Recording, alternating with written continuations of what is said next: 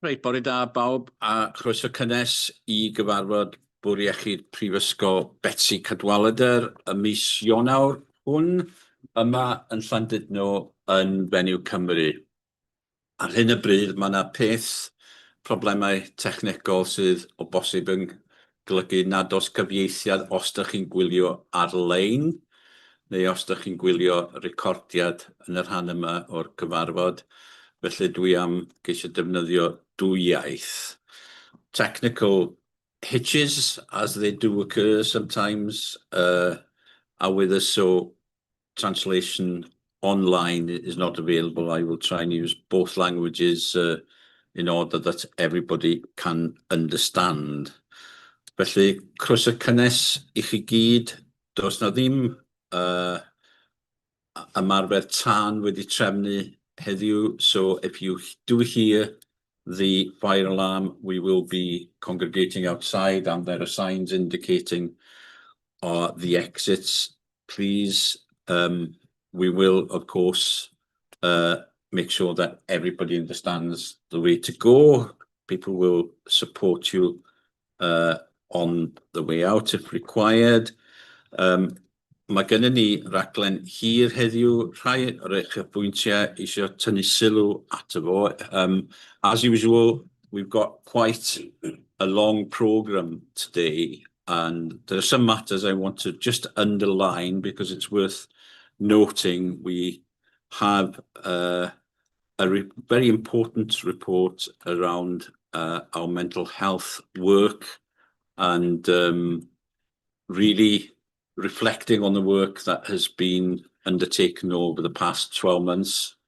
And we have made reference to that in our board meetings previously. And this is a really significant period for us as a board then accepting this report today. And we'll have important discussions around that. I think there's somebody attempting to drill for oil very close by. So if you hear that noise, it's or it may be an escape tunnel, but we will try and make contact with that person or creature even that's responsible for that noise above us, I think, so that it doesn't interfere.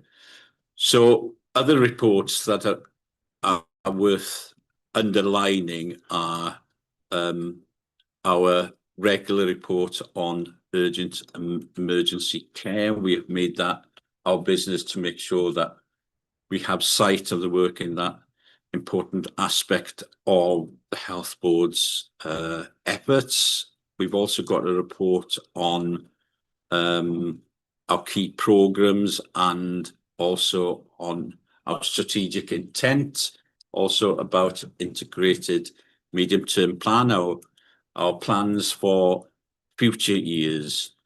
So there's quite a lot there. There are other things as well that are worth really taking note of course, and all the information is online on our website in terms of minutes and reports. So please, if you are viewing online, take an opportunity to delve into those reports when you have an opportunity to do so.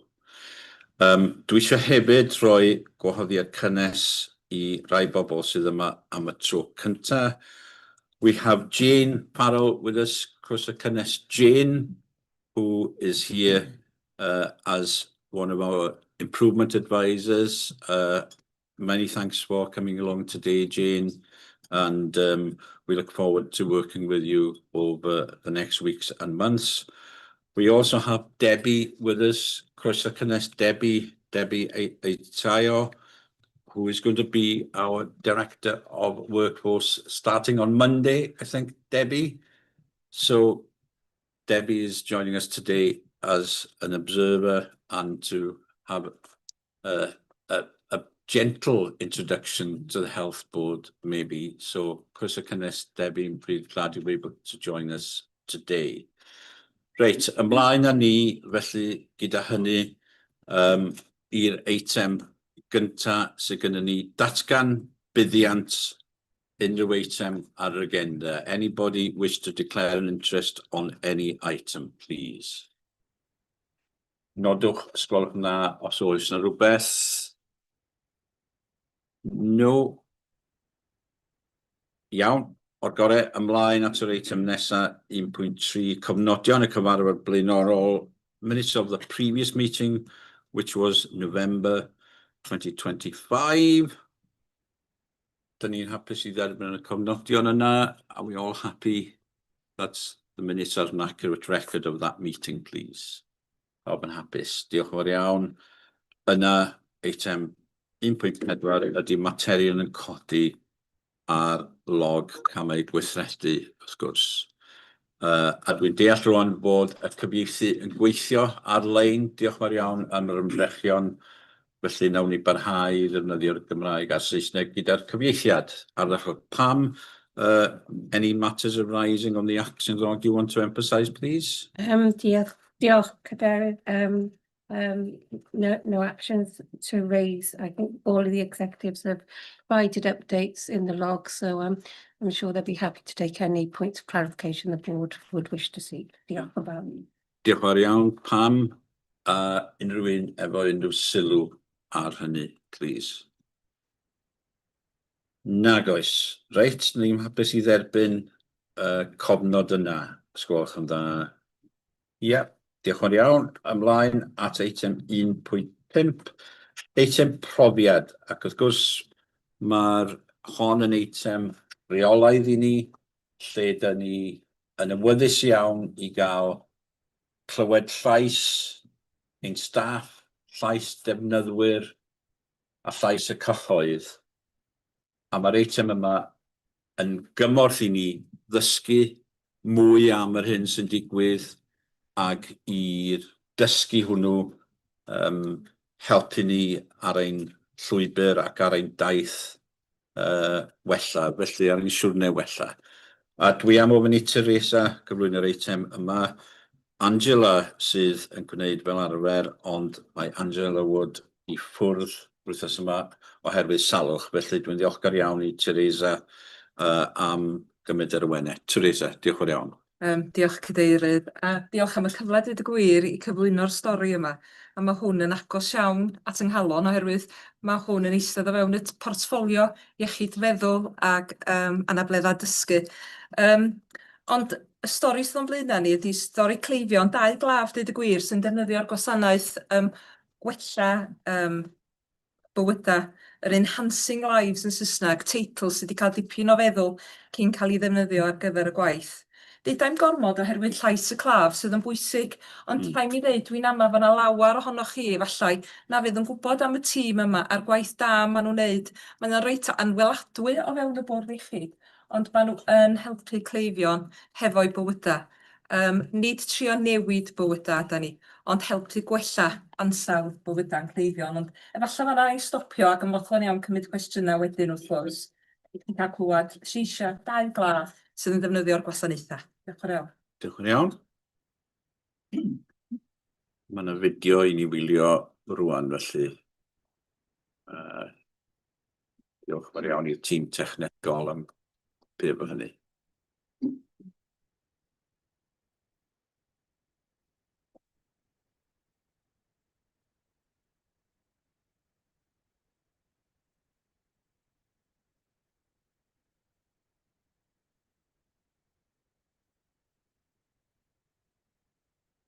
I have been a methadone for 15 years, but the last 5 have been the hardest. Since COVID, my life has been through many changes, and as a result, I found it harder to manage and I became more chaotic. My mental health really suffered as things got on top of me, and the only way I could cope was to run away and try not to think about things. This led to me losing my flat, and I ended up street homeless, sleeping rough in a garden shed. I was unable to manage my shifts, so they changed the days, which meant I couldn't work. I was so angry, my life seemed to get away from me and I lost my head. I was told about the Enhancing Lives team in March 2025. They took me on. Straight away, I noticed a difference in the way they worked. Instantly, they focused on me and what I wanted and needed. They didn't talk about recovery. Working with them has helped me secure my accommodation as I was about to lose it.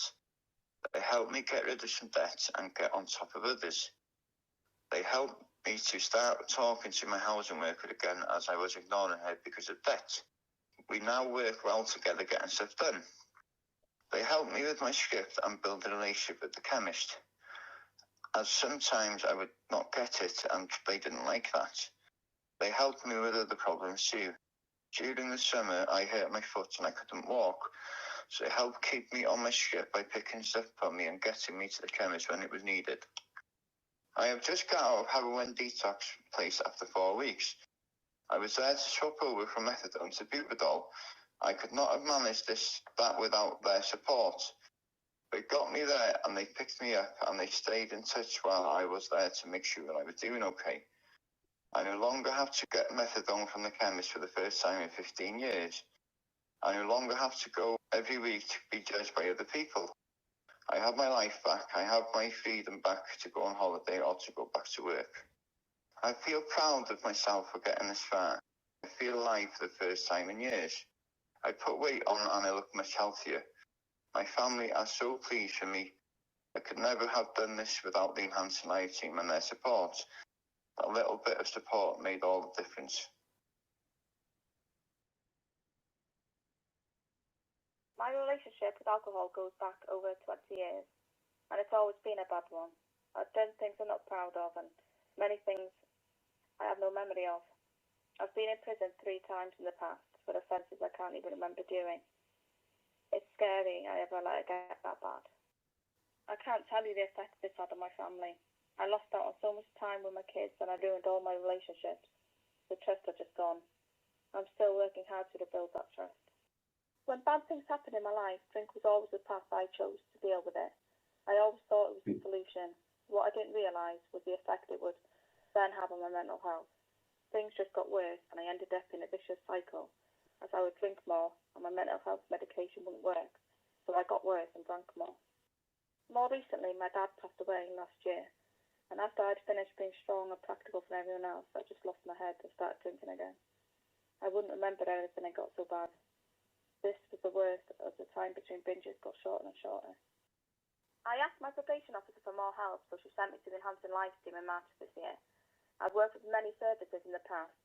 Advediad were good for a period of time, but none of them have helped like this team. Enhancing Life works because they encourage me to be myself, and they don't try and force me to do things I don't want to do. They have lived it. The activity worker has lived it, so he knows how it feels and how hard it can be at times. The work in the garden has given me the confidence in myself that I needed. We remodelled my garden by building new beds and a new fence, as well as clearing it ready for the spring. While I've been with this team, my probation officer is really happy with my progress and put me on the reset programme, which means I don't need to see it for the rest of my order. I've been 7 months abstinent now. It has given me the determination I needed to keep going and make people proud. What has worked for me is the combination of support from the nurse and the team that has made me stronger, and I'll forever be grateful to the Enhancing Life team for changing my life.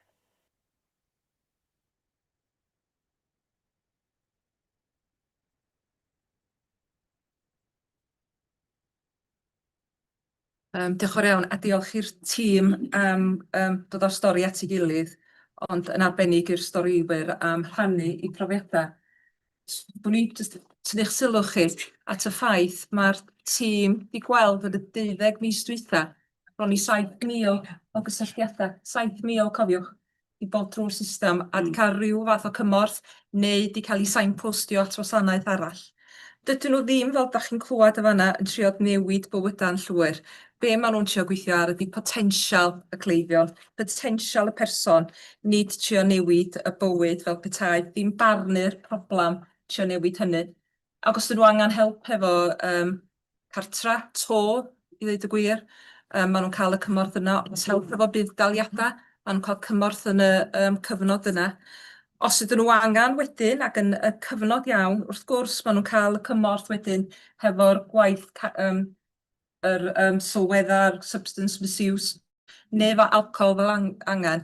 A mae'r tîm yma yn cyd-fynd yn agos iawn hefo'r tîm atal cam sylweddau fel petai ac hefo'r tîm sydd yn lleihau niweidiau, y harm reduction team. Wedyn mae o'n waith sydd yn gweu pobl at ei gilydd ac yn waith partneriaeth arbennig. Ac wrth gwrs mae'r gwaith yma hefyd yn cysylltu hefo'r area planning board, yr bwrdd rhanbarthol sydd yn gweithio ar alcohol ac am sylweddau. Wedyn, gwaith gwych swn i'n deud, ac efallai na i orffan y fanna, trwy deud, dydyn nhw'n mynd trio newid person, a maen nhw'n gweithio hefo'r person lle bynnag maen nhw ar yr amser iawn. Debyg iawn i gofal agosach at y cartra, ond gofal agosach at y person lle bynnag maen nhw yn y profiad bywyd. Dydyn nhw ddim yn barnu. Diolch yn iawn. Gwych iawn, diolch yn iawn, Teresa. Dwi'n hoff iawn o'r ymadrodd yna, gofal agosach at y person yn addas iawn. Diolch yn iawn. Unrhyw sylwadau neu gwestiynau, sgwch yna? Yrtha. Wedyn, Mike. Sorry, Teresa, that was really heartening, more than heartening to hear that story there. It's quite touched me really because I used to work in that field. But I'm just looking at where the money came from. How sustainable is this? Is this something that we're going to be able to carry on providing for people in this situation? Dyna di'r cynllun, a mae'r gwaith yma yn dangos bod na fydd, swn i'n deud wrtha. O ran yr arian, mae'r arian yn dod trwy'r APB. Fanna, da ni'n gweithio yn gyffredinol hefo partneriaeth yn y maes yma. Da ni'n ffodus iawn yn Gogledd Cymru. Mae gyda ni APB cry iawn, mae'r rhaid dweud. A mae'n dod ar asiantaethau i gyd hefo'i gilydd wedyn. I hein ohonoch chi sydd yn gwybod am yr APB.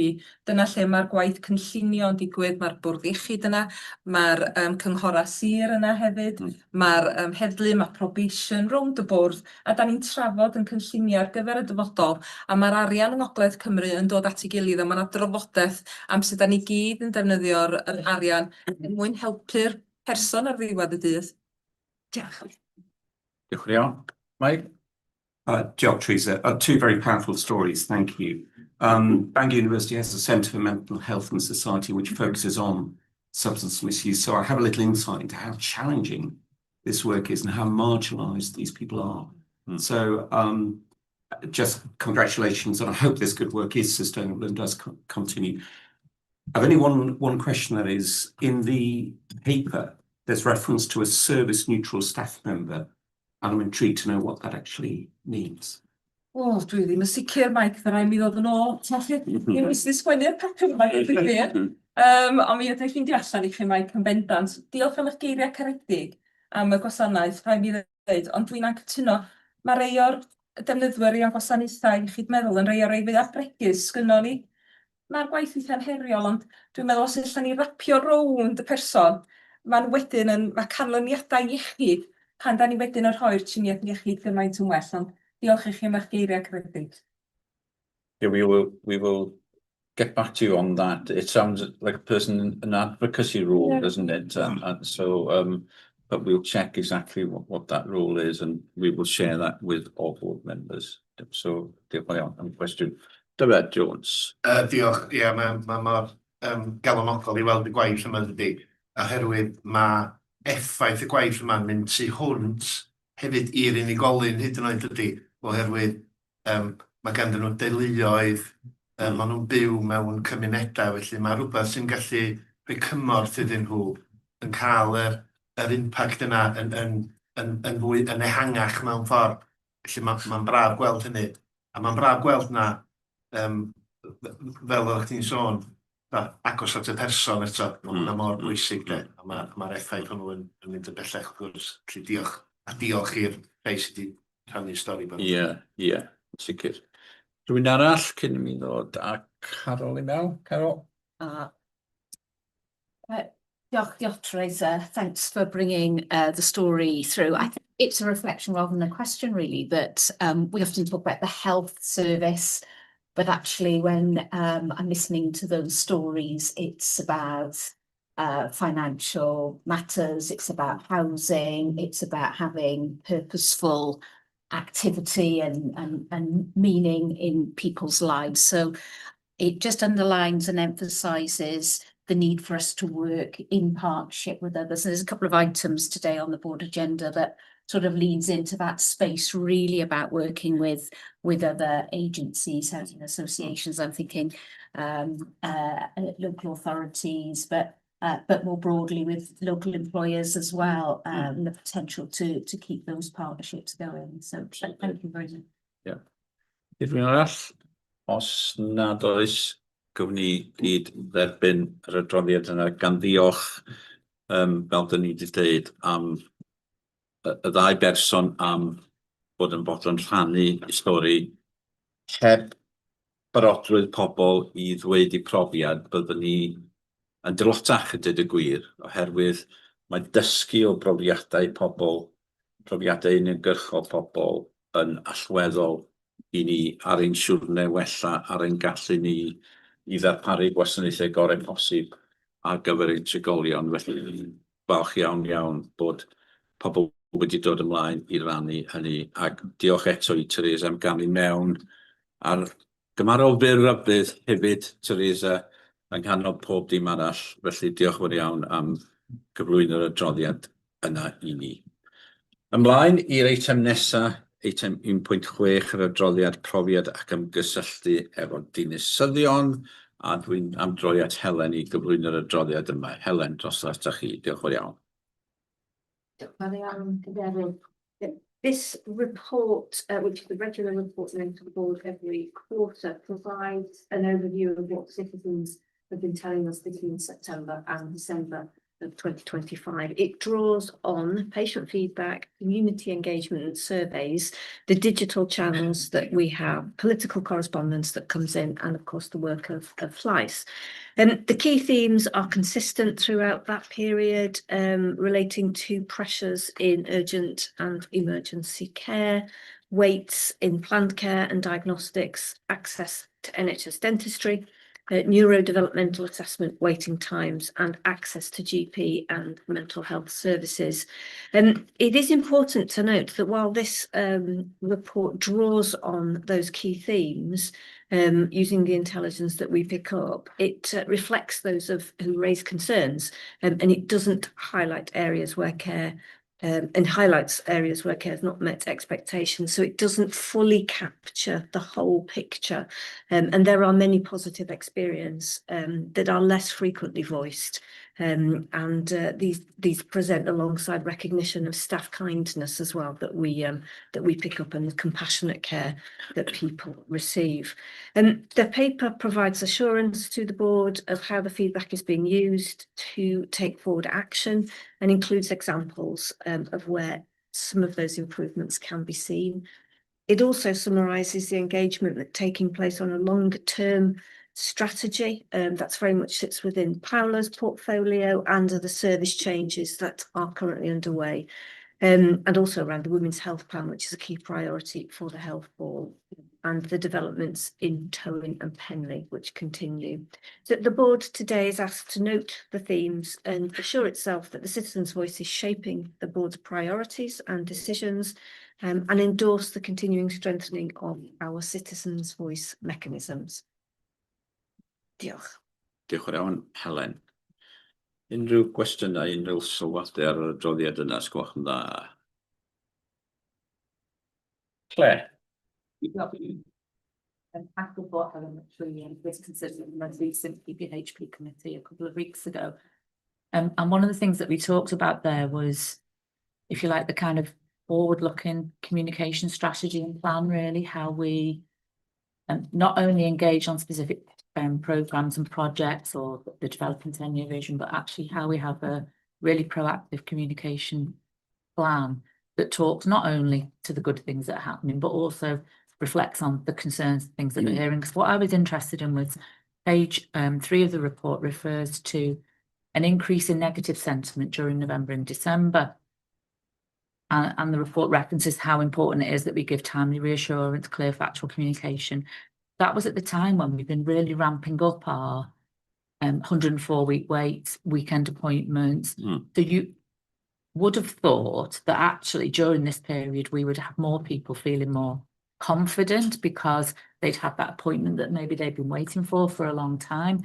So I just wonder whether there's anything you've drawn from why it might be that at a time when more activity is happening, people are gaining appointments who've been waiting quite some time, we did have more negative sentiment during that period.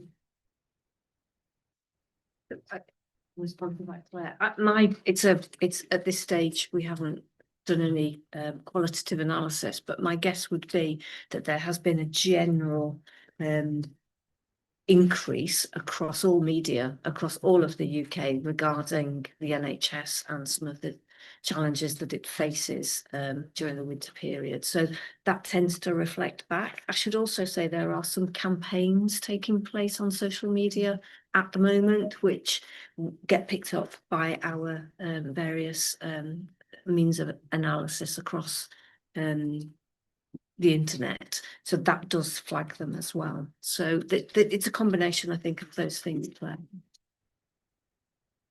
Diolch yn iawn. Unrhyw cwestiwn arall? Unrhyw sylw pellach?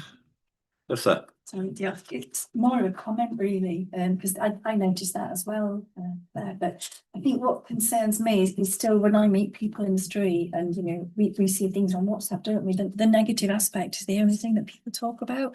And I'm not saying I got any answers to this, Helen, but I just wondered, is there any way we could look at increasing the positive aspects of what we do so that there is actually more awareness? I'm sure it's something you're working on. I'm just, you know, wondering. Yeah, I suppose the key aspect is if you were to pick up a newspaper, should you do that, or if you go online or listen to the radio, you will hear predominantly negative aspects of news. It's the reason why some people have stopped accessing news.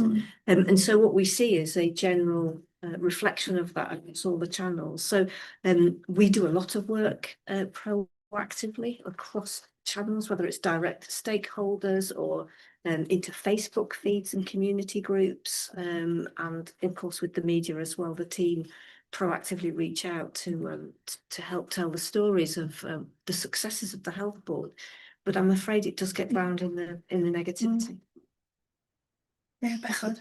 Diolch yn iawn. And it's part of our job to highlight some successes as well as focusing on those areas where we need to improve. Well, I'll be saying more about that in a minute, but it's quite difficult for us as the NHS in the wider public sector and sitting within the political arena, if you like, as a non-political body.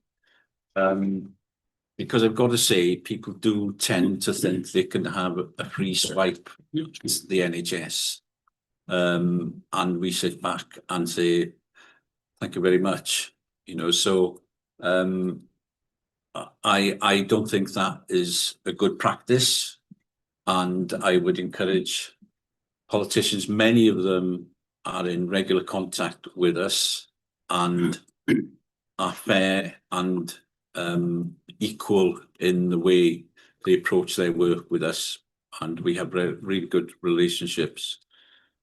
But I've got to say that a noise coming from certain people that is unacceptable, because it has a negative impact on our staff who are doing their best to provide the best care for our population. So I would urge people to stop and think. Some people, in terms of social media, I think we get an array of messages that reflect reality. People, as you say, we walk around our community and people do stop us and relate their stories, especially if they are waiting. But also people always say, I have been seen and I've had a really good experience. It has been exceptional, in fact. It is the access that we are struggling with. So yes, it's important that we highlight as well as the difficulties we face, those things where we've got a good story to share with our population, because one of the important things is that people of our communities have confidence in the NHS in Wales, and particularly here in North Wales. So to do that, we've got to make sure that there is a balanced view of what is being achieved. So we will try and do that in every way we can, and speak up on behalf of our staff as well. So I think that is an important point to me. Unrhyw un arall isio codi cwestiwn neu sylw? Ie, drosodd at y ti, Fôn. Diolch. Swn i jyst medru tynnu sylw bobl at yr rhestr aros neurodevelopment yn enwedig yn plant. Da ni gyd yn falch dan o'r buddsoddiad sy'n yna mwyn datrys yr rhestr aros a mae hynny'n bwysig. Ond mae'r rhestr aros yn mynd i gynyddu nes da ni'n addysgu yr asiantaethau sy'n rhaid y plant ar y rhestr aros. Da ni'n cyfarch yr issue os licwch ar ddwy ochr. Felly dwi'n meddwl bod o'n bwysig bod aelodau'r bwrdd yn dallt hynny mwyn i ni allan rhaid dipyn bach o bwysau am bod be da ni fel bwrdd partneriaethol plant yn rhanbarthol sy'n hefo aelodau'r bwrdd iechyd yn rhan o hwnna. Sa'n i licio cael buddsoddiad illa i ddatrys a addysgu asiantaethau sy'n rhaid plant ar y rhestr aros yna. Ella sy'n angen bod yna. Felly mae'r ffigurau pyn bach yn sgiwd os licwch chi. Dydyn nhw ddim yn cyfarch y gofyn. A mae'r rhestr aros yna dal yn mynd i gynyddu, dydy. Da ni o dan 4 mlynedd, gobeithio mynd o dan 2 mlynedd, ond mae'n mynd i symud. Felly, dwi'n meddwl bod o'n bwysig bod aelodau'r bwrdd yn dallt.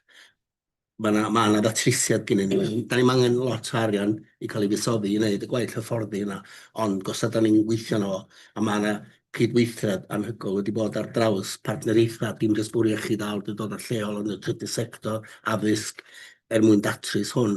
A mae beth sy'n digwydd tra mae'r plant ar y rhestr aros, maen nhw'n dod i'n gwasanaethau ni, a dydyn nhw'n cael y gwasanaeth cywir weithiau, achos maen nhw'n meddwl bod nhw angen y diagnosis ella. Felly mae'n sefyllfa eitha cymhleth, ond mae'n ddatrisiad eitha hawl i sefyllfa sydd yn eitha cymhleth, os dyn nhw'n ei synwyr, a ella ddatrisiad sydd ddim yn costio llawer. Marian. Diolch yn iawn am nodi hynny. Carol, yn ymateb i hynny, sgwrs yna? Yeah, diolch fawr, Vaughan. I just wanted to comment on that. So we've had some additional investment to support those assessments. For You can just explain what that is for everybody, particularly those people who are viewing as well. What are we talking about here? So these are children and young people, often with a neurodevelopment, so they may have autism or a spectrum of related neurodevelopment issues. There has been a huge increase in the numbers of referrals across the UK, not just here in North Wales, and everywhere across the UK is really challenged by this.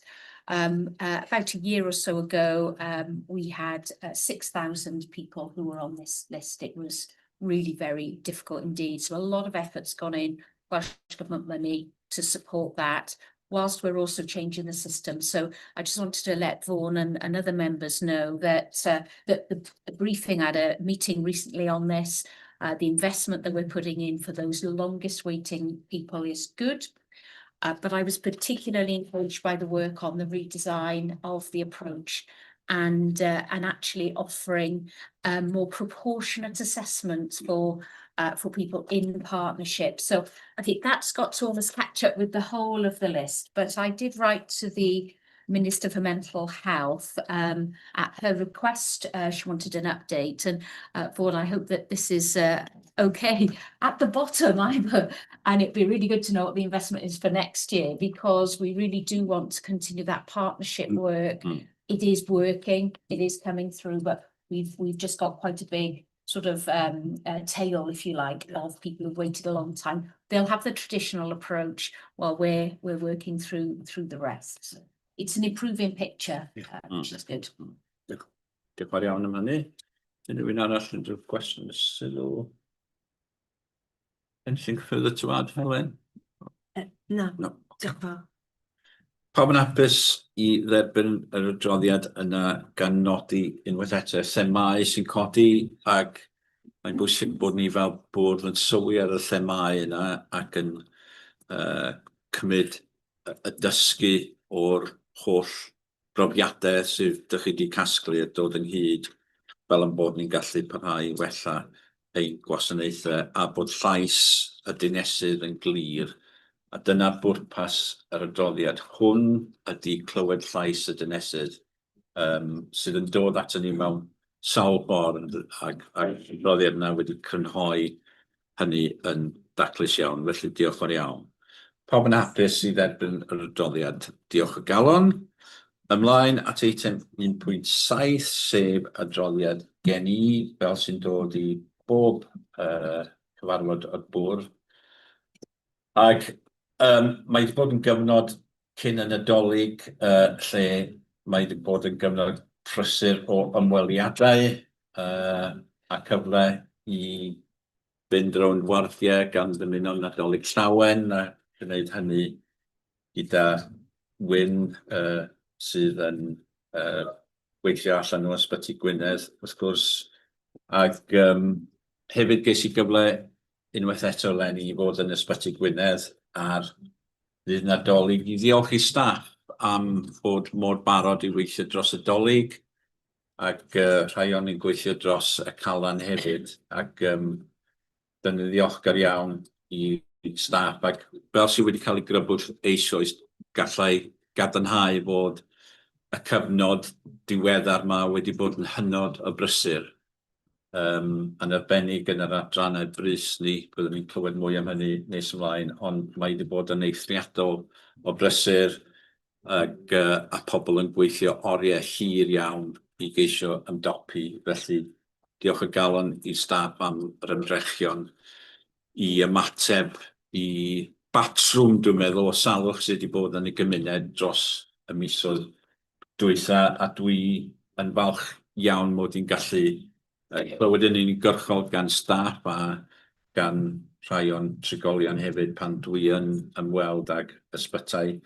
Oeddwn ni'n hapus iawn i fod yn rhan o agoriad darpariaeth yn cefnogi rhieni yn Tŷ Enfys yn Ysbyty Gwynedd. Nathon ni glywed am yna ddoe yn do yn cyfarfod blynyddol elusennol oherwydd gwaith gan grŵp lleol gafel llaw codi arian i sicrhau bod y gwaith yna'n gallu digwydd, ac oedd yn werth chweil bod yna a clywed am y cyfraniad a'r ymdrechion codi arian. Un peth arall sy'n werth ei bwysleisio ydy bod ni'n cael gwahoddiadau gan rhai cynghorau i fynd ger bron y cyngor llawn neu ger bron pwyllgor craffu. Yn aml iawn, dyn ni wedi bod rownd pob cyngor yn y gogledd, mwy na lai, mwy na unwaith, a gathon ni nôl at cyngor Sir Ynys Môn yn ddiweddar, gan roi cyfle i aelodau codi cwestiynau ag holi ni. Ac dwi'n meddwl bod yn bwysig bod y cyfle yna i siarad yn uniongyrchol gydag aelodau etholedig sy'n cynrychioli pobl wrth gwrs, ac oedd hwnna'n cael ei werthfawrogi. Ac dwi wedi gwneud rhywbeth chydig bach anarferol yn yr adroddiad. Dwi wedi ceisio crynhoi rhai materion o gwmpas perfformiad, a dwi wedi gwneud hynny yn bwriadol oherwydd dwi'n meddwl mis Tachwedd dwytha gafon ni y cyfarfod gyda'r Llywodraeth a gyda'r ysgrifennydd Cabinet, a cyfarfod atsebolrwydd cyhoeddus yna yn Llandudno. Ac y themau oedd yn codi allan, y brif thema byddwn ni'n deud yn codi allan o'r cyfarfod hwnna oedd mynediad at wasanaethau. Gafon ni gyfle i wrth gwrs cael ein esgoffa o'r cynnydd dyn ni wedi gwneud mewn meysydd eraill, ond ein prif waith ydy o gwmpas sicrhau mynediad amserol i'n gwasanaethau. A dwi wedi ceisio crynhoi fan'na yr hyn sy'n wynebu ni a'r gwaith sy'n angen i ni wneud. A dwi wedi wneud hynny am ddau reswm. Un oherwydd yng nghanol pob dim arall dyn ni'n wneud, y meysydd yma ydy'r meysydd sydd yn creu yr ymgysylltiad mwyaf gyda'r cyhoedd, gyda'r pobl dyn ni'n gwasanaethu. Dyma di'r meysydd lle mae'r pobl yn cael y cysylltiad mwyaf efo ni, ar wahân i gofal sylfaen a'r GP wrth gwrs. Yn y fan hyn mae'r cwestiynau o gwmpas mynediad. A dwi hefyd wedi nodi oherwydd yn y meysydd yma, mae yna bwysau aruthrol ar ein staff ni a'r bobl sy'n gweithio oriau hir i gynnal y gwasanaethau ag nawn ni glywed mwy nes ymlaen yn y cyfarfod am yr ymdrechion dyn ni'n gwneud. Ond dwi eisiau cadw ein llygaid ar y meysydd yma. Dwi eisiau sicrhau yn bod ni fel bwrdd yn deall beth yw'r anghenion ac bod ni'n rhoi yr arweiniad yna i'r bwr iechyd gyfan i ni allu wneud cynnydd lle mae hynny'n bosib ac i ni gynnal safon o wasanaeth sydd yn dderbyniol i'r cyhoedd. Felly dwi'n bwriadol wedi cynnwys hynny, byddai'n parhau ym mhob adroddiad, byddai'n parhau i nodi hynny fel bod ni'n gweld lle dyn ni arni o ran ein perfformiad. Mynediad at y gwasanaethau ydy'r her fwyaf sydd gyda ni, parhau fod. Dwi'n siarad efo pobl yn gyson, fel dyn ni wedi clywed, dyn ni'n derbyn sylwadau gan bobl. Mae'n rhyfeddol be mae pobl yn dweud pan maen nhw'n cael ei gweld, maen nhw'n canmol i'r cymylau. Maen nhw hefyd yn dweud, dwi wedi bod yn aros yn rhy hir. Felly, dyna lle mae'r her yn gyffredinol. Lle bynnag ydi o'n y system, mae rhaid ni wneud pob dim posib i ni ofalu fod pobl yn cael ei gweld yn amserol. Ac mae yna waith yn digwydd. Dwi'n clywed amdano fo yn wythnosol mewn cyfarfodydd, lot o waith, lot o ymdrech. Ac mae'r pwysau ychwanegol yn rhywbeth dyn ni'n ceisio ymdopi ar yr un pryd dyn ni'n ceisio gwella sefyllfa. Felly dyna grynhoi lle dyn ni arni ag rhesymeg dros gyfeirio at hynny yn yr adroddiad. Dwi'n hapus i dderbyn sylwadau neu gwestiynau gan unrhyw un fel arfer. Cynghorydd Dyfed Jones. Diolch yn fawr iawn. Dwi eisiau ategu y cyfeiriad at yr ymgysylltu hefo awdurdodau lleol a yn amlwg yn gwerthfawrogi'r cyfle hynny fel un sy'n aelod etholedig o'r cyngor hwnnw yn Ynys Môn. Dwi eisiau nodi hefyd, yn ogystal â hynny, mae yna dreial wedi digwydd hefo cynghorwyr yn Ynys Môn.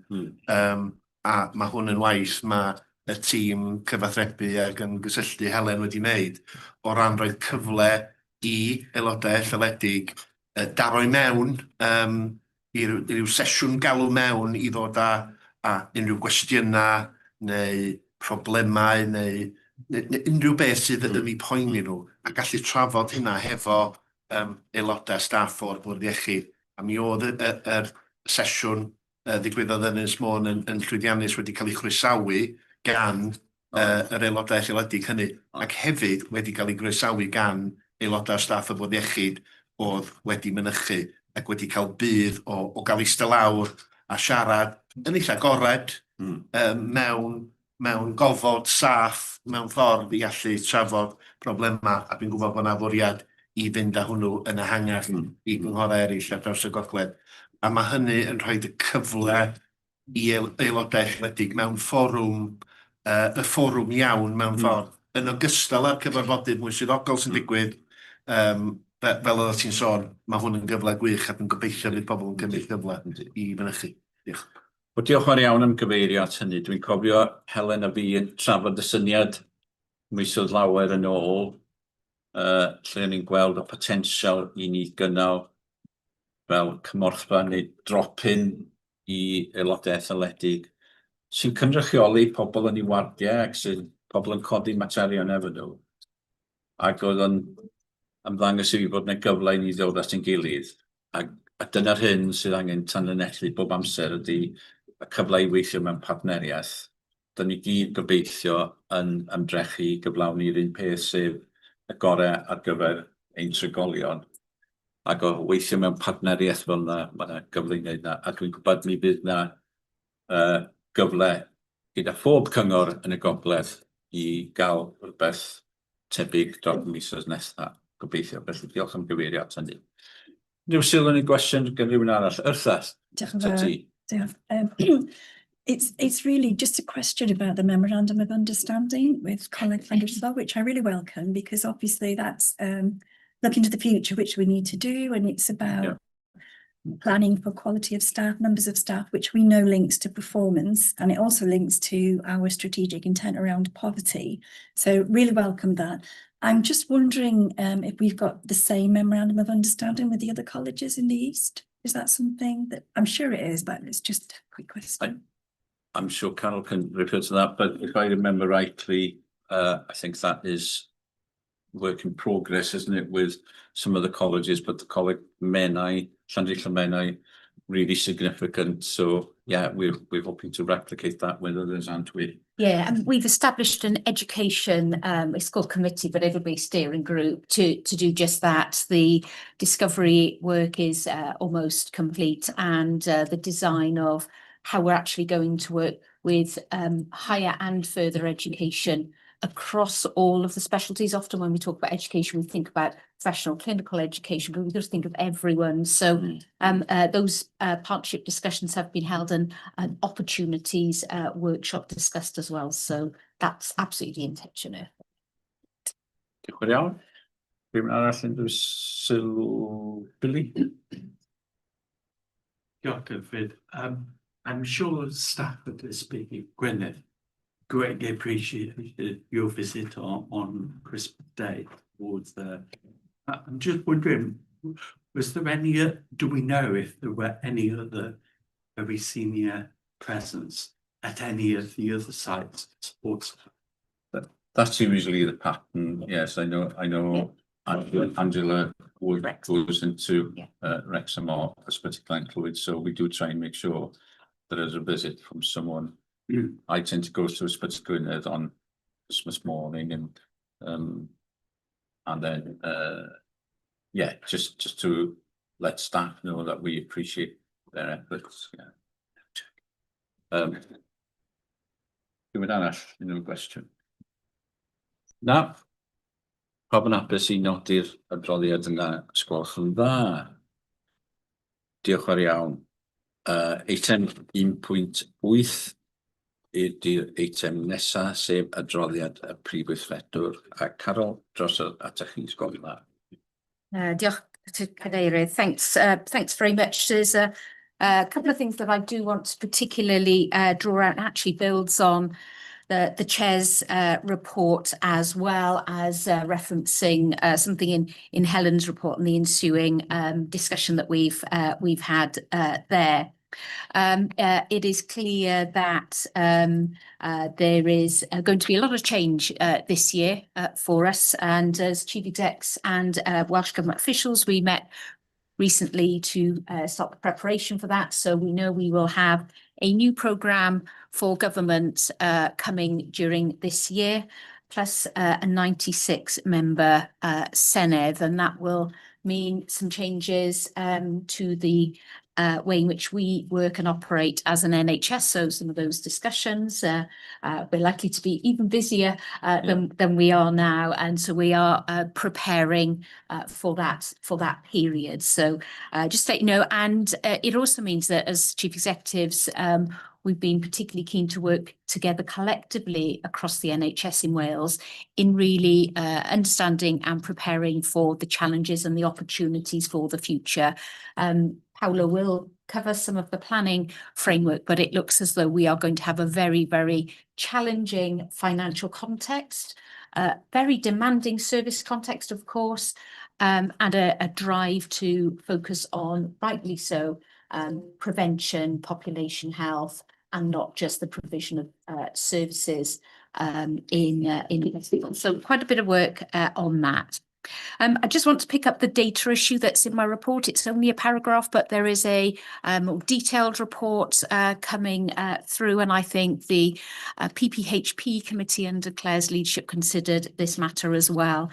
I think it's incredibly important that an organisation of this size and complexity, when things go wrong, behaves in the right way. So I just want to mention the staff that were involved in the error, human error, and actually their fantastic efforts in putting in place systems and processes for improvement and assurance. So they worked very hard to detect that error, and have worked very hard as well to identify ways of strengthening. So a very positive process of review with the review team. It didn't take very long, and hopefully my paragraph there helps to explain that a SQL database, for those who love this stuff, is quite complex, multiple lines, and one line didn't get pulled across into the data reporting, and it was largely as simple as that.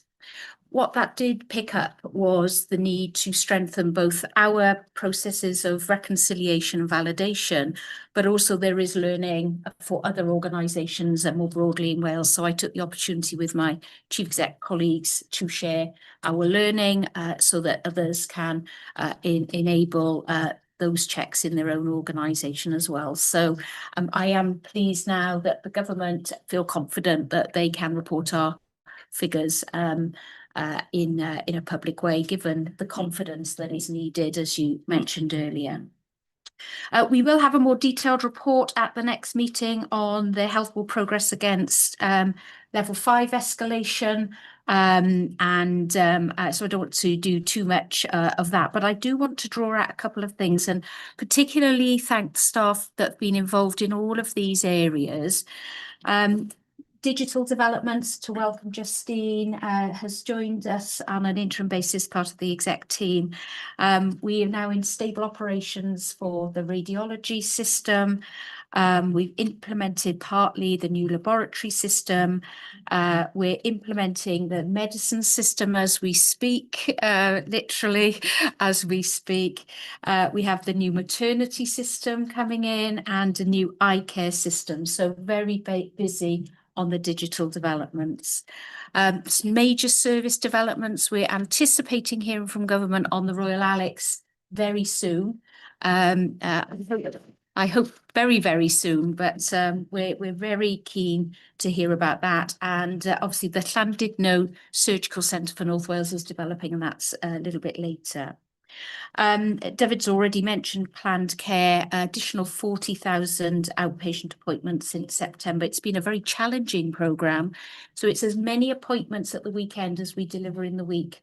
I had an opportunity a couple of months ago to speak with some people at Ysbyty Llanglwyd on a Sunday afternoon who told me it was wonderful because they could park. So there is something certainly about the convenience of weekend working that we'll need to think about moving forward. But the number of staff involved in that, and from health records through to diagnostics through to booking, it's important that they also get the recognition.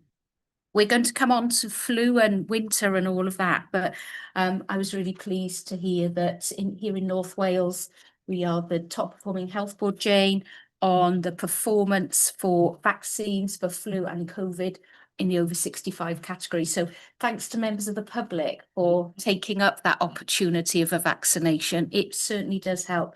And there's been a lot of viruses around and significantly more staff taking that up this year as well. So that's really good. There's a lot on mental health, but I'll hold that. But I did just want to say on citizen experience, people do, and I know this happens with you as well, David. You could be in a meeting and someone just say, can I just give you a bit of feedback? Because you probably don't get lots of great feedback about. So as people tell you the problems, I want to tell you something that really worked well. And this key partner shared her son's experience of a sporting injury, off to MIU, very quickly into theatre, very quickly into follow-up, all within a 48-hour period or so. So, you know, we do need to illuminate those because staff are providing very responsive services. So I do want to thank them for that. And then finally, because we will come on to this later, we are going to focus a bit more on cancer services, I think, at our next meeting. Looking forward to that. We're going to take some national work on that. Outcomes on cancer in Wales are improving, which is really good. We are seeing more people than ever before with a suspected cancer, and we're telling more people than ever before that they don't have cancer. So that is a good thing. And just to give you some numbers on that, early in 2021, we were telling about 1,500 people a month that they did not have cancer. That's now gone to about 4,000 people. So we are seeing people earlier, more people coming through the system, with the anticipation that we will pick up cancer more quickly and we'll be able to treat it more quickly. But it is a challenge, and so look forward to the March meeting when we're going to get underneath that a little bit. And then finally, to thank George for publicly and on the record for all of her leadership and efforts. It's wonderful to have Debbie joining us, but I also wanted to extend thanks to George for all of the work and the leadership over, I think you've been around this table more or less constantly for 2 years. So George, diolch. Tegu hynny, diolch fawr iawn, George, am bopeth yn ystod y 2 flynedd dwytha. Reit, unrhyw gwestiwn neu sylwadau i Carol ysgoff na? Unrhyw un, dweud holi rhywbeth am yr adroddiad? Na, os nad oes, gawn ni ddiolch i Carol am yr adroddiad a diolch fawr iawn am y gwaith i blino yn ystod y 2 mis dwytha ers y cyfarfod bwrdd diwetha. Diolch fawr iawn. Carol, ymlaen at eitem 2.1 dwi'n credu rwan, sef yr adroddiad diweddaru ar iechyd meddwl. Ac adroddiad hwn yn bwysig fel oeddwn ni'n nodi ar ddechrau y cyfarfod, a dwi am droi at Teresa mewn munud i cyniffwrdd fel petai, Teresa, ond dwi isio croesawu'n arbennig Ros Alsted sydd wedi bod yn cydlynu'r gwaith yma fel cadeirydd y grŵp sydd wedi bod yn edrych yn fanwl. Hefyd Phil, diolch yn iawn i Phil am bopeth mae o wedi wneud yn ystod y flwyddyn dwytha'n cefnogi y gwaith. Ac hefyd mae wahoddiad wedi bod i aelodau yr grŵp bod yn bresennol, rhai yn methu bod yn bresennol, ond mae David yma, Mr David Graves, ni'n croesawu David yn gynnes iawn. Mae David yn un sydd yn mynychu ein cyfarfodydd. Fod yn mwynhau nhw gymaint, mae yn dod bron i bob cyfarfod bwrdd yr holl ffordd o Aberdaron. Felly dyn ni'n falch iawn o weld David efo ni unwaith eto, a Sue hefyd o'r maes. Mae Jeff, dwi'n gwybod, methu bod efo ni heddiw. Felly, Teresa, drosodd ydych chi sgwch da. Diolch yn iawn, David. A diolch am y cyfle i ddiweddaru chi fel bwrdd hefyd ar ein gwaith strategol ar iechyd meddwl, a'r ymdrech barhaus yna i gryfhau y magwedd bwrdd iechyd cyfan tuag at wella iechyd meddwl a'n gwasanaethau iechyd meddwl. Pwrpas yr adroddiad heddiw, wrth gwrs, ydy edrych i'r dyfodol o ran gwella gwasanaethau iechyd meddwl a dysgu o'r gorffennol. O ran y adroddiad, mae yna 2 adran fel petai yn efo. Yn gyntaf, na i sôn rhywfaint am y gwaith mae Ros wedi bod yn helpu ni, ond hefyd reion arbenigwyr o ran profiad hefyd. A dwi'n ddiolchgar iawn i bawb am y gwaith. Ond yn gyntaf, o'n yr adroddiad, mi welwch chi grynodeb o'r gwaith sydd dod drwodd ar y sylfeini o fewn y bwrdd iechyd. Dwi'n siŵr fydd y llawer ohonoch chi'n cofio'r sgwrs gawson ni yn Ha 24 erbyn hyn, lle oedden ni'n sôn am rei o'r sylfeini o blociau adeiladu sy'n mor bwysig i ni fel bwrdd iechyd. Nid yn unig o fewn y cyfadran iechyd meddwl, ond ar draws y bwrdd iechyd oherwydd mae'r gwaith yma yn mynd ar draws bob un rhan o'r bwrdd iechyd. A'n fi fewn i'r manylion, ond a'i dynnu'ch sylw chi at y gwaith sydd yn symud ymlaen, ac i fi mae'r cofnod electroneg iechyd meddwl yn symud ymlaen yn gyflym. Mae hwnna'n drawsnewidiol. Mi wneith hwnna newid gwasanaethau iechyd meddwl a'r ffordd da ni'n gweithio hefo yr ochr corfforol o fewn y bwrdd iechyd hefyd. Ac yn arbennig, swn i'n hoffi synnu sylw bod ni yn gweithio hefo bwrdd iechyd Cwm Taf, yn dangos bod ni yn dysgu ac yn cydweithio'n dda ar draws Cymru. Mae hefyd y polisi pryderon integredig yn cael ei drafod yn yr adroddiad, oedd hwnna rhywbeth oedd yn newydd i ni yn y bwrdd iechyd. Ond erbyn hyn, rhaid ddeud fod hwnna'n llwyddiant hefyd, ac erbyn hyn mae'r bwrdd iechyd yn cyrraedd targedau Llywodraeth Cymru o ran datrys cwynion o fewn 30 diwrnod. A mae hynna'n bwysig i defnyddwyr yn gwasanaethau ni. Ac hefyd y gwaith ar y llwybr dementia, a dwi'n gwybod bod hwnna wedi bod yn rhywbeth pwysig iawn i rei o'r teuluoedd sydd wedi bod yn gweithio hefo. Ac erbyn hyn, da ni'n ôl unwaith eto hefo mwy nyrs arbenigol dementia yn gweithio ar draws y bwrdd iechyd. Yn yr un adran, welwch chi diweddariad o ran y 10 them oedd yr Coleg Brenhinol y Seikiatryddion wedi i amlygu. A mi welwch chi cynnydd da, swn i'n deud, ar draws ystod eang o'r argymhellion yna. 44 yn wyrdd sy'n dangos cynnydd effeithiol.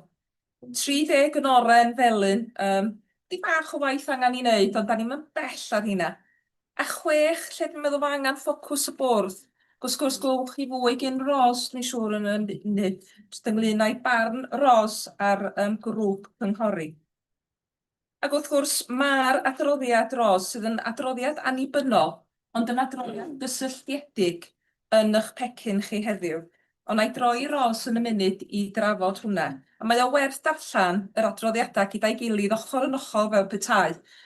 Mi welwch chi'r... mae yna linell yn dod drwyddyn nhw, bod un yn annibynnol ac un wedi sgwennu gyda ina a Phil, a dwi'n ddiolchgar iawn i Phil am yr holl waith mae o wedi wneud. A cymorth, da ni wedi cael rhyw llywodraethu. Dwi mor ddiolchgar am hynny. Bydd Ros ddim yn mynd drwy bob un manylun, oherwydd gathon ni gyflwyniad yn y pwyllgor ansawdd diogelwch a phrofiad yn ddiweddar iawn o dan gaderyddiaeth Caroline, a dwi'n ddiolchgar iawn i'r aelodau bydd ar rhan o'r sgwrs a'r craffu ar y gwaith da ni wedi wneud, ac yn gwrando i Ros a gwrando ar lleisiau yr arbenigwyr sydd wedi rhoi o'i amser mor hael. A hoffwn oedi am funud i ddeud diolch i bawb i'r arbenigwyr yn arbennig, ond hefyd i llais sydd wedi bod yn gefn i ni gyd a wedi sefyll wrth yn ochrau ni gyd, yr arbenigwyr a'r bwrdd iechyd, a di'n helpu ni drwy'r cyfnod unigryw yma, swn i'n dweud, Cadeirydd, o ran y gwaith. Ond ail ran yr adroddiad ydy'r rhan strategol, lle da ni wir wan dysgu o be da ni wedi glwad ac yn symud ymlaen. A rwan ydy'r amser i symud ymlaen.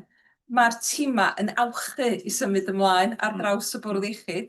Maen nhw wedi bod ar rhan o'r gwaith rwan ers 2 flynedd, da ni'n 26 dydan.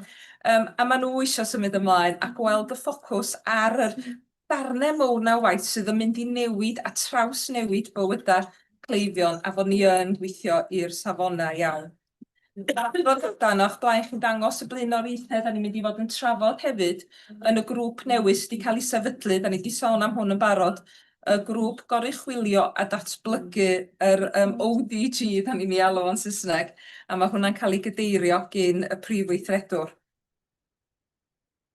Ar dudalen 5, da ni wedi sôn am y 4 them mae'r teuluoedd wedi bod deud ers y dechrau, dyma oedden ni eisiau i ni roi ffocws arnyn nhw. A mae'n rhywbeth mae Carol yn sôn wrth ni'n aml i gofio, i beidio anghofio am be oedden nhw wedi gofyn.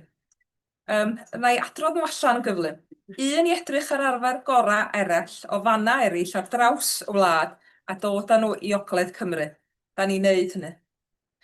I gymryd amser i ystyried canfyddiadau cyn neidio i gynllun gweithredu arall. A mae yna ddigon o gynlluniau gweithredu. Dwi'n edrych ar rei o'r tîm sydd yn y gynulleidfa heddiw. A mae gennym ni ddigon o heine. Mae'n amser i ni edrych yn fwy holistig, meddwl am y claf, gwrando ar y cleifion fwy. A mae yna waith da yn digwydd o fanna. A dwi'n gwenu achos dwi'n gwybod fyna bobl da yn neud y gwaith yna hyn o bryd. Da ni hefyd, y trydydd un oedd i bobl y tu allan helpu ni. Fel mor ddiolchgar i Ros, ond mae gennym ni erbyn hyn cysylltiadau eraill, dyn da ni'n cryfhau o fanna. Ac yr pedwerydd oedd i gadw ffocws a symud ymlaen. A dyna mewn ffordd ydy'r adroddiad heddiw bod ni yn rwan yn troi yn sylw ni i'r dyfodol. Ond un o'r pwyntiau oedd yna oedd i ni weithio hefo pobl eraill. Ac wrth gwrs, da ni wedi cadw cysylltiad hefo'r Coleg Brenhinol Seikiatryddion hefyd. Oedden ni mewn cysylltiad hefo nhw wrthos o blaen, Carol, Phil a finna, yn rhoi adborth a diweddariad ar gwaith Ros, sôn am y canfyddiadau i gyd ac yn trafod lle oedd yn cryfderau ni, a fydd hwnna'n sgwrs fuddiol tu hwnt, a fydden ni'n cadw'r cysylltiad yna wrth symud ymlaen. Felly, i orffan o'r ochr i, wrach cyn i mi droi Ros i roi ambell i highlight fel petai. Dwi yn edrych ymlaen i roi'r ffocws wan ar y prif ddarnau waith na. Mae'r gwaith llywodraethu yn gryf. Mae gynnon ni ddechrau ar waith da ar y fframwaith canlyniadau, yr Outcomes Framework, ond mae hwnna'n mynd i fod yn ffocws o waith i ni'n symud ymlaen. Ac unwaith eto, da ni wedi dechrau ar hwnna, ond fe na gyfra i ni gyrfhau o hefo fwy a fwy o defnyddwyr yn gwasanaethau ni. Dwi'n gweld cyfle gwych i weithio hefo Clare wrth gwrs wrth i'r cynllun clinigol newydd mewn drwodd. A dyna dwi'n edrych ymlaen gweld iechyd meddwl yn gry yn hwnna fel bod na neb yn colli sylw ar y gwaith pwysig yma a'i fod o'n weladwy ar draws y bwrdd iechyd. Ond hefyd yn gweld cyfle i ni fod hefo'r ymagwedd positif ar iechyd meddwl o fewn y bwrdd iechyd. Wrth gwrs, da ni'n gwybod, does dim iechyd heb iechyd meddwl. Wedyn, efallai fan'na na i orffan, Cadeirydd, os di hynny'n iawn, a dwi'n gwybod os di Ros eisiau rhoi bach i sylw o'i hochr hi. Gwr iawn. Gwr iawn, diolch Teresa. Ros, over to you as chair of the group to present your findings maybe. Thank you very much. And so again, once again, thank you for the opportunity to present the EAG final report. I know it's been quite long awaited. It's been 12 months plus in the making. But before I highlight the findings and the key points, I want to extend my thanks again to all of the EAG members, some of them here and some of them I'm sure are listening online, and to Kleis for their valuable time and contributions. Also the support from the board, particularly Phil and the team and Health Board colleagues. With regular updates, we've done a lot of regular updates to every QSC and 6 monthly reports to the board. I think you're all familiar with the process that we designed and co-produced and the strengths and weaknesses resulting from it. So I would like to emphasise 3 areas in the report to continue to be aware of before moving on to the findings. The first, you've heard me say this before, that completed actions, as we've seen in the 80 actions and many of them completed, does not necessarily mean that things have improved for patients and families. They are a proxy for progress on the date that they were examined. The importance of moving towards real-time measurement, using reliable data to examine performance at team level and measuring outcomes and sustained improvement has been emphasised throughout and really needs to continue. This has been elusive so far in the family's experience, leading to assurance previously lacking in evidence where people have felt let down. The EAG, secondly, met much of the time as a group. However, the EAG is a collection of individuals offering their own perspective and experience. And individuals represent their views and not those of others necessarily. And I think the Talfan families feel this the most strongly. There was another message from the Talfan families. They feel extending the report to cover the areas of adult mental health, which had a great deal of relevance and cognizance, has led to the report feeling quite generic and diluted the focus somewhat on older people's services and dementia. So I think amidst all of the work that's done, it's important that that remains at the centre and equal to the inevitable priorities that adult mental health services bring in the here and now. Our report has been shared with the EAG members in draft form, and feedback where possible has been incorporated into the report. We have short statements from members that will be shared later on, and David will also put forward his view. Much of the detail and experience we had is contained in the detailed parts of the report. I don't know whether you've had time to read them. Appendix 1 is part of the report, and there is another supporting paper. The supporting paper is the detailed review of the 80 actions, which was the Health Board's response to the action plan. And for sake of completeness, really, I did a review in Appendix 1 of what the Royal College of Psychiatrists' initial actions and recommendations were and how we had covered those off. And it has to be said, within what the RPSY said originally, they are covered in the 80 actions. Otherwise, we would have said so in the report. They're not all complete, but they have actually been covered. In terms of the findings, our main findings had a lot of consistency with the evidence of outcomes group that was chaired by Phil and that Teresa talked about. The outcomes were broadly similar, but certainly not identical. But I'm pleased to report we saw improvement in many areas, but disappointingly, I think people were very disappointed, not in all. And some are at very early stages of improvement and need longer to take effect, hence the importance of the new group that will take this forward. And in that sense, we rated, if you believe in RAG rating, we rated more things as amber than the evidence of outcomes group. There was evidence it was done, but not evidence really that you're seeing it through to the conclusion. As I said, there's good progress in many places, but not all. So areas where significant progress has been made, it was really good to both see through the process and meet the second nurse consultant dedicated to older people's mental health services. She's been in post since May, and the Talfan families have had a couple of opportunities, particularly to meet with them. The progress that you've made in appointing to senior appointments that were previously interim, 17 out of 20 when we last looked at it, it may be better now, is good to see. There was good evidence of dementia activity, some really nice work going on in practice that we heard about, some very, very good things that a lot of people were doing, different people were doing within the health board. The older people's mental health leadership pathway had a lot of attention from the RPSYC because it isn't operationally managed in the same way. It's managed in a matrix structure.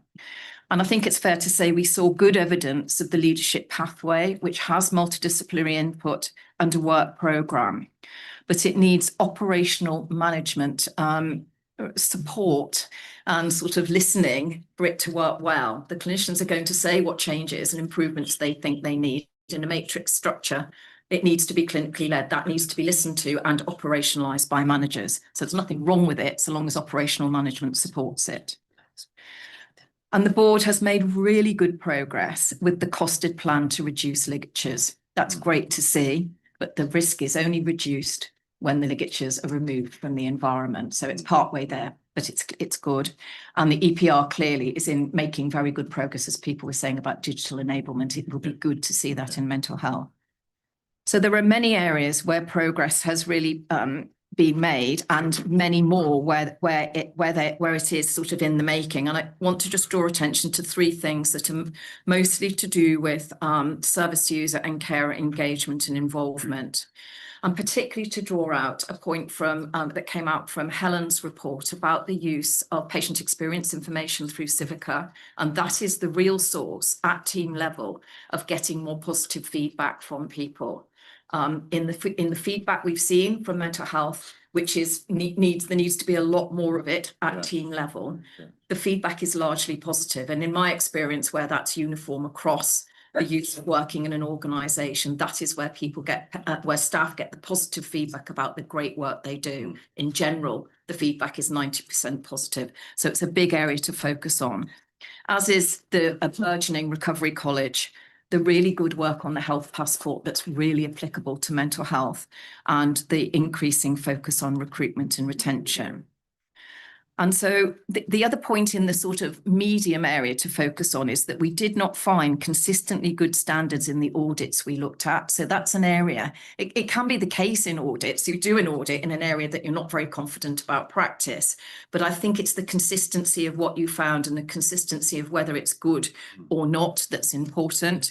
Particularly the multidisciplinary ward round involvement, that was very weak actually when you looked at that. So we know there are issues in terms of multidisciplinary staffing, but ward rounds do not have a full range of multidisciplinary staff attending in this audit at the particular point in time we looked at it. So inconsistent really with the report that the evidence of outcomes group highlighted, there were 6 areas in the report that needed improvement. Many are long-standing issues, so they do really now need board leadership and attention, because some of them really do date back to the original reports. The principal area is around the provision of biopsychosocial care from fully resourced and recruited multidisciplinary staff. And in that, there's 3 areas that need to be progressed. And I won't go into that in any more detail. But in mental health services, staff are the equipment. It's not tools. They are the equipment to provide evidence-based mental health care. So it is really important that that area is progressed. And associated for this was the audit I've already spoken about in terms of poor MDT attendance in ward rounds, and also from patient experience, poor ward round organisation. It may be single experience, but poor ward round organisation came through very, very strongly. So did comfort and the need for comfort and privacy in a modern and safe environment which is fit for purpose, and that those areas clearly need more attention. And the kindness and caring aspects of what staff do every day came through from everybody as the things that matter most. Performance in all areas of the mental health measure is a crucial area for improvement that was highlighted through the work that we did and through our meetings. And for the families involved over the 14 years, reviewing approaches taken past and present to mortality reviews, it remains important, and it's recommended in both sections 4 from the families and section 4.4 from myself.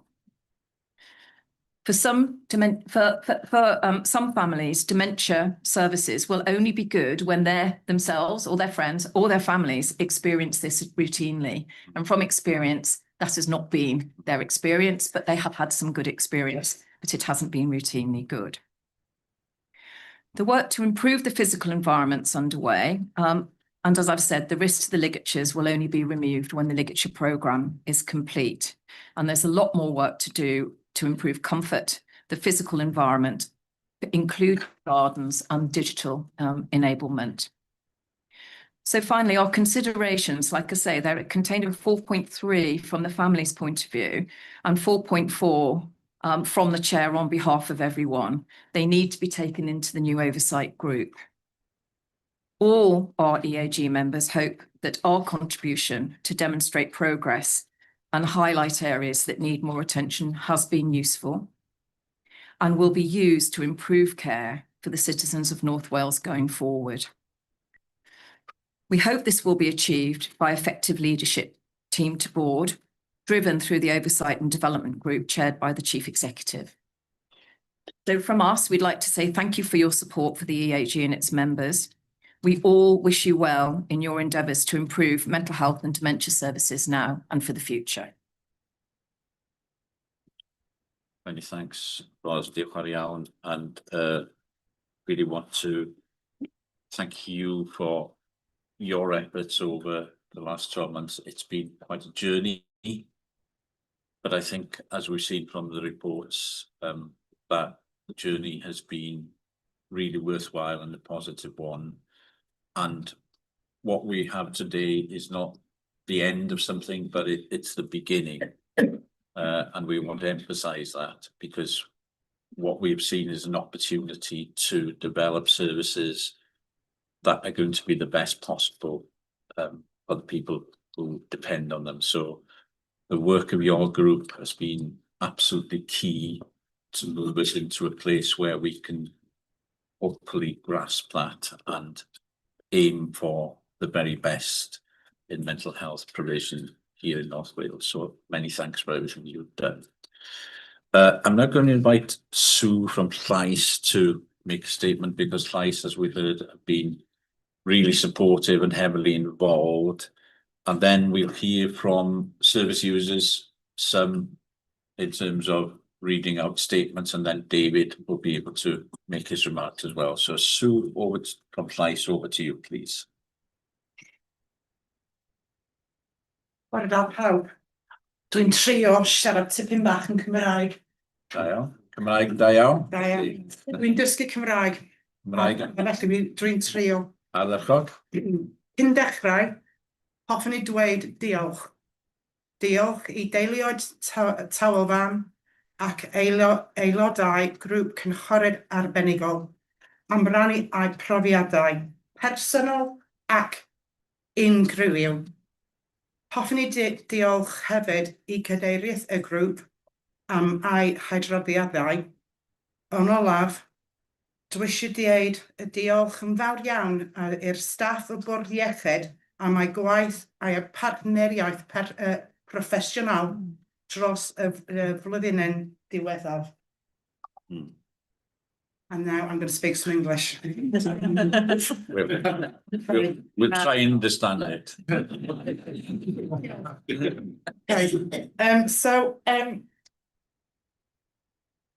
This report has got the strong support of Llais in North Wales. We believe that it's balanced and fair.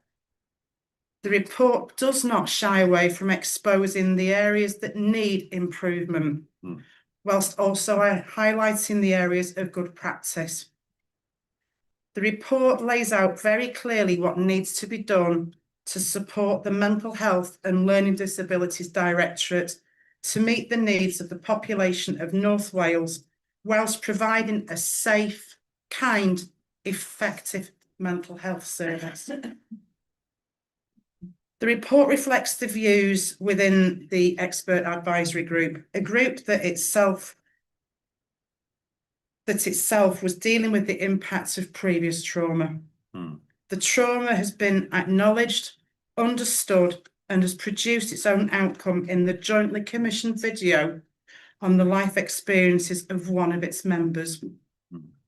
For Llais, the priority now is to see that the recommendations of this report and the Royal College of Psychiatrists invited review are acted upon. In the past, this is where BCU HB has failed, and this has been highlighted by the members of the expert advisory group. The Oversight and Development Group that will be led by the Chief Executive Officer offers the prospect of addressing this previous shortcoming. It will need to be laser focused on continuous improvement and patient involvement, whilst accepting no excuses for failure or delay. We strongly recommend that the Oversight and Development Group rigorously test the assurances it receives. They should not be taken on face value. Llais is happy to assist in this respect by using its powers to visit facilities and engage with patients where they receive their cares, as well as engaging with their families and engaging with BCUHB staff who are tasked with delivering this care. Finally, we recommend that the Mental Health and Learning Disability team engaged with the All Wales Mental Health Patient Safety Programme and initiate the Safe Awards schemes across North Wales. Thank you very much for the opportunity. Diolch yn iawn, Sue. That was very useful, and thanks again for the great support Llais has given to the work and acting on behalf of everybody who's been involved in that work of the group and supporting them. So we're really grateful for that. Diolch yn iawn. Thank you. Ros, I don't know if you have anything else to refer to from any members of the group, anything they want to say. I'll ask David to come afterwards. So anything you want to refer to now, and then David will have an opportunity to speak as well. Yes, thank you. This is a very brief feedback from the EAG members. The expert advisory group comprised of 6 members, 5 who were involved in the work programme, and 1 who received information and provided feedback outside the group meeting. There was a further family member who wasn't able to participate in the EAG, but has reviewed and commented on the final report.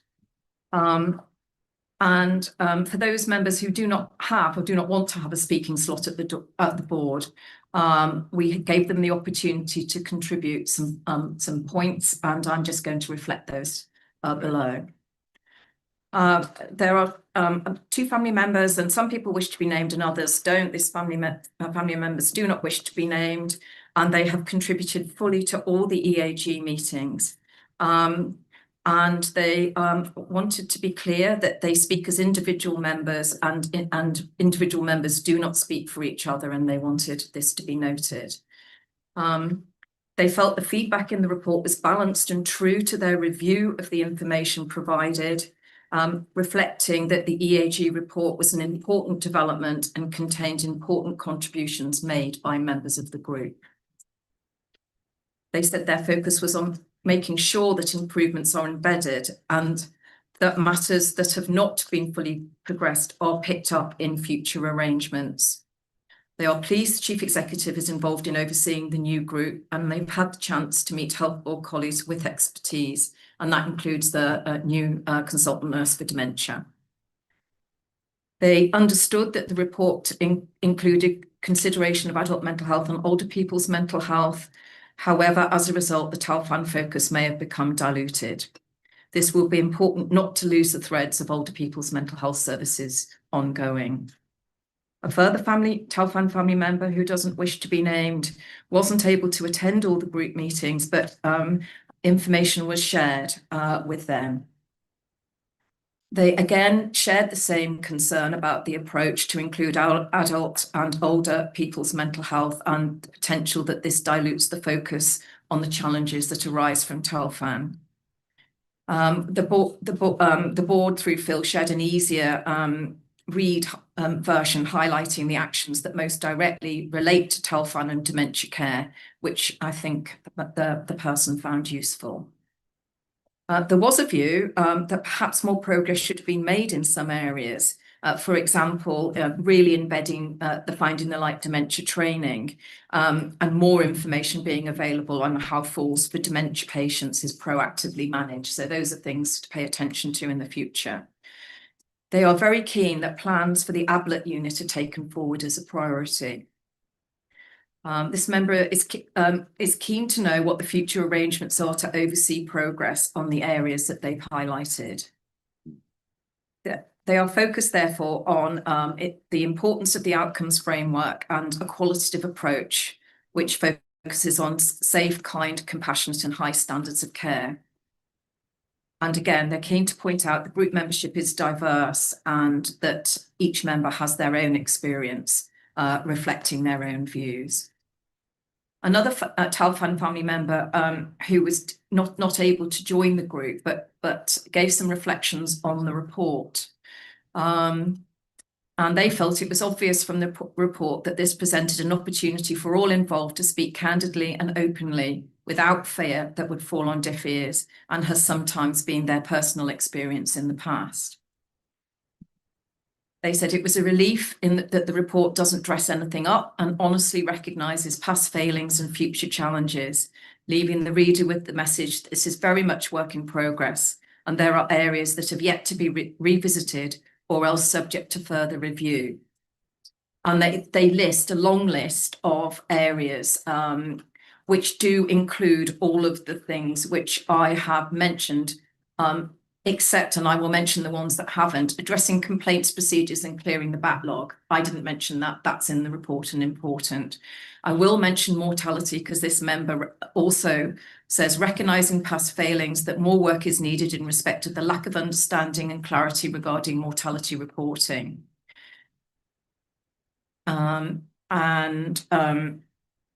I think the other areas, I think that they are all the areas which I mentioned in my report. As a footnote, they said, my mother sadly passed away on TALFAN and her case was recognised as part of the mortality review. This is an area I urge that work continues to improve.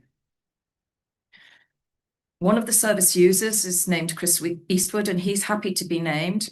As a person with lived and living experience, Chris said he really valued being involved with this group and to have his expertise recognised and reflected in the report. The EAG report reflected what was discussed and evidenced. He is pleased there has been improvements and also pleased about the report reflecting future arrangements. He emphasised how important it is to have kindness, compassion and understanding in our services and wanted to put that across again. He would like to say that he's also been able to use his expertise to inform Health Board colleagues on living with mental health conditions, and he instigated a video with the Health Board and CLICE that will be available as a resource to support others with similar conditions. Reflecting on this, he said the work of the EAG over the last 7 months has made his life feel worthwhile and valued. The other member is Karina Edwards, and she has been offered the opportunity to be involved, and we have yet to receive anything formally, although David may say something on her behalf. What I would say is Karina provided some extremely valuable feedback throughout the work programme, and I hope the chair's report reflects this with the many examples that she brought to life. The mental health measure and the performance of the health board, I think, being the most crucial amongst them. So thank you. Yeah, well, that was really good to hear and very useful to carry on. David, so dod ymlaen I ddeud chydig o eiriau. David has taken great interest in his work, we know, and I think we've all received a copy of a collection of thoughts he's put together on the report that's been really useful to read. So I'll give you the opportunity to share your insight and your thoughts, and particularly maybe about the work going forward. Diolch, David. Yeah, thank you. Diolch yn fawr iawn am gyfle. Moving forward is, as Teresa knows, a triggering phrase for me. Perhaps I should explain that. I brought along 2 books today. One's called Black Box Thinking, which I know Carol's read, and the other one is Robinson Crusoe. What's the significance of Robinson Crusoe? A man gets washed up on a shoreline, looks to his left and looks to his right, wonders which way to go and sets off to his right. And eventually he finds a set of footprints in the sand, and he follows those footprints, and is encouraged because he's not alone. And then he sees a second set of footprints that exactly match his own feet. And he realizes he's alone on an island, and he's retracing his own steps. Retracing his own steps. So, as a member of the EAG, I should perhaps point out that I'm not one of the Taliban families. My mother was a 78-year-old, admitted to her guest in 2013 when 38 staff were blowing the whistle about the neglect that my mum and others suffered. And I won't go into detail, but I'm more than happy to talk to you about that at any future opportunity. The other reason I'm here is because I was family 21 in the Ockenden report. After 8 years of trying to get my mum's case sorted out, I ended up being part of that report with Donna, and we got the Holden report released in 2022, which was the report which mentioned the neglect of patients like my mum. So the second book I'd like to talk about is Black Box Thinking, which concentrates on learning lessons and learning them once and implementing them. And it also talked very interestingly about something called cognitive dissonance. And it's very difficult. Well, I did write all this down, but having listened today, it's been a very interesting meeting and very encouraging meeting. But I think I've got to start again and speak off the cuff. Cognitive dissonance. And we talked about complaints and the media and the effect that has on staff. And staff are crumbling. One of the most disturbing things we heard is that 30% of nursing absence, sickness absence, is down to stress. The bricks in the wall are crumbling. And it's not because those bricks are defective. And it's not because those bricks are doing their best to keep the wall up. They're breaking because the structure is defective. And they're trying their best and working so hard and yet not delivering the service that we all aspire to and we all hope for. And the service that really the EAG started off by talking about. Moving forward, we study history because it's only by studying history you understand your mistakes and you learn from them. So one of the things that we did find a wee bit disturbing when we saw the final report, or I found it disturbing, and I must stress that I have been in touch with Karina. She's okay, but she's struggling. She couldn't be here today. So we have had a discussion about it, and my minority report, I say my minority report, I've tried to reflect in that Karina's thoughts as a service user. And we've touched on a lot of things already, and Roz has mentioned MDTs and things like that. So one of the things we spoke about last year was going through the 85 recommendations that the RCP looked at.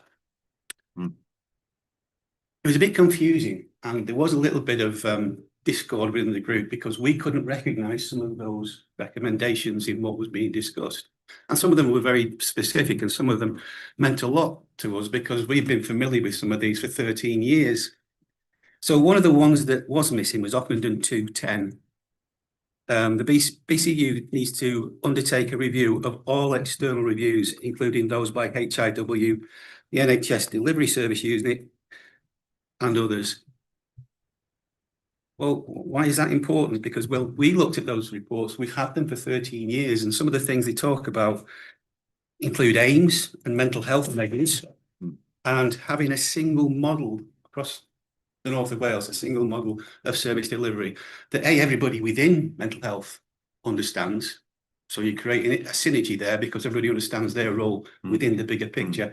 And that's something that's cropped up time and time again over those 13 years, a single model of service delivery. And we think that single model of service delivery should, as a starting point, look at Mental Health Measures Wales, something that was extremely close to Karina's heart. And she did struggle because she was told that that was not part of our remit. Now, we knew it was part of our remit because we'd read Ockenden, we'd read the reports she was referring to, and we've read how passionate those reports were, written by the RCP in 2013 about mental health measures and about aims. Aims. And that was one of my biggies, as well as mortality. So, mental health measures. What's mental health measures? In reference to, well, we talked about SMS. Putting an arm round, yeah.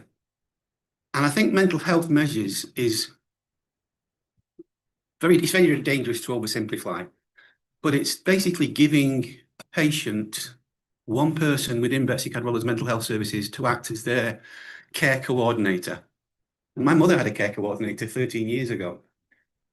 Karina has been discharged now for 8 months. She's had 8 home visits from 8 different people. Yeah. And every conversation starts with, well, what meds are you on? At which point, Karina. So there's a great deal of frustration there because this model of service delivery was discussed 13 years ago by the RCP and the DSU and HIW. It means you have a care and treatment plan that's co-authored by the care coordinator and the patient. Most patients in North Wales don't know who their care coordinator is. And that's 13 years after the DSU said you must implement these. And it is a measure that follows the patient through their journey through CMHT at the onset, through, in Karina's case, 9 section-ins and admissions, and discharge, and ensures that essentially somebody is there to hold the patient's hand. Yeah. That's not happening. That's a million miles away from what is daily practice. As I say, Karina's 8 visits, 8 different people. So instead of having that relationship whereby somebody with mental health services understands the patient, understands the patient's needs, and we talked about in SMS how those needs go beyond simply medical needs, it goes beyond mental health needs, it encompasses the physical needs and the comorbidities of any patient, and housing, and can they manage their lives effectively. And that support is essential. And Leon, he's not here today, but Leon's talked about that essentiality, and he's very passionate about it. And by the way, I should say that Karina has sent Leon, I don't know how many now, but lots and lots of complimentary comments about mental health staff that she's encountered over the last 6 months. Okay, the service isn't great. The staff trying to deliver that service, you've got some great people. Flip side, 30% of mental health nursing stress, absence is stress. They deserve this framework as much as the patients do. Because I think I spoke to Tom about it, and everybody knows which cog they are in the machine if you all have this universally understood method of service delivery. Yeah.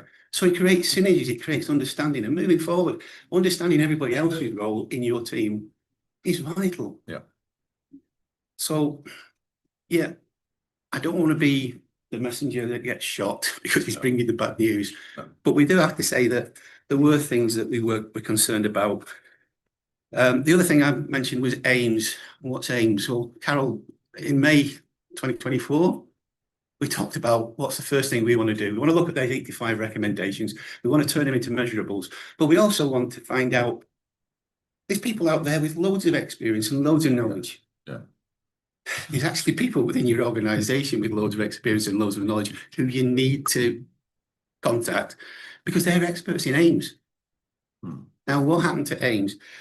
aims is a ward accreditation system. The RCP were very specific, saying that the accreditation system that we've got, it's me talking that it's not that you've got, is an internal accreditation system that's been developed in-house. It doesn't have a mental health element to it. The element 12, schedule 12 was supposed to be at mental health services. Now accreditation, aims accreditation. In 2013, it was recognised it's really important because it means that you've got an independent outside auditor coming in and looking at mental health wards to see if they're safe. Are they employing best practice? And best practice across England, across Wales, that best practice is imported, it's monitored. It can't all be imported because you've got estates issues and things like that that can't be fully addressed. But you can bring in what is best practice and apply it as far as is practically possible within your own mental health services. aims is the key to doing that. And the RCP said use aims, the HIW said use aims in really unfortunate circumstances, which was the 2014 homicide review. So by 2017, this was in place, and it was actually part of assurances to these outside bodies that Bessie Cadwallader was trying to create a safer environment for patients. It disappeared, and we don't know why or how. And it's got to come back, or something like it has got to come back. When I say about a safer environment, minutes, if that's okay, David, just to get some of the more messages out, I'll give you just a little bit, few more minutes, if that's okay. Yeah, no, it's okay. The other thing I wanted to talk about was mortality, because that was something that we were really concerned about. And I know Gareth, who's not here today, was also concerned about. And Ross mentioned mortality and why we were looking at it. And I've been looking at mortality for many years. And I won't go into the details here and now, but I can share with you any information you want to ask me about that, because at one point, Bessie Cadwallader accounted for 68% of all death and severe harms reported in Wales through the NRNS system. And it was under the radar. It was silent, but it's there. NRNS figures you could actually access them on the internet. Not all mental health, it was across the board, but there was an issue because this seemed to be happening in the absence of any real scrutiny or alarms.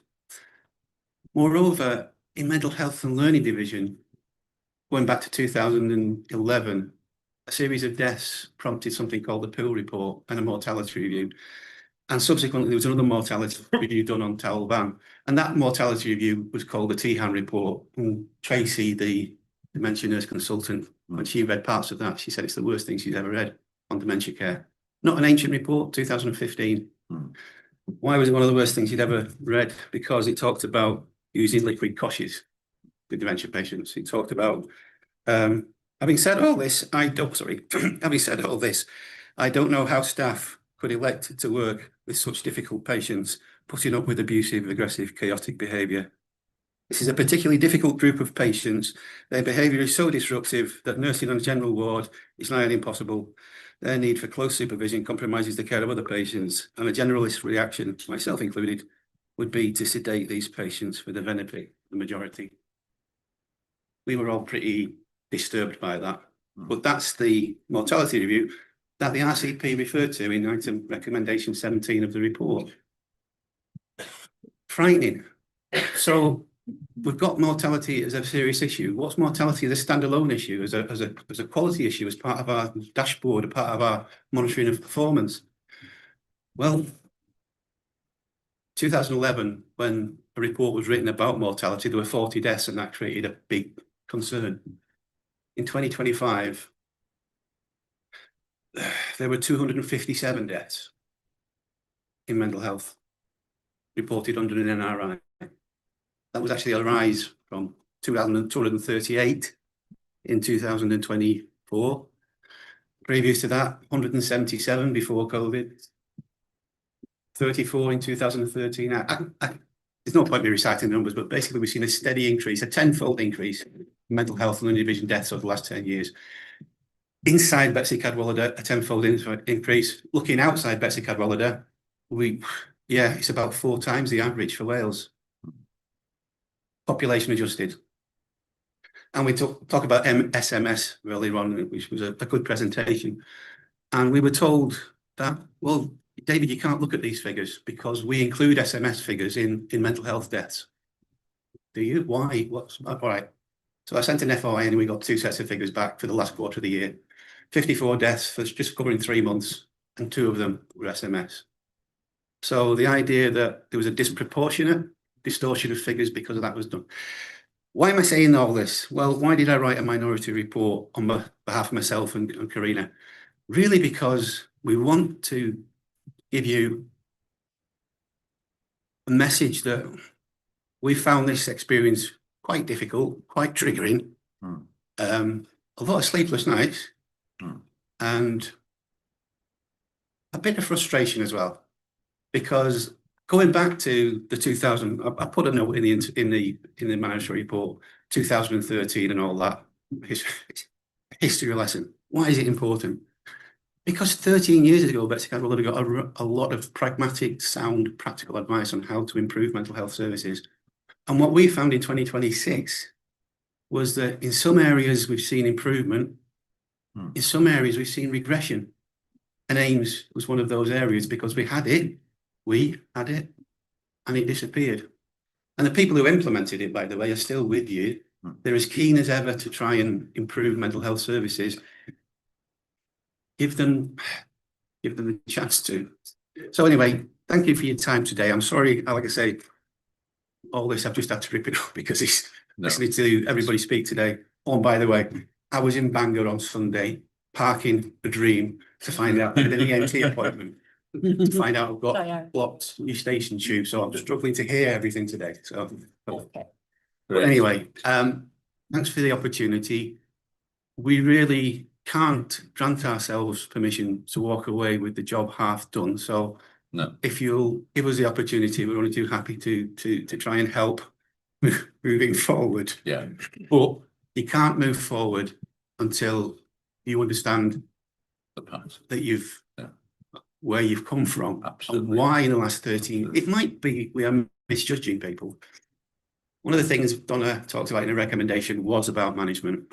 Yeah. And as Ros has alluded to, some in the EAG team say, well, this is 13-year-old stuff and it's not implemented. What is the issue? And we've got to understand what those issues are. And if there are log jams because of the organisation structure or there are other reasons, so there's no point in us saying this is a failure in management. We've got to understand what it is. Yeah. Diolch yn iawn, David. That's really useful. And everything you shared with us, I know comes from a good place. And as well as yourself and others, you know, it amazes me that all this work has been triggered from what were catastrophic experiences people had. Absolutely horrific, the worst experience possible when you lose a relative.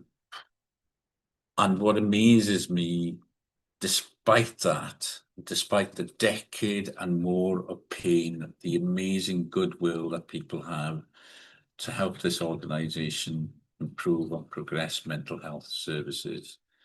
And that for that, I am ever grateful that we have people, despite those catastrophic experiences, actually wanting to help us and support us move forward. So, diolch yn iawn I ti'n gwerthfawrogi popeth ti di wneud. Diolch yn iawn. I'm going to invite Carol now. Any comments? Much of what David says, much of what other service users have said, we're not going to resolve all those matters today. There are matters for us to take away together with those reports as well. So, but just to general comment from you and very much giving us insight. How is this work going to go forward and where our ambition lies? We've been given the challenge, and where are we going to do? Where are we going to go? And what are we going to achieve next? And then I'll bring Therese in just to finish. Diolch. Diolch, Cadeirydd, and can I just reiterate your comments about how inspiring it is and humbling actually that people with such experiences have continued to actually place their trust in us as a health board, that we can and will make a difference on a backdrop where it's been extremely difficult. So my personal thanks to David and hopefully to family members who I hope will be watching as well. I'm going to draw attention really to table 5 in the report, which talks about the summary of priorities. And there's a bullet point list of, I don't know, probably about 12 or so.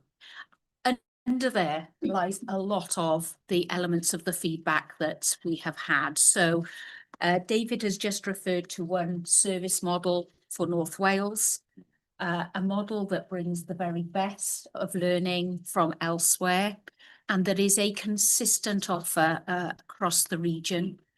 We have a tapestry at the moment of service offers. So we know that, for example, if I just refer to early intervention in psychosis, that is a service available only in the east of the region and not available across.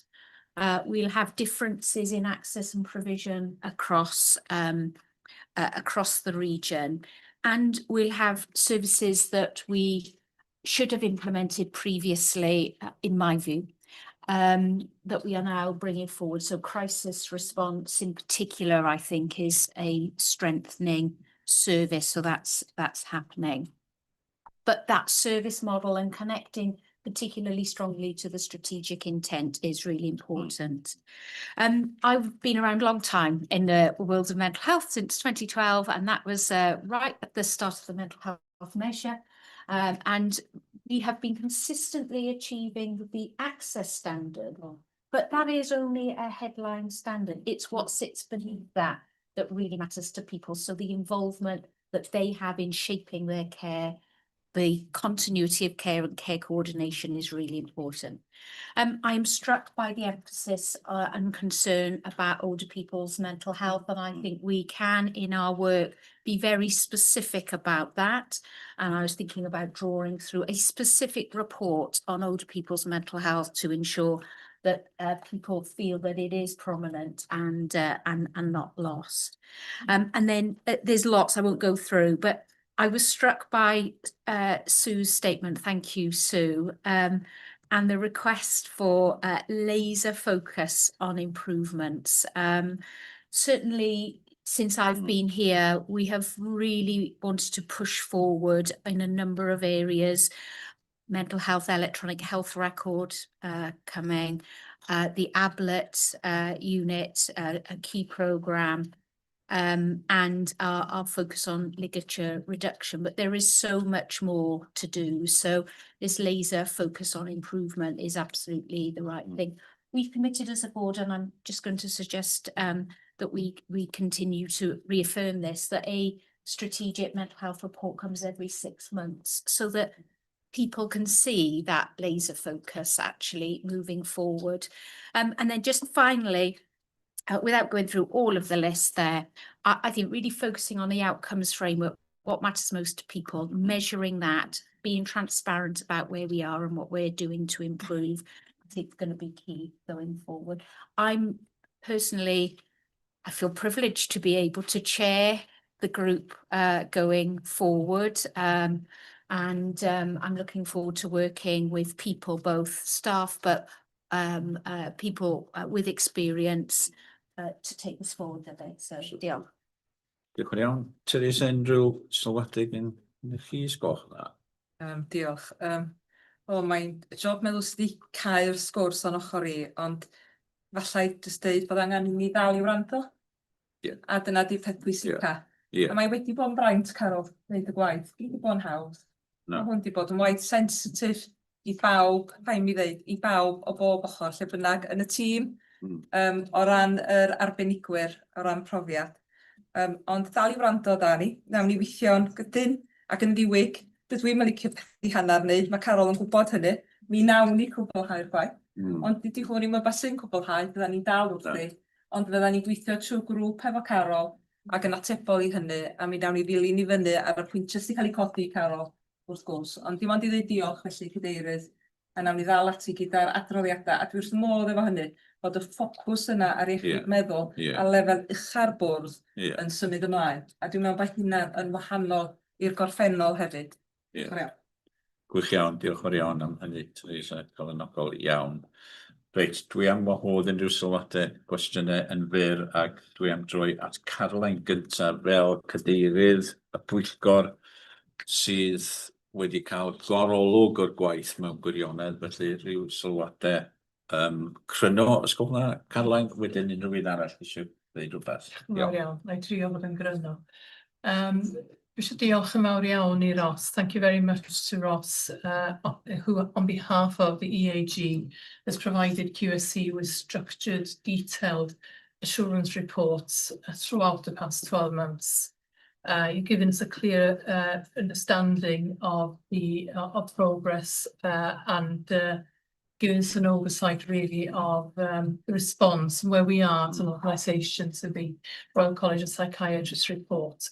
You've outlined the progress, but you've been clear as well about the outstanding risks and issues that require further work.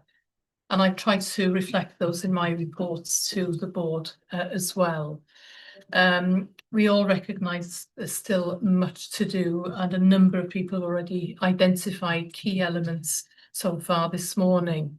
QSC will be receiving regular reports on progress from the Strategic Mental Health Oversight and Development Group. And that's going to be a crucial development.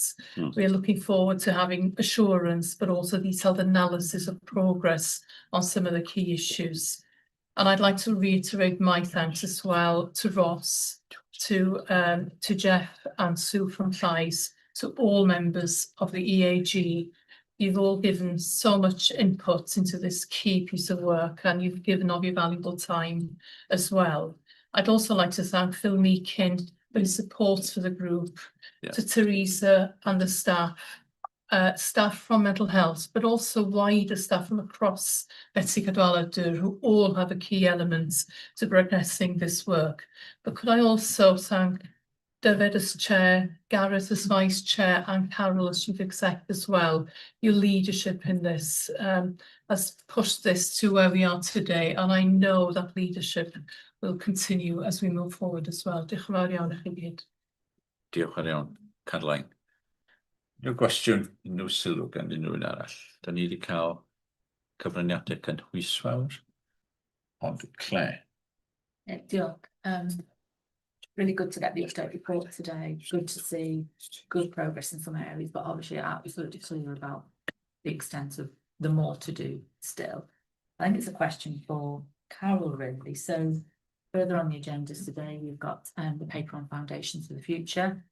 And I'm just wondering whether some of the areas where we know we need still to improve, will foundations for the future help us to address those, and also some of the challenges in the mental health and learning disability services are replicated in other services. So how are we taking this very detailed and in-depth work in a specific subject matter and taking that learning right across the health board? Because we shouldn't be unpicking other areas and not transferring across any common issues, any common areas where we need to improve. One of the things the report highlights is the need to develop a service user engagement strategy. And again, I'm just wondering, should that not be a strategy for everything we do and all we do, not one just specific to these services? Hold up a minute. Paul.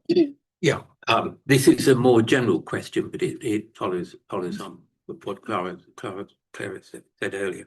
Is if we looked at why it took us 10 years to recognise this as a real problem, there were triggers there in 2013 and none of them were followed. And have we got those triggers right across the piece now? So that if something like that happened in another area, it would come up to the board and we do all the things that we've done over the last 12 months, but at the time rather than 10 years later. It's a very good question, which is relevant to this area of work, but also in general. Do we have the culture and approach in the organisation now?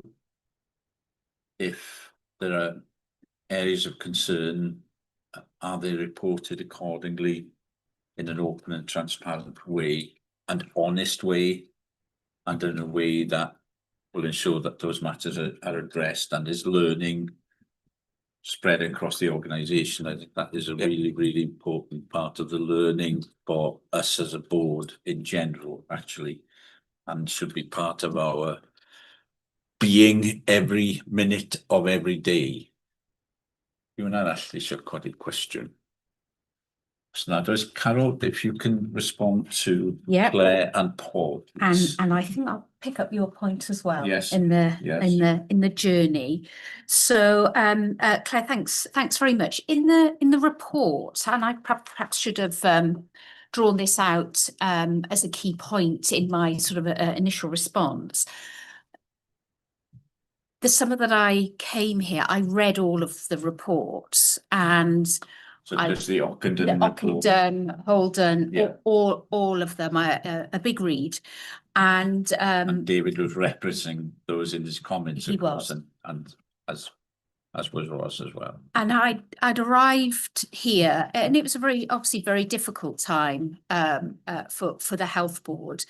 And my initial assessment and analysis of some of the issues, I was reading them in those reports. They were completely applicable across the organisation. So I think it's really important that we have taken an organisational approach on this around culture, the development of strategy, development of our people and leadership succession, all of those sorts of things. So I think in a way, mental health on those fronts is part of that wider. So under the foundations, which we will be discussing later, the elements of development of how we are becoming a more effective organisation applies in mental health and learning disability services as it does in cancer services and others. The membership of the mental health development and oversight group is deliberately established, that we have got executive directors and director members around that table. And that is because we really should not have individual strategies around mental health that should be for the whole organisation. So I know that Helen has been working at part of the developments under planning and development on engagement. What's our engagement framework? And that would be from an individual patient engaging in their own care to evaluating a service or giving us feedback as a citizen, if you like. So we're taking that approach all the way through. You know, Stuart is a member of that group, etc., when we look at estate matters. So that, I think that's going to be really important. Paul, the triggers not followed is really something about, for me, what are the outcomes we're trying to achieve with and for the population? And when we talk about mental health services, what matters most to people who access those services? And then, as Ros mentioned, that real-time performance, including the feedback from citizens and from service users, patients about their experience, the ability to triangulate and have that very visible, and then those escalation levels where we can see that actually we need to, offer more support and intervention. Reporting openly and transparently. I think I've been in the NHS a long time, and we've had a number of difficult reports over the last few decades. And one of the themes that comes out almost always is about culture and the ability of people to feel confident that they can speak truth to power often, and so that is part of our journey as a health board. We're absolutely not there yet. but we're increasingly walking that route. You know, the quality management system is a really key part of that. How do we go and look and find those issues, and then our focus on improvement? So it's a bit of a journey, but we've made a start, and increasingly people, I think, are feeling more confident. We see the measure of that in our staff survey, and we should get our staff survey results soon. The last staff survey said went up by 6 percentage points on this indicator, that people were able to raise the quality concern. So we'll keep a very close track of that. It's the alphabet, sorry. Thanks for reminding us about when we talk about strategies and policies and reports, all really important. But what trumps all of that is culture. And no question about that. And the leadership of this organization is in this room, and we've all got responsibility to promote the culture that we have embraced to ensure that people feel cared for in a compassionate way, and also are able to share their insights in order to help us improve and go on that continuous development journey as a health board. So that's a really important point. Reit, dwi am ddod ar drafodaeth yna I ben, drafodaeth bwysig ag allweddol, ag dwi'n meddwl yn nodi pwynt gobeithio yn ein siwrne ni sydd yn mynd I barhau. Nid diwedd y daith, ond dechrau mewn gwirionedd. Felly, diolch galon eto I bawb sydd wedi cyfrannu, ac dyn ni'n edrych mlaen at weld y gwaith yn parhau gyda'r adroddiadau'n dod I QSE, fel oedd Caroline yn nodi, ac hefyd i'r bwrdd bob 6 mis, ac dyn ddiolchgar yn arbennig I Teresa am ddal pob dim at ei gilydd. Ac dyn ni'n edrych ymlaen at gyfraniadau yn y pwyllgorau a'r bwrdd yn y dyfodol. Teresa, diolch o galon. Mae hi'n 20 munud I 12, dyn ni dorri mewn munud. Dwi jyst eisiau cyfeirio at un adroddiad dwi wedi gwibio heibio fo, sef adroddiad yr is-gadeirydd eitem 1.9. Dwi'n ymddiheurio am hynny. Is-gadeirydd ddim yma, felly dwi ddim yn gallu gweld bai arna I, achos o'n I bai bod yn gwylio o bell, wrth gwrs. Mae o'n absennol ar hyn y bryd, wedi cymryd chydig amser I ffwrdd. Ond dwi'n siŵr nawn ni nodi'r adroddiad gan Gareth, a Gareth wedi gwneud lot o ar y waith fel arfer yn ei rôl fel is-gadeirydd. 20 munud I 12, da ni'n rhedeg yn hwyr, ond gawn ni doriad o 10 munud, ail ymgynnull am 10 munud I hanner. Sgwch na. So 11:50, we will restart and a break in the meantime. Diolch fawr iawn.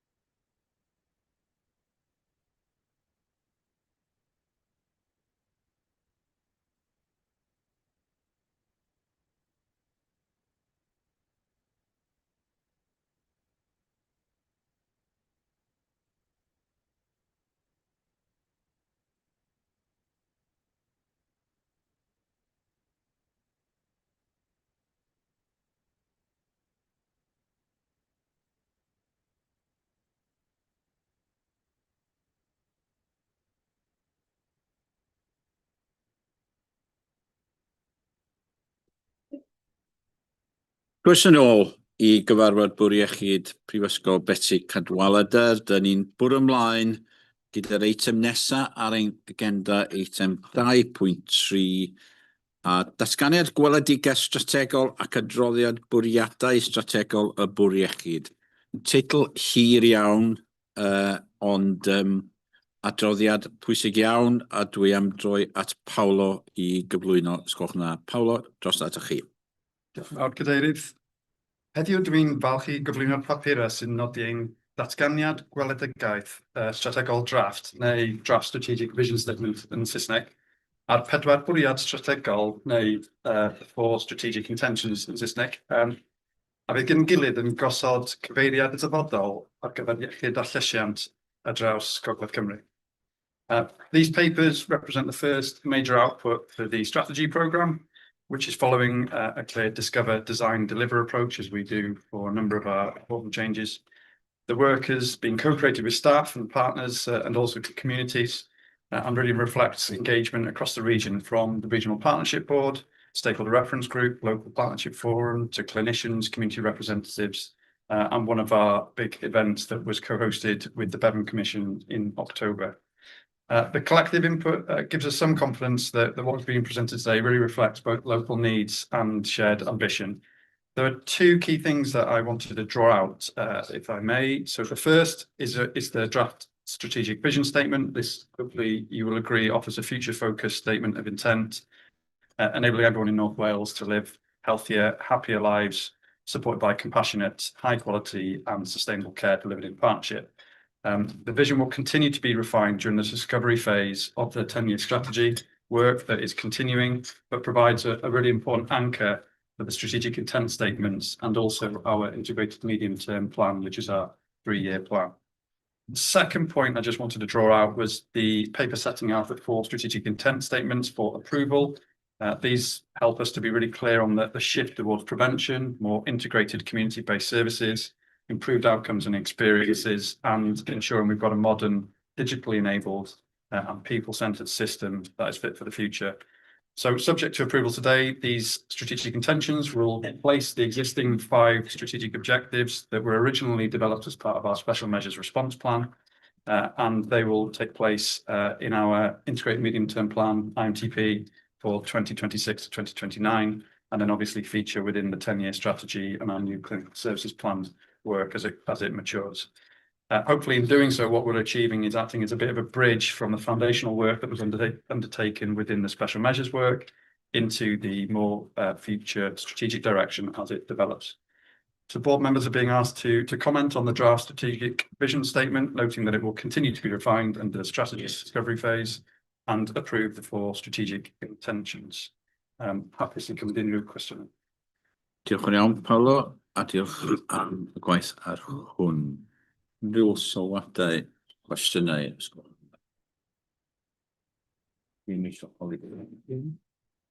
Claire, I'm sort of turning to you, I think, because you've been involved in a bit of this work.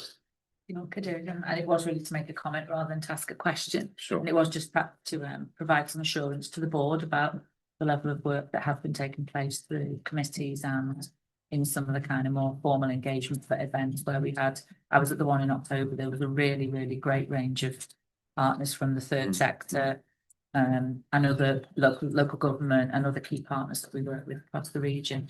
And I think we can't kind of underplay how important it will be should the board decide to approve these today, because the current 5 priority areas are absolutely, as Paolo said, a response to responding to special measures, whereas these 4 are about us setting our own direction for where we want things to be, the benefit of the population of North Wales into the future. So I think the board be minded to approve them today, and I hope they will.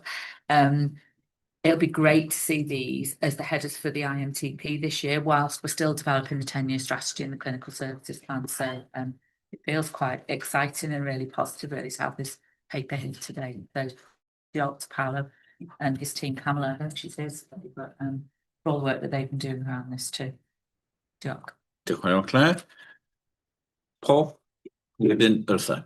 I understand we can only deliver this if the regional partners actually do their part of the delivery. And I understand you've got the regional partners board, but how hard a nosed contract do we have with local authorities?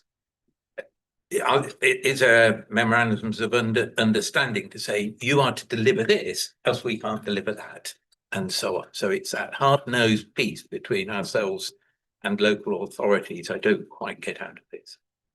Okay, good question. How does this translate into work in partnership, and how is there, going to use the term, guarantee of delivery? So we'll think about how we can respond to that in a minute. Urtha, ti nesa? Diolch yn fawr. I've got two questions really. So one is about the 4 strategic intentions, and my question is, are you confident that relates into things that can be measured? Because that was one of the comments from Audit Wales. So that was one question. And the other question really is just, I feel a little bit cautious about linking ourselves to things we can't achieve. And I know, I'm very interested in tackling poverty. I've worked in the third sector all my life, but I don't know how much the Health Board can do to address poverty and what exactly we will do to tackle poverty. So I just wonder, is that possible? Can we affect that? Should it be in our promise? So thank you.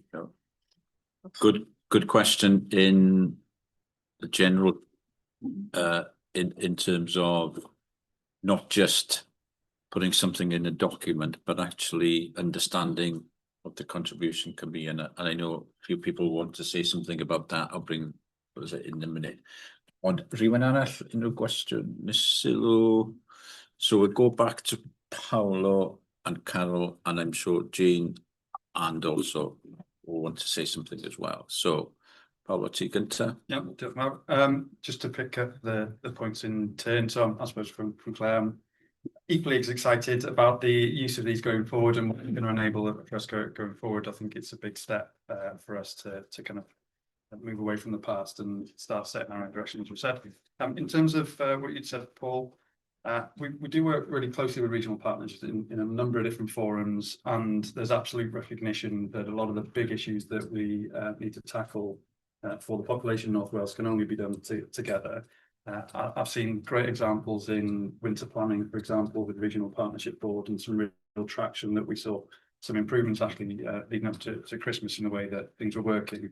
In terms of the hard-nosed element to it, I might ask other colleagues to contribute to that extent, but really we're trying to work together as a team across the different areas and boundaries, as much as drawing upon any of those types of things too heavily, although they're obviously very important. In terms of your comments, the measurement of the strategic intents, the way that we are trying to move forward with all of our strategy and planning work is to make sure that we bring a lot more numeric focus to it, and you'll see that in the IMTP papers that are coming up. What we're trying to do with these as we get through to both the IMTP and the broader strategy work is have some higher level indicators for these. I mean, when you're looking at some of these broad areas, it's difficult to pin it down to a number in particular. But what we will be having in the IMTP is the priority areas underneath these. So subject to approval today, we will be structuring our IMTP around these. And if there were, say, 10 priorities under each one, those 10 will be absolutely measurable, and there'll be a focus on ensuring that we've got those things driving forward. So in the language, I think there's a bit of a shift. Previously, we were referring to strategic objectives, which therefore should be smart and measurable and everything. These are strategic intent statements. So there's a nuanced difference between those. But just to be rest assured, measurement around the priorities is absolutely at the forefront of our work. And the point on poverty, I think is referenced a couple of times in the document, more in the insight gathering section rather than the final output. So, our strategic statements don't refer to poverty per se, but in the things that we heard from people, that was an area that was important. And I think it is one of those contributory factors for things that we've got to improve. So, how we work together on that rather than us solely trying to tackle it is where we're coming from. Diolch yn iawn. Carol. Diolch, thanks very much. I think this is an absolutely key step, as Claire was saying. I was chatting with someone, in fact, I was chatting with Jane, who's in the audience, and we were talking about parallel imperatives. And that means whilst we are dealing with the here and now, we have to plan for the future. There's a legislation in Wales that tells us we must do that. So I think this is really helpful. I too was at the 8th of October event, and I felt really quite positive about the level of collaboration and desire from our partners. And we've got commitments that we've now made in taking forward this work to them and with them. So the strategic intent, 10-year strategy and clinical services plan are all key around how we become a very sustainable organisation, but also then most importantly deliver for people. I just wanted to comment on poverty actually. I've been thinking about, one of our biggest challenges is access, of course. If we look at our performance reports later on the agenda, it is about the timeliness of access. But there's also something about where people may be in access poverty because they may be in a highly rural area and the service is a long way away, or they may live in a community where they and their lives mean that they can't access things as easily as others. So I think there's a particular point for us in our development of our strategic work around how we enable better access for people. And that isn't always just about a waiting time. It can be about convenience. It could even be about whether people decide to engage with the health service and whether we are open and more proactive about engaging people. So I think that we could really open up quite an interesting seam of discussion. Of course, using digital and other technologies will help us with that. So I just wanted to comment back. Providing people have got access to it. Providing they've got access to it, of course. So David, I think this is a really key step forward, and to thank people for the work. Yeah. Pam a word and then I'll bring Jane in. Just wanted to look back to Eartha's point. So from a board's responsibility, is the board's role is to set the strategy, to have a strategic plan. So underneath the strategic intent, you can see there will be the 10-year strategy, and that will be the level of detail which is being referred to through Dave Harry's unstructured assessment, because the board assurance framework is how is the board assured that it's delivering against its strategic priorities, and that will be set in that next stage really. So I just really wanted to say, because these are the intent statements, but obviously under that there will be a very detailed strategic and strategy and then clinical service plans, etc. And that will be the work that we'll need to do about reframing the board assurance framework. So how do the board receive assurance that the organisation is delivering against its strategy? So I just wanted to mention that. So it's almost the next stages, because I know obviously you will have picked up some of that from audit committee and from internal structures. So we don't get the same comment back again from Audit Wales. Yeah, so I think it's that next step, which is that would be where you would set out, okay, your strategic objective, your strategy should be really clear under those strategic intent. So hopefully that helps from a board and governance perspective to clarify. Great. Jane. So I just wanted to contribute on two things. One is about the sort of inequalities and poverty, and the second is about the need to work with partners and in a different way. I think it's really true, Eartha, that the contribution of the health services to improving health outcomes and reducing health is only a component of what works, but it has important contributions and has often in the past failed to take the actions that it could do. And Carol picked up on access, but we see failures of access, treatment and outcomes for not just people from deprived communities, but people from different ethnic communities, people like homeless, mental health, all of those, we see those inequalities. And it's really important we address them. For example, there is a 10-year gap in life expectancy for people with mental health. And I use that example just because of the discussion. So we should and can do things more on that. And on the poverty, we actually have a real role as an anchor organisation. We are the largest employer in North Wales. We could be using that employment strategy to try and work more with some of these communities, some of who find it more challenging to get into work or to have the skills and capability to apply for jobs, where we could be taking more of a role. And that leads into, we need to work with others to be able to do that, because it is how we work with our partners in that wider context around housing. The mental health again came up with it on the patient experience. Sometimes the best thing you can do to solve people's health problems is to deal with their housing or their other problems, and then concentrate on the health issue. And that's where we really are starting that work, Eartha, with our partners. And in fact, I'm going to do a little plug. On the 19th of March, we have a big workshop in which we've got people from Welsh Government at the CMO is coming up because she wants to be part of this. The Chief Exec of Wrexham and other people are all taking part in sort of to try and talk about how do we create a framework for well-being, prevention, and as anchor organisations to try and deliver changes on health and health inequalities.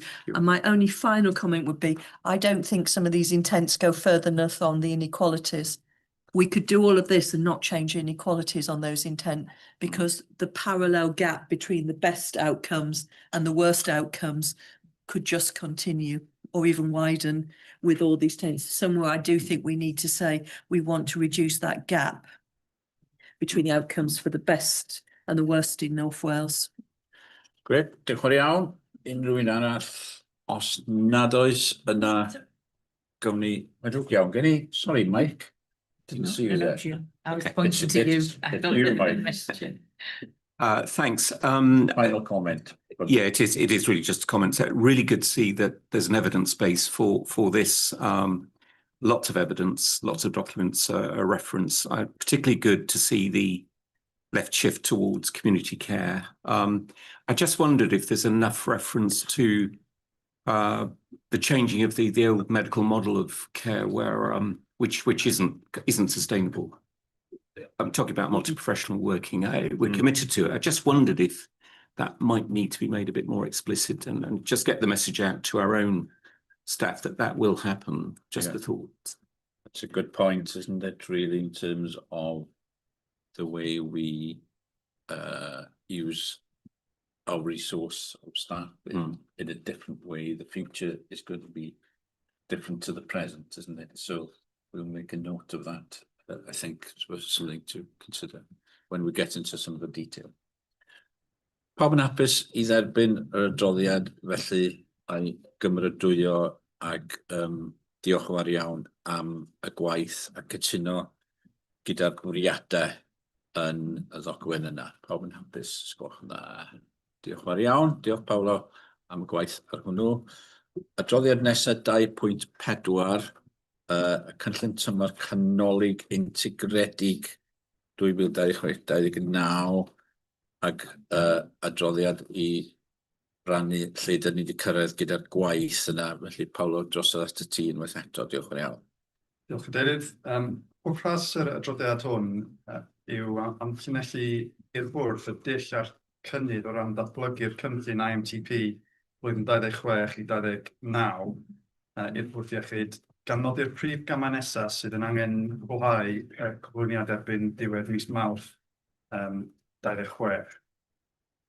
Building on learning from last year's planning cycle and engagement with the board members and partners and staff, as well as Welsh Government, this year's IMTP, the Integrated Medium Term Plan, which is our 3-year plan. I'll stop clarifying it. I'll use the abbreviation because for time. That really is aiming to be more focused, more realistic, and more deliverable, and making sure that we've got clear prioritisation and really strong alignment between the strategy and operational plans. Clearly, the last agenda item points to that. The MTP has been developed with the clear strategic context, really being informed by the proposed strategic intent statements that we just covered. And it's also helping shifting the emphasis from that foundational organisational recovery towards the longer term transformation. And there are those parallel lines that Carl was just referring to, or ambidextrous organisation is the other phrase we often use. That's also whilst giving recognition to the fact that the organisation remains at level 5 escalation, or special measures as it's often referred to. And we've got to demonstrate progress against all the domains within that escalation framework and not just the NHS Wales planning framework. Important improvements have been made to the planning approach this year that include broader engagement that started earlier, a more continuous planning process. We're integrating some of that delivery plan detail directly into the IMTP narrative. We've got a major enhancement moving to more unified numeric planning, as has been referenced earlier, bringing together the demand, capacity, activity, workforce and financial modelling. And executive budget owners will now be able to make more holistic prioritisation decisions across their entire portfolio, not only focus on the small amounts of additionality in terms of funding in isolation. The remaining work for the duration of the time towards the end of March is involved in finalising the service plans, aligning those resources to the agreed priorities, refining the trajectories that we've started building, and making sure that we've got the delivery risks noted and mitigated. The sequence of board committee meetings throughout February and March will continue the scrutiny and refinement of that ahead of the final consideration by board on the 26th of March and formal submission to Welsh Government by the 31st of March. So board members are asked to just note the progress in the report, but we have to submit a new questionnaire. Diolch yn iawn, Paolo. I think I'm going to Claire first for contribution on this, because Claire, you as chair of the committee who's got oversight of this, has been heavily involved, I know, and have helped promote discussions. So maybe you can share your thoughts, please. Diolch, David. I think perhaps board, I guess for the public recording, we have got a session in the private part of our meeting today where we will be talking with members in more detail about some of the priorities and objectives for the new 3-year plan. I think in terms of context setting, one of the things that we know is that we're entering a further challenging period in terms of trying to balance our ambitions and our need to improve services with real pressures around our resources to achieve and deliver that, both in monetary terms and, of course, making sure we've got all the right skills and people in all the right places. I think the performance ask from the Minister, which we received just before Christmas, is going to be tough to achieve. And I think one of the things we want to, as a board, have some further conversation around today is, Paolo was really clear that we want to set achievable but stretching targets for next year, but we have to be really realistic about where we are today and the gap between where we are today, what's required for special measures, the escalation, and what the Minister, the Cabinet Secretary, has set out in terms of his expectations. And I think that's going to be the area where we need some real conversation to understand, the data around where we are and where there's that and what's practical and possible. Because for me, I think this must be the third time now I've been involved in this process. I think one of the criticisms or one of the challenges we've all faced is the difference between the ambition and realism around our ability to get toward it. And I think I'm hopeful this year that as a board we will have a stretching plan, but a plan where we know we can see where we can get to over the next 12 months and the year after and the year after. Because we need to build the confidence of this organisation. And I think sometimes I feel at board meetings, we've set really challenging targets. For some things, and the feedback from the government was that we've not been clear enough about how we might achieve some of those this year. I think for the 26 onwards year, we want to be stretching but confident what we can achieve and when we can achieve it, and build the confidence of our people who work for us around the progress and the successes we're making, and with the people we're here to serve, really. So I think sometimes we've had a bit of an imbalance still between goal and how we might get there. But I feel that through this kind of really longer iterative process we've been working on this year, and some of the data and analysis that's been going on within the organisation, I think we're going to be in a stronger place really to set some challenging but really objectives. So yeah, great. Diolch yn iawn. That's important point. I'll just add to that before bringing Rhian in. in all our planning, we surely must think in terms of what does it look like in a delivery plan. So you can have all the narrative, you can have as many ambitions as you say, Claire, which is a great thing, but what does it look, how does it translate into delivery? And I would invite us to look back on work that's happened in the past on IMTPs and what has it delivered. Let's be honest about that. Let's challenge ourselves to see what we have achieved. So I want us to consider all this work as we progress it, think in terms of delivery. What does it look like? Not at the end, not we've got a document, oh, right, let's feed it into the computer to translate it into a delivery plan, but actually, whilst we're creating this plan, we've got to think in terms of what is it delivering?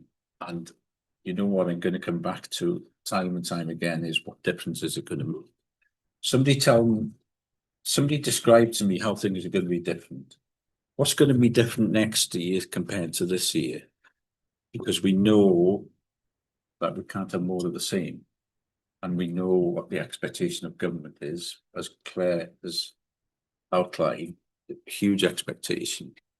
But let's get a sense of how we're going to do things to deliver and how's it going to look different. That's the challenge. If I would think about that whilst I get Rhian, Tines a Rhian.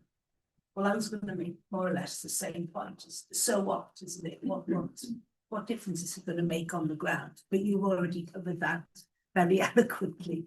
I think the only two things I just say in general, does it need to reflect a bit more what next in Foundations for the Future? Is that going to flex this? And similarly, we know that we're going to have a new Welsh government in a few months. And again, we may have to flex quite quickly, or we may have to balance conflicting priorities from different directions. And so we've got to be able to do that, I think, and that sort of slack needs to be built in. Good point to put on any timescales, I guess, will be a programme of government, and are there going to be new asks in that programme of government, which would affect and impact on what we're trying to do. Rhywun arall, rhyw gwestiwn gan rhywun arall cyn I mi ddod Carol I mewn munud. Na, Carol, you have some thoughts, I'm sure, before I go back to Paolo to summarise. Yeah, thanks. Thanks very much. Just a couple of reflections, really. One is, yes, let's be really clear, open and transparent about the things that we have already improved that were in the IMTP that we have. Paolo knows this. I'm very keen, although I think PPHP and PP will look predominantly at some of the areas QFC as well, but we do actually have a board oversight of delivery against IMTP. There's a lot in there. In my chief exec report earlier, I just reeled off a number of things, but there is so much more that we're asking the organisation to do and we're actually doing. So we need visibility of that.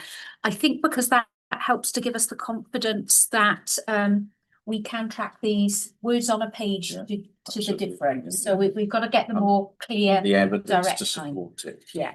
So I think that's really important. I think Claire's comments are really, really key for us as a board. So we've got a lot of ambition, rightly so, for and with the people of North Wales. And there's a lot of commentary about what we do not so well, and how we are measured actually against other organisations who are at levels 1 through to 4.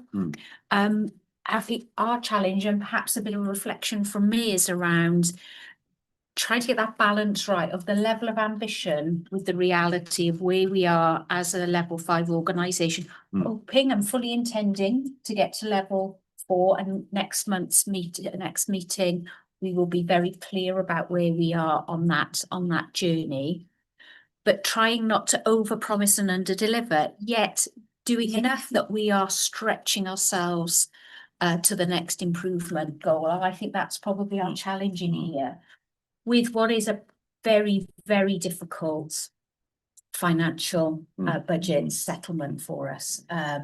We take pay out, I'm not going to deal with that, but to have a 1.1% is really very difficult. And I've heard Welsh Government officials calling this IMTP an investment-free IMTP. So we've got a real challenge on our hands as a board to try to meet those expectations across all the domains we're responsible for.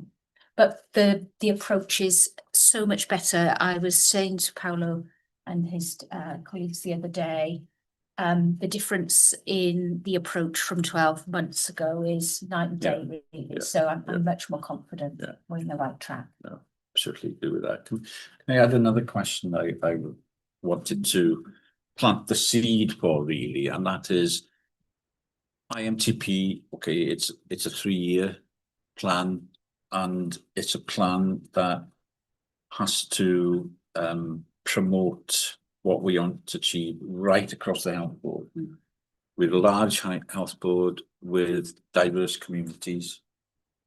We've got what is described terribly as post-industrial communities. I don't like the description, but that's the label often. And then we've got, on the other hand, deep rural communities. And then we've got the in-between. So can a IMTP ensure that we cater for that mix of communities, in particular rural communities, if I may say so, because I think it's often, we've talked already about access and the challenge in rural and deep rural communities, access to services, not just health, but actually any service, including public transport, of course. So can we work in a way that will ensure equity? You mentioned that earlier as well.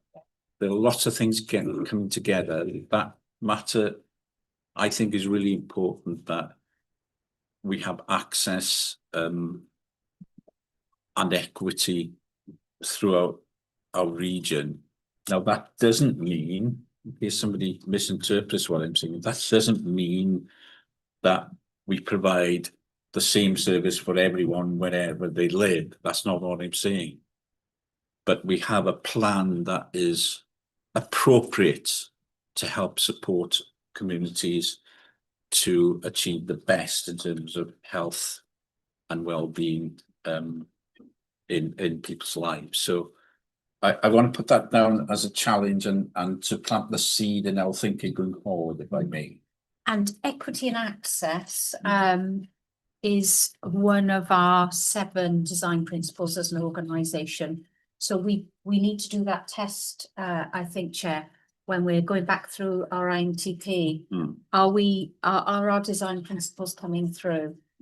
Where can we point to? This plan helps to improve equity and access, as well as simplifying, streamline, spending the public purse well, and all of those other ones. So I think that might be something that we could actually pull out, Paolo, in the March submission and the item to the board.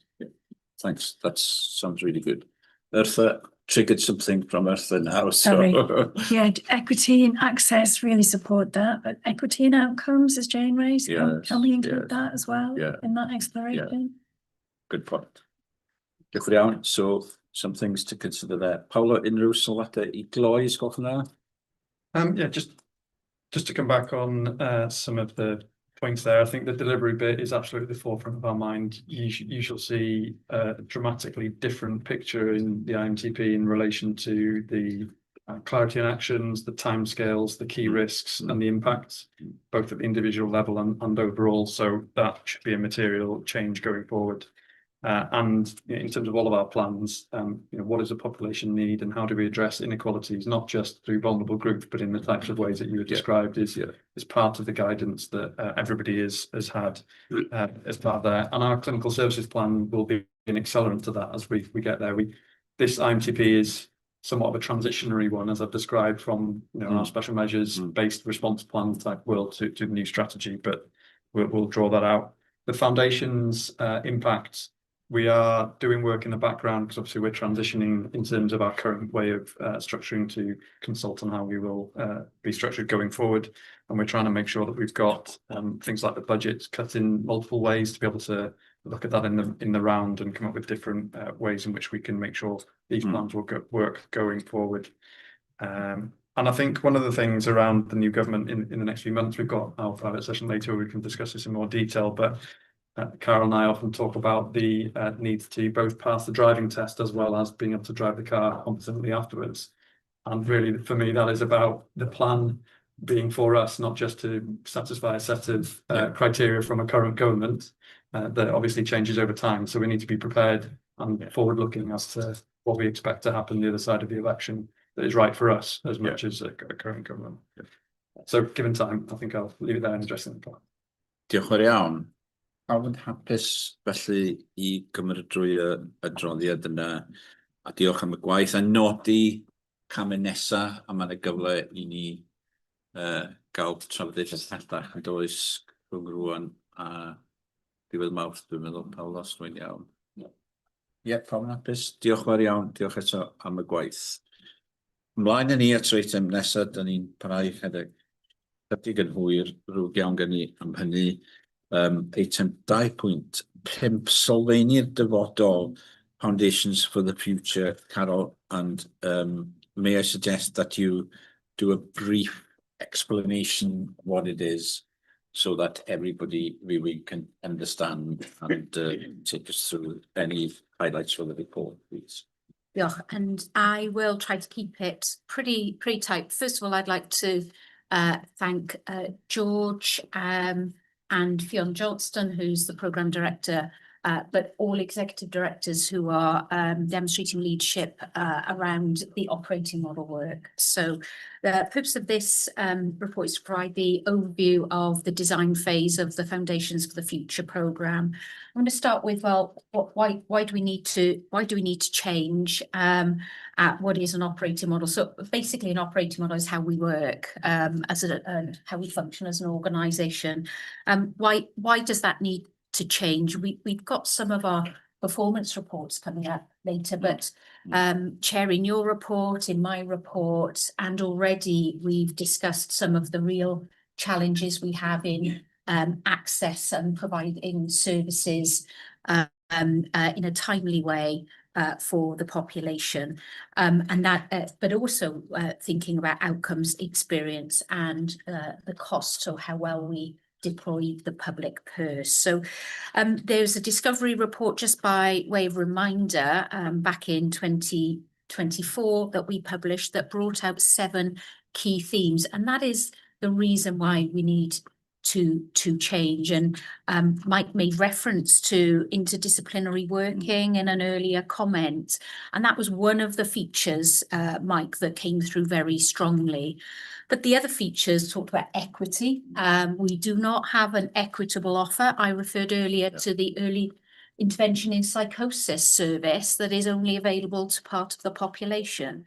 We have differential waiting times. So we may be on a list, I'm going to avoid any specialty, but you may be on a waiting list in one part of the region and your wait could be 18 or 20 weeks. In another part of the region, it might be 30 or 40 weeks. So we have inequity.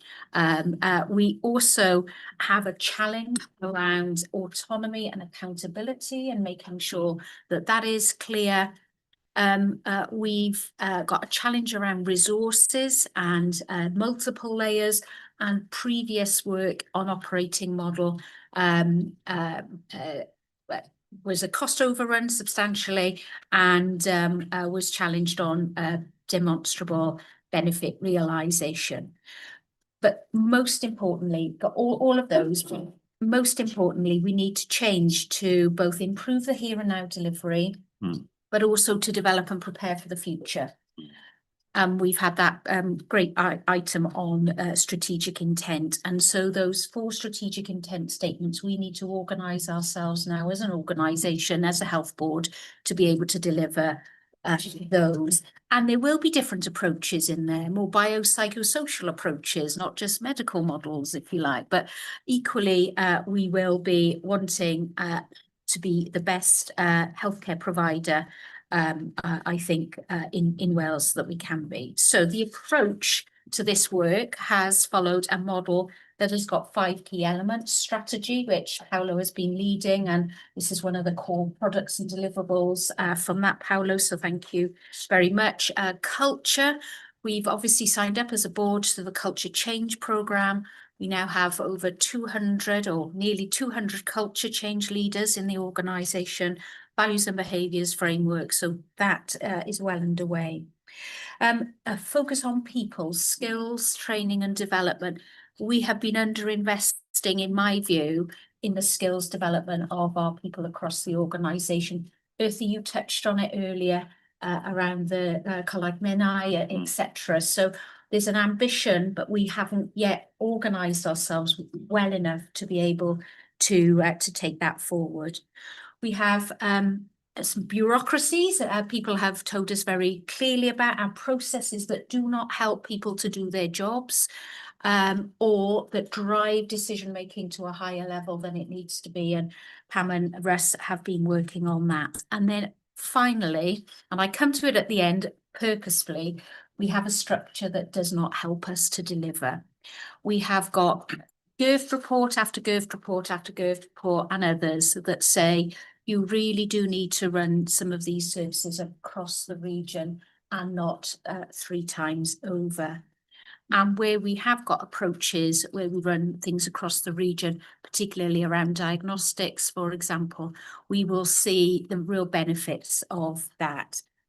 So the paper describes models A, B and C. It's a whole organisation approach, a model that focuses on primary and community care. And that shift, I think Mike called it, but that real investment in the community where the majority of people actually access their healthcare. A much more streamlined and connected approach to regional and acute services across the organisation, and some teams already starting to self-sort. So if I reference gastroenterology, I was invited to their development day a few months ago where they're trying to work more across because they believe that to be the most sustainable option, and I agree. And then finally, corporate directorates that are there to support service delivery, but also provide expertise. What's the difference this will make? And I know that that's a question that I often get asked. So for I was just about to ask it. Fantastic. Fantastic. I look at Rian because she asks all the time. This will make a difference to patients and citizens by us being a more effective organisation, by being able to say, at the moment, you're waiting, one part is this, but I can seamlessly offer you an appointment in a shorter time, just down the A55. Now, some people may not choose to do that, but that will be more easily available. It is very bureaucratic at the moment, and it takes a lot of effort. We will be building more sustainable services, utilising the expertise of colleagues who may work in one part of the health board to share across for the other parts of the health board. So ultimately, the difference we make for patients will be about access, equity, quality and sustainable service provision. What does this mean for staff? It does mean change, and change is hard. And we're really mindful of that. Hugely grateful to hundreds of staff who have been working consistently with the Foundation's team over the last 18 months or so. Their contributions have been fantastic. We are at this stage socialising some draft structures, and we're getting lots of very helpful pointers. And we will be moving into, pending the comments here, a formal consultation in line with the policies that we have agreed in partnership, Billy. So that's very important to us. And then finally, just two things to draw out. about implementation. Many of the work streams have already implemented parts of their deliverables, so that's fantastic. We had one today on strategic intent. That work will continue, but on the structures in particular, we have got a timetabled process now by which we will move into consultation, take consideration of the views, and then come back and outline the results of that prior to moving forward. I would say that Welsh Government, Paula referred to level 5, in the review of our escalation levels, the Director General wrote to me with the outcomes of that and indicated that we must move to more consistent once for North Wales approaches. So we know that that is a key element of their consideration. There is a comms and communication approach. Thank you to Helen and her colleagues, and to external partners who've also contributed to the thinking, and we will keep that dialogue going. Diolch, Chair. Diolch yn iawn. And just before inviting others, just to confirm the intention, as you've outlined very clearly, it's not about anything to do with finance. That is, very often people do say, well, they're only doing this because they want to save money. But if you can just confirm that, but also state it's not going to cost us shed loads of money at the same time. Thank you. And I should have, you've asked me that a number of times. So I should have said that. Can I, let's be straight. The last restructure spent a lot more money than it should have done. That's what internal audit told us. And so therefore we have to be mindful of money. Yeah. But this is not about money first. This is about improving how we work as an organisation. But we do know we've got multiple layers, and every time you had a layer in, you add inefficiency. So this is about becoming more effective. It is not going to cost a shed load more money, and we will bring the financial analysis after the consultation so that we're all really clear before we move to implementation, particularly on structures, that it is that we've done that assessment work and we're open about what the costs are. I don't think the Exec Director of Finance is letting us loose with a checkbook at this stage. So we do want to make some efficiencies, but we are not being driven by the money. Okay, that's clear. Diolch yn iawn. Reit, cwestiynau sylwadau, sgwrs na. Fawn cynta, wedyn Arthur, wedyn Billy, wedyn Dyfed, yn y drefn yna. Wedyn Paul. Diolch. Cais, mae'n siŵr dio, yr ail gais ar y fater yma. Fe o'n i'n ffodus fel cyfarwyddwyr yn awdurdodau lleol cael cyfarfod efo Fiona Johnson pan ddari'r papur cychwynnol am Foundations of the Future ddod allan. Yeah. Dwi'n meddwl wrth bod na pethau bach mwy pendant yn dod allan wan, fysa'n syniad eich ni ail gyfarfod efo Fion. Un peth sy'n ei mymryn bach yn nerfus ydy'r bod y plant yn eistedd fewn gwasanaeth rhanbarthol, a da ni wedi bod yn gofyn am hynny, ond illa sut da ni'n ei siŵr bod yr ail strwythuro yna yn cyd-fynd efo strwythuro sydd yn barod mewn lle gyn awdurdodau lleol, a hefyd sut mae'r perthnasau yna'n mynd i weithio. So felly eisiau gweithio trwy rhyw fath o scenario-based exercise illa efo Fion a eraill, illa ar y materion plant, bwrdd partneriaethol plant, allwn ni'n neud hynny. Dwi'n jyst yn cynnig cais a datrysiad illa i'r cais.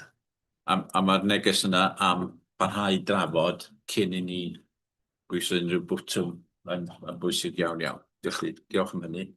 Reit, nesaf dwi'n meddwl oedd Billy. Wedyn nesaf wedyn.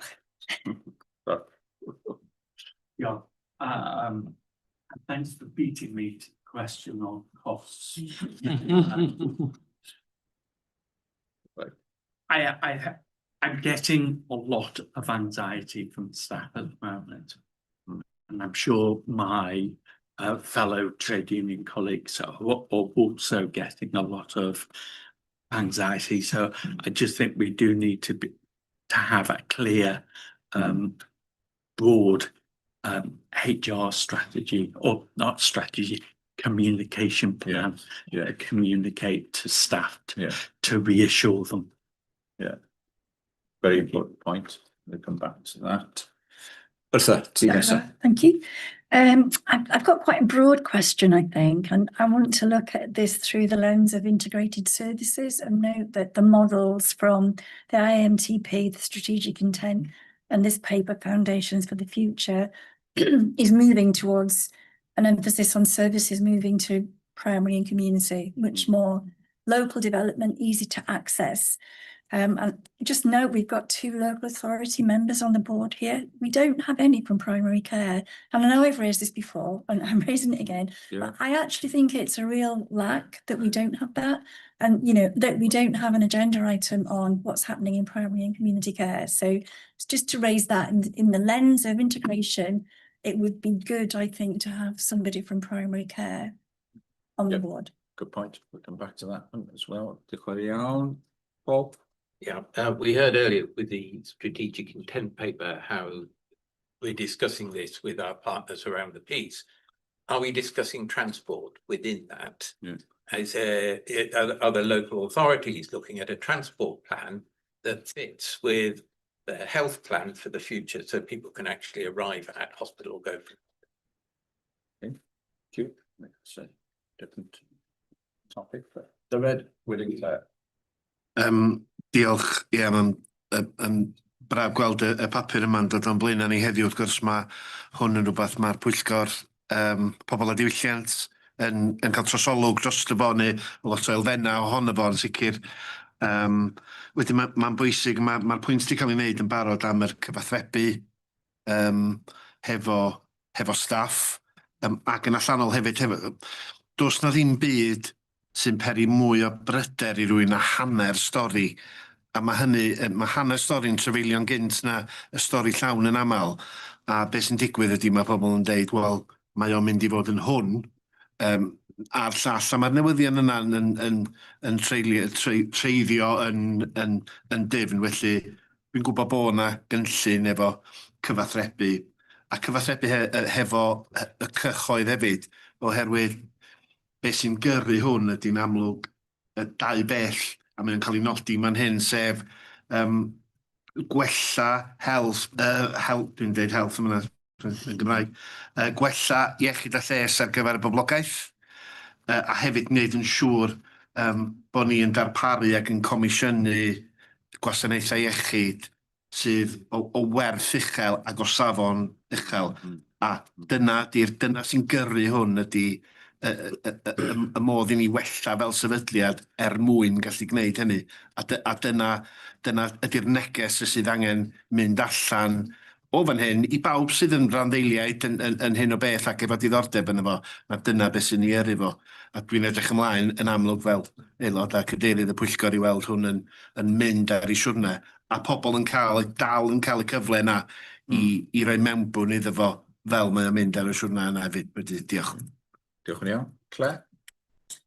Diolch. I'm just going to raise a point which I've raised a few times. So, good to hear that following today, next phase is all around consultation, and there's something we'll be coming back to board that will talk to us about, I guess, in a bit more detail, impacts and costs. It really is just a plea to say that I know we've done the development work around this. I will very much say on a shoestring, and I'm really conscious that the last time there was big organisational change, and that is the thing that Billy's picking up on. I know it's only one part of the programme.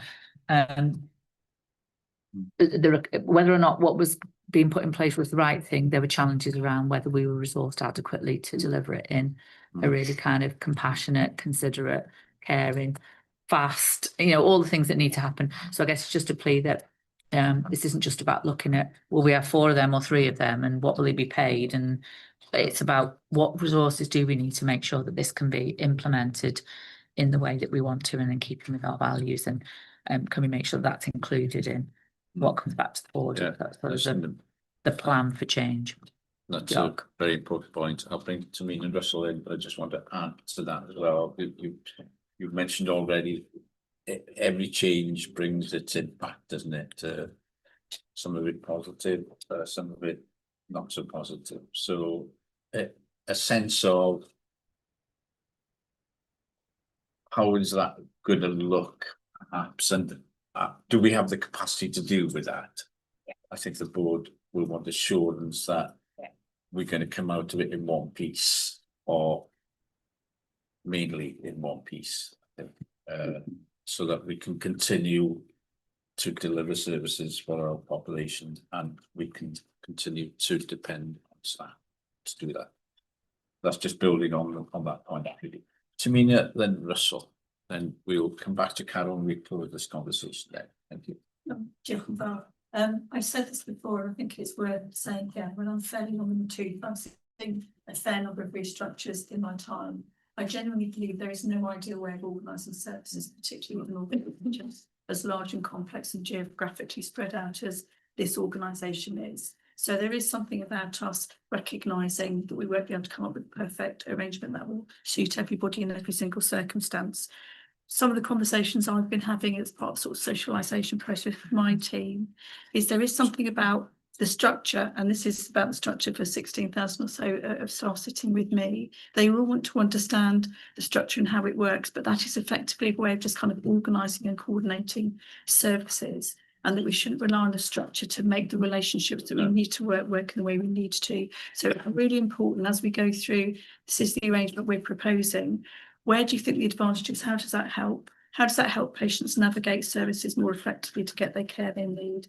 How does this help our staff deliver the care that they would choose to? And where are some of the gaps and concerns that we might have, and what do we do around that? So we've had a conversation about how we ensure there's good clinical and operational working. Clara, Angela, I, the other clinical executives, we make that work at the exec level. We have to make sure that happens at the deputy level and the next level down, whether or not it's structurally in place. So I think there's a really important principle. And then the other thing for me, and this is partly about resources, but it's saying what are the enabling conditions to make this work? It will be really good organisational development. We will need to work with our sort of top 150 leaders, be they clinical or operational, in terms of how they're going to navigate and work in this new world, and how they're going to work with their teams to bring it together. And some individuals and some teams will need some very specific support as we move into this kind of new way of working. But mainly, how do we help this make sense to our patients and our staff? And I don't think anyone in this room or actually in our organisation or probably in North Wales will disagree that we want patients to be able to access services more effectively and get their care they need, and that we want staff to feel they're able to provide the care that they can. So for me, those are two criteria we need to test this against, as well as some of the recommendations and findings from the Discovery Report. There we are. Russell.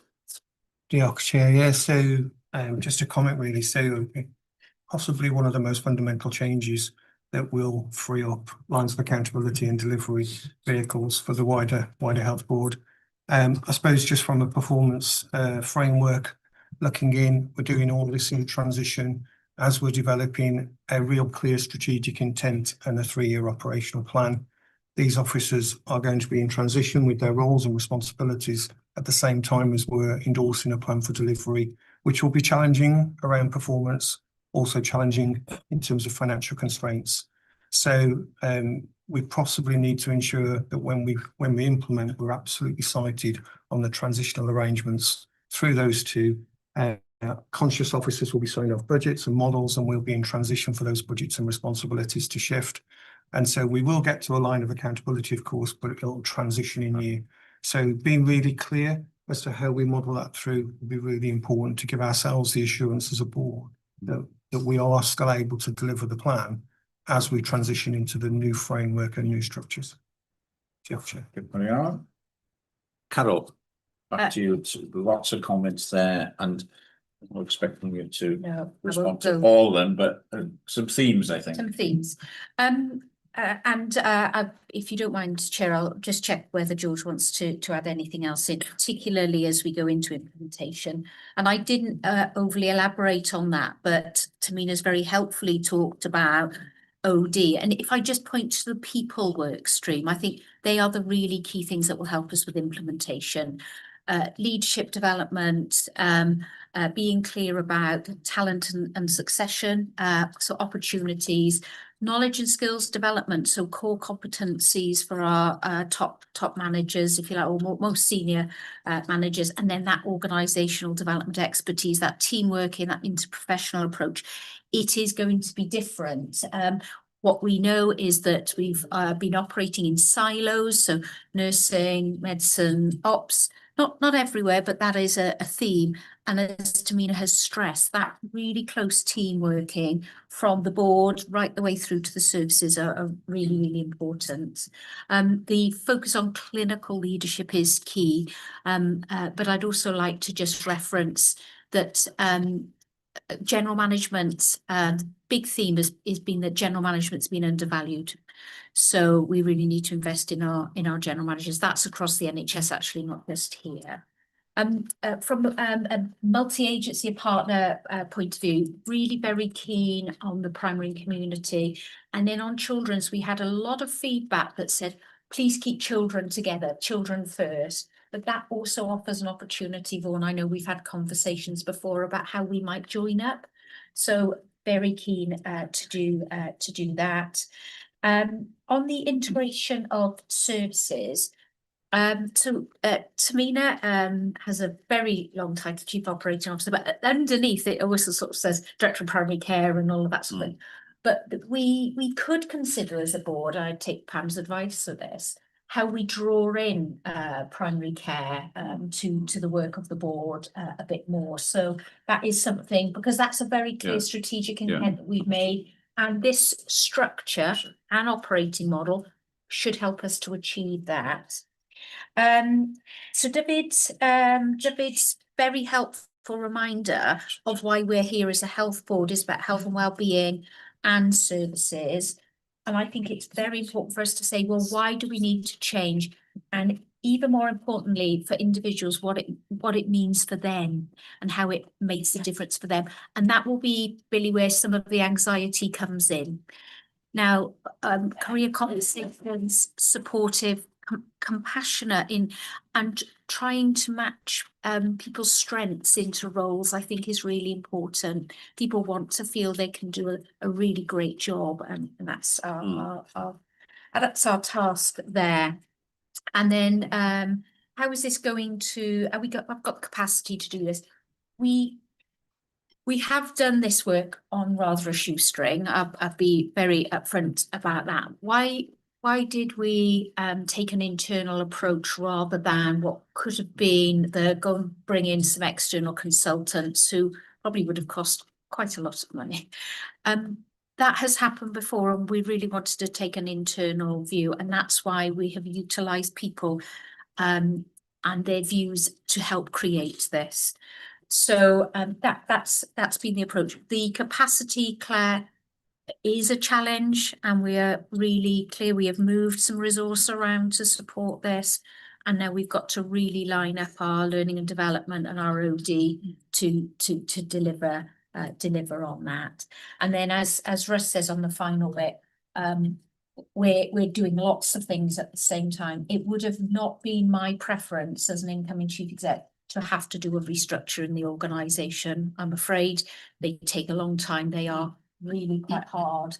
But I firmly believe that we have to change the way we operate in order to deliver our objectives as a health board. And I'm grateful to colleagues for their help along the way, especially Executive Director Leadership. Diolch yn iawn. Diolch am y cefnogaeth yna sydd yn ddefnyddiol iawn. Pawb yn hapus i gymeradwyo yr adroddiad ac i nodi'r camau nesaf ar hyd y daith, os gwelwch yn dda, ac i bod yn barod i gyfrannu yn y llefydd priodol nes bod ni'n barod i lawnsio fel petai lot o drafodaeth angen a lot o gyfathrebu fel Carol wedi nodi, gyfathrebu efo'n staff ni fel mae Billy wedi nodi hefyd yn allweddol bwysig. Diolch yn iawn. Ymlaen â ni felly at yr adroddiad nesa, sef adroddiad os dwi'n iawn 2.6 ac adroddiad rhaglenni allweddol. Dwi'n meddwl dwi'n y lle iawn ar y rhaglen.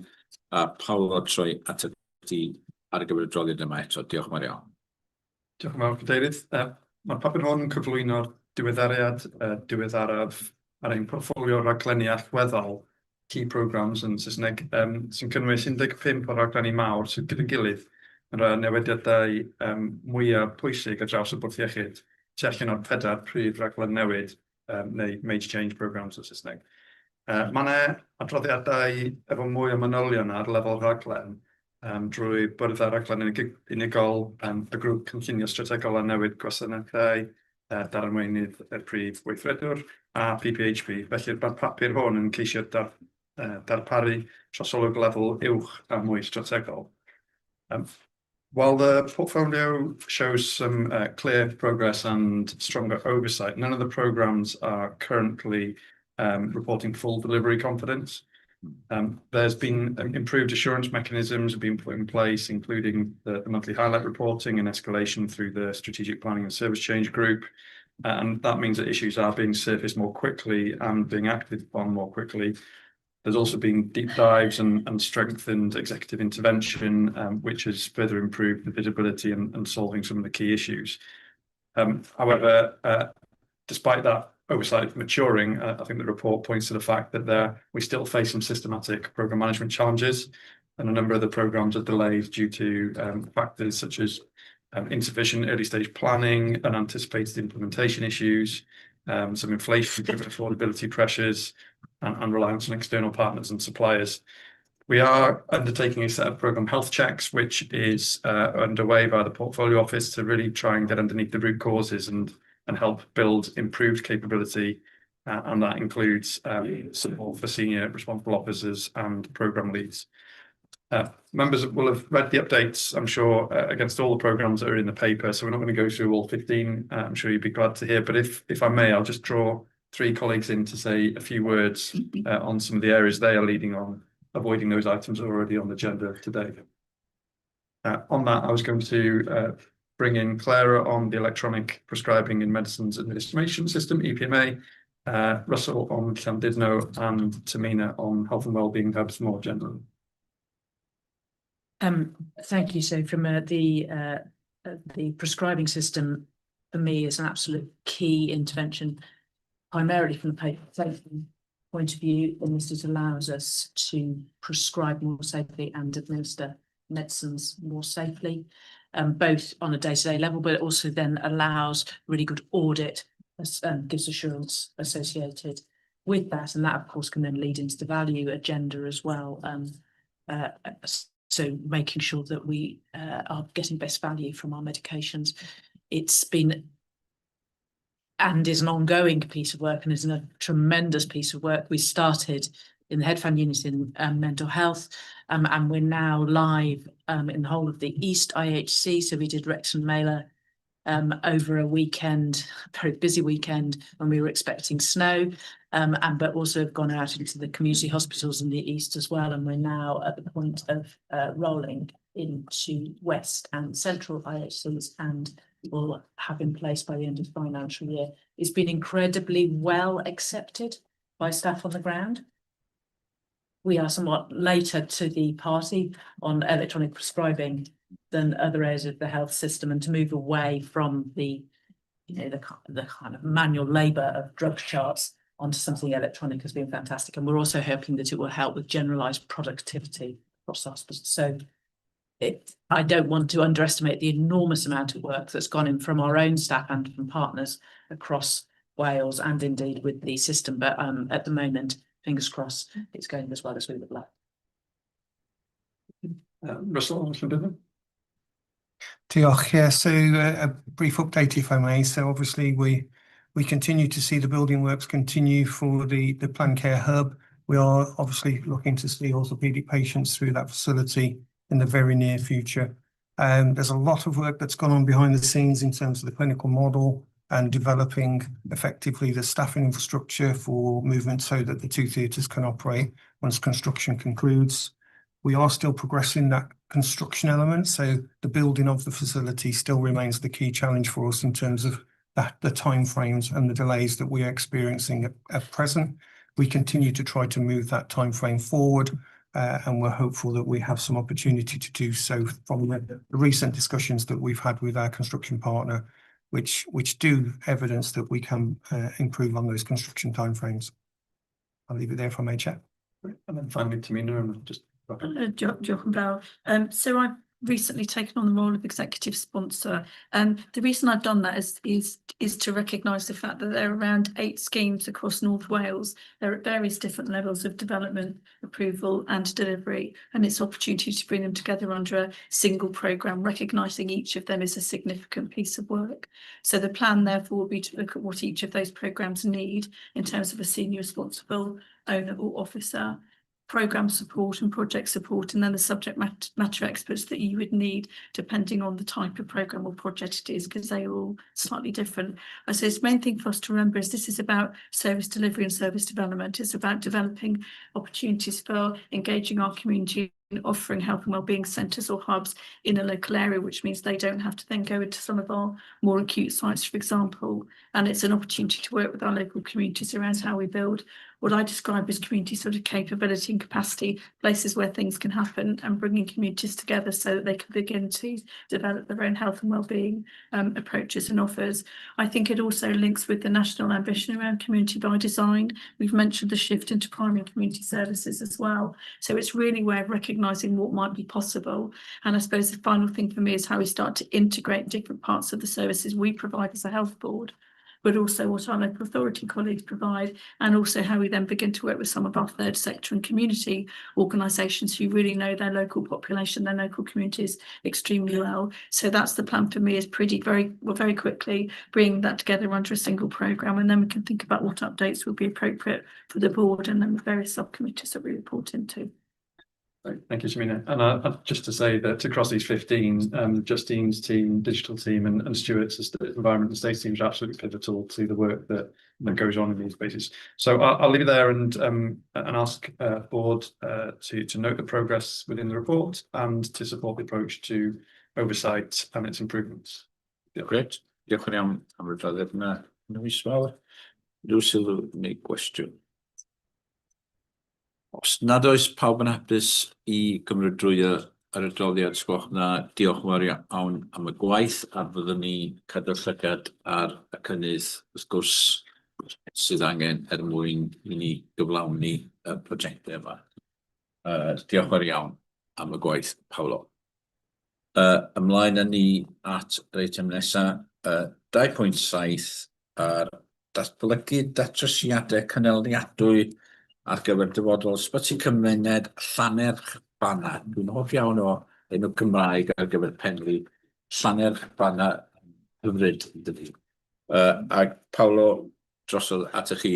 Can I also just note a slight tweak, if I may suggest, in the paper? The board is asked to approve service delivered from Pendy Community Hospital following the Welsh Government elections in May. There are no elections to the Welsh Government. It is an election to the Senedd. Following the election, we form a government. Well, we don't. The Senedd forms a government. So it's not splitting hairs, I hope, but it's election to the Senedd, not the government. Dros at ti. Diolch yn fawr. Papur olaf fi mewn sesiwn heddiw.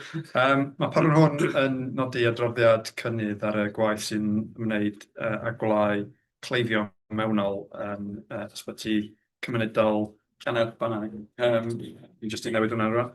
Ac yn ceisio cymeradwyaeth ar gyfer y camau nesaf, dyn ni'n rhoi ymlaen heddiw. Mae yna 3 neges allweddol na'i tynnu allan. First, the paper confirms that we have now completed the first phase of engagement, including 2 balanced room sessions with a wide range of stakeholders, community members, councillors, third sector partners, primary care colleagues, and also Llais. This process enabled the co-development of options using both the essential and then the desirable criteria, and that's ensured a broad range of views have helped shape the work. The second point I'd draw attention to is that the engagement to date has led to a shortlist of 3 potential future models, and they include an integrated health and wellbeing hub, repurposing the hospital as a multi-professional hub for outpatient, preventative and community services, The second is a third sector-led health and wellbeing hub, building on the strong voluntary sector presence in the area. And the third, a community-based model without a physical building, focused on outreach and home-based care close to home. The last point I would just draw out is that based on the statutory role and advice that CHICE have in this, they've made a formal representation and recommendation for us to proceed with continuous engagement as we are now, between now and the May 26 elections, followed by a formal consultation in the summer of 2026 post-election. And that will support further engagement on the development of the options, as well as giving parity to some of the other service changes of similar nature that we have elsewhere in North Wales. Therefore, the board is asked to note the work carried out to date, to also note the shortlisted options, which will come to subsequent board for approval following further more detailed work, and approve the recommendation to undertake the formal consultation following the elections in May. Correct. Diolch yn iawn, Paolo, diolch am y adroddiad. Unrhyw sylw sy'n nad oes, diolch yn iawn am y gwaith a'r gwaith yna'n parhau, pwysig cynnal trafodaethau lleol yna, fel sydd wedi digwydd yn allweddol bwysig, ac mi fydd yna rhagor o randeiliad i ymgysylltu efo nhw wedi etholiadau mis Mai wrth gwrs yn ogystal, ond gwaith yna'n bwysig, diolch yn iawn.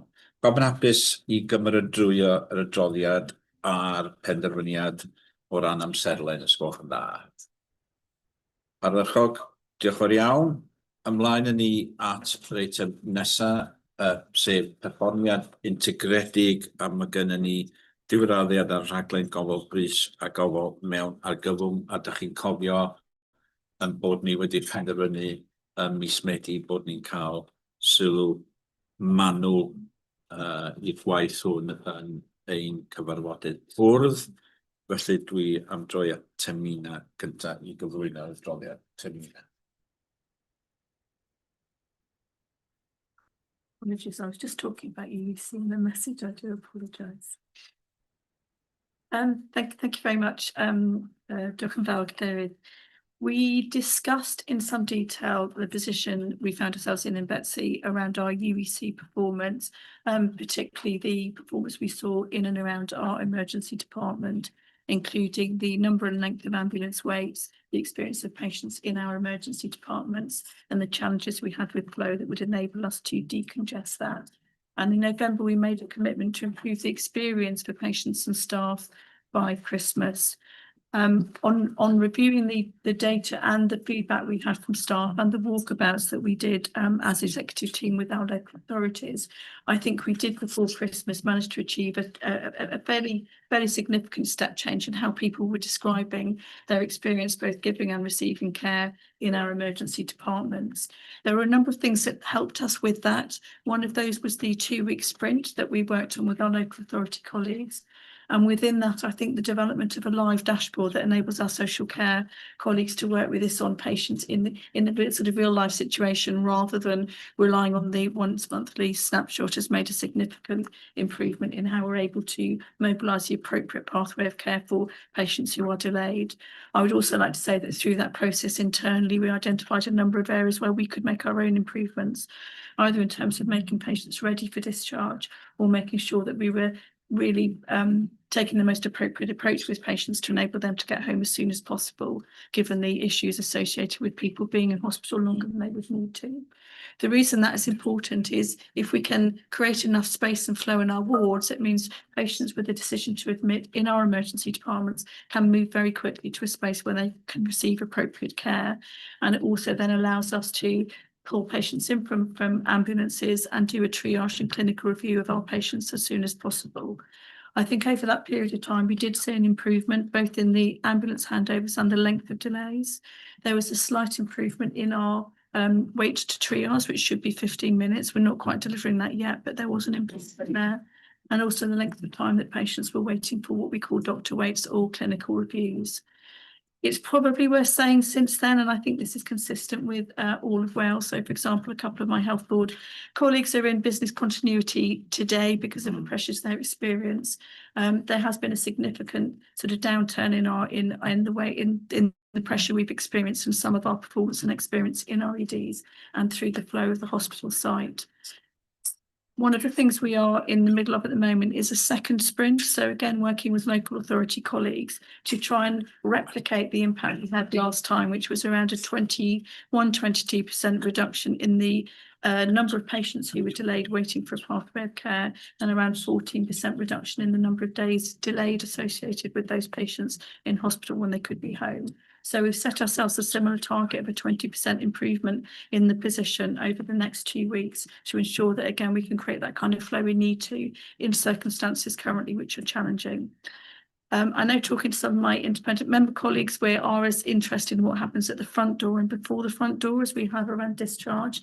And I'm really pleased that in recent conversations with our local authority colleagues, they are as interested as we are in what we can do to prevent the need for somebody to either attend an ED or to be admitted if they are arriving there, and how we can work together as a community to kind of wrap around an individual patient or resident and their family so that we can support them at home and help them if they are going to get more unwell to receive as much of their care at home as they can do. Or if they do need to go into one of our hospital sites, that's a really managed and planned arrival rather than by ambulance maybe in the middle of the night. So a number of things that we're trying to do and trying to achieve through there. We're spending a lot of time developing what we call a single point of access, and that's a way of helping individual residents and also healthcare professionals to direct people to the most appropriate setting for the need that they have. So making sure we're making full use of our community pharmacies, for example, how we're using some of the support in community services and primary care so that they only need to go to an emergency department when they have an emergency.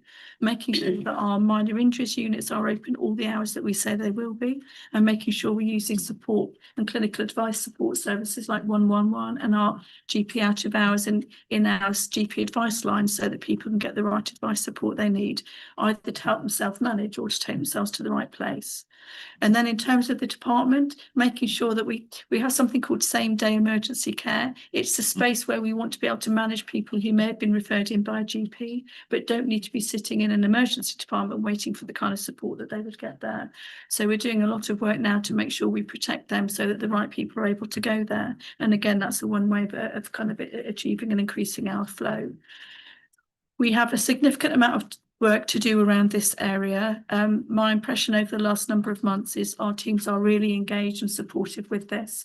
And we're very fortunate that through the conversations with Welsh Government, we have a couple of people working with us now who used to work in England in something called the Emergency Care Improvement Team, who are in the process of doing a number of diagnostics with us. So we can really identify those areas where we can make the biggest change, if you like. So that will be around how we manage discharge. It will be something around the flow in the department, and it will be around how we can support what we do at the front door and before people get to the point where they might need an emergency attendance.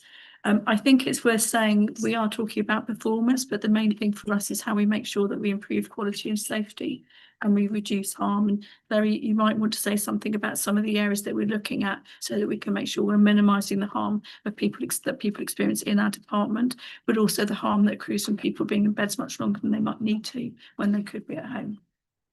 Diolch yn iawn, Tamina, for that comprehensive presentation. And Clara, as medical director, I know you have some insight and something to share with us, I'm sure, on this topic too. Thank you. So it's 4 months today that I arrived at the health board, actually. How many months? 4 months? Just 4. Yeah. Just 4, wow.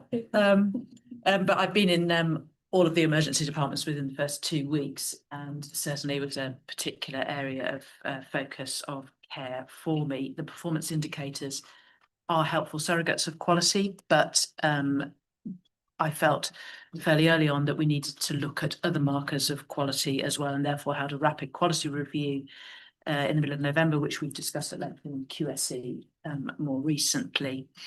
And this helps us look at incidents that are happening in the emergency department, making sure that we're learning from them, helps us look at time critical pathways. So what do we mean when actually people are having delays in treatment time? So looking at time to treatment of stroke, to treatment of heart attacks, to treatment of fracture of femur. for instance. And following that rapid quality review, myself, Angela and Teresa now meet once a week with the senior clinical teams in each of the IHCs to review what has happened in the previous week and to make sure that we are learning from what has happened and spreading that learning across the sites. I do remain concerned, particularly around waits for patients to be seen by clinicians in the department. Our triage times are reasonable and have improved a bit, but the time to be treated, and we're looking at our staffing to that effect and whether we've got staffing at the right time and with the right skill sets and enough permanent staff in that setting. But I also remain concerned for patients within the environment, who haven't made it yet into the emergency departments because of the ambulance handover delays. There's an enormous amount of work going on in this space, as Tamina has discussed. Equally, I remain concerned for our staff working in this environment. It is an incredibly tricky environment to work in at the moment, and we want them, of course, to be able to provide the care that they wish to do so. So there's work going on in the pre-hospital space, but I just want to re-emphasise the real need for us to be working to make sure that people, when they are ready to be discharged from the acute site, are able to be discharged as soon as they can. We have a considerable number of people awaiting discharge from the acute and into our community sites into their next place of care.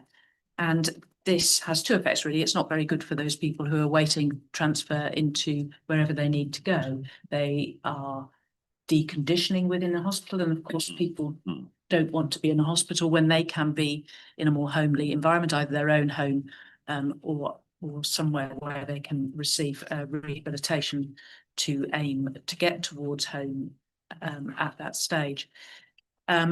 And so that has an effect on them. But of course, as we've described, it then has a effect on the rest of our population, who are then trying to get into our hospitals for the emergency care that is required. As Tamina describes, the sprint in December showed, significant working with our local authority colleagues. We met, didn't we, with all of our local authorities, and the dashboard that you've described with the real-time ability was really welcomed, to be able to have a proper one view of the truth, and not only that, but then the way that it was used to focus on particular individuals to get out was really welcomed. But I would just really encourage us to continue to really build on that work, because the pre-hospital work is important, how we process within the hospital is important, but the biggest win for us will always be to make sure that we have fewer people in hospital and able to progress to their final destinations. Thank you. Diolch yn iawn.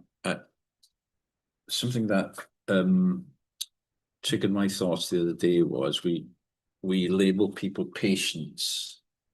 Perhaps we shouldn't use that term. Maybe we should just use citizens, or as you just said, they're people, because the more we use the word patient, the more it seems that people think, well, it's your responsibility, whereas actually it isn't.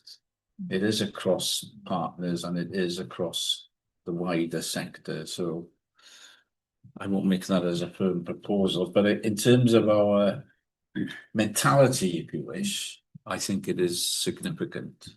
What the language we use impacts our thinking. Right, ni'n gwybod bobl eisiau deud rhywbeth rhi yn gyntaf, wedyn Eartha, wedyn Teresa. Can I just say a few things about the front door? Yeah. Obviously, I'm particularly concerned with delayed transfers of care because of my background, but yes, just now for the front door, Cardiff and Vale aren't taking walk-ins. No, well. Any longer. You have to go through a single point of access. So that's one context that I'm sure we've considered it, or are we considering it? Yeah. Secondly, do we have a number of how many people actually get into A&E and they don't really need to be there, they should be somewhere else? Have we got the numbers? because I was reading something in the Guardian the other week, and that was saying that up to 40% of people in A&E shouldn't be there. No. And I know in an ideal world, you'd have your A&E, your single Central access. day, and then you'd have your MIU, and then you'd have your out of hours, then you'd have your GP, you'd have your pharmacist, all in a row, and you'd have your local authority, you'd have your social workers. But that's not going to happen, is it? No.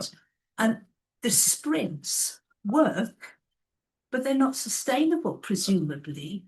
But if a key thing of the sprint that works is having a senior clinician on the front door and stopping people getting in the first place, is that something we are going to be prioritising and try to sustain?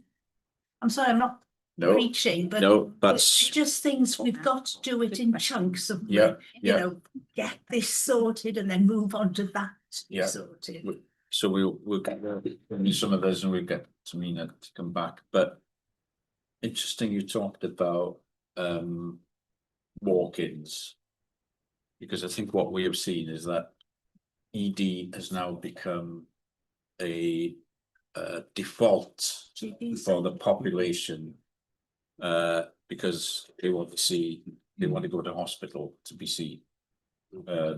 So the net is absolutely huge, and it's catching every creature in sight.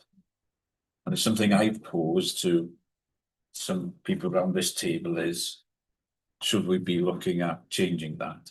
Because I think there has been a change in people's interpretation of what it is.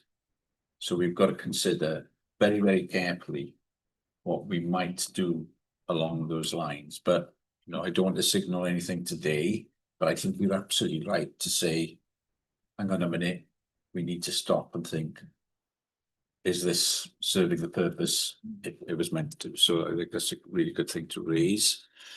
And I agree. So I think there are a number of people moving in that direction.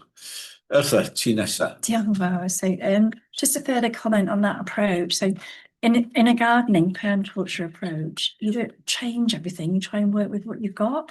So sometimes, you know, if it is the fact that people do walkings, but they don't need A&E, it will take years to change mentalities because we've got other problems going on. But do we actually think, yes, that is what's happening, so make a different provision for them so that they're not using A&E services, but same site, but a different provision. Sorry, that's just that comment. Good but point. My other question was about understanding the sprints. So obviously looking at the figures, they've made a huge difference. And some of the key factors is the increased executive-led operational grip, which obviously is crucial. Question about resources around that one. And this has come up more than once, but obviously that really important close relationship with local authorities. So my question is that happening just in the sprint?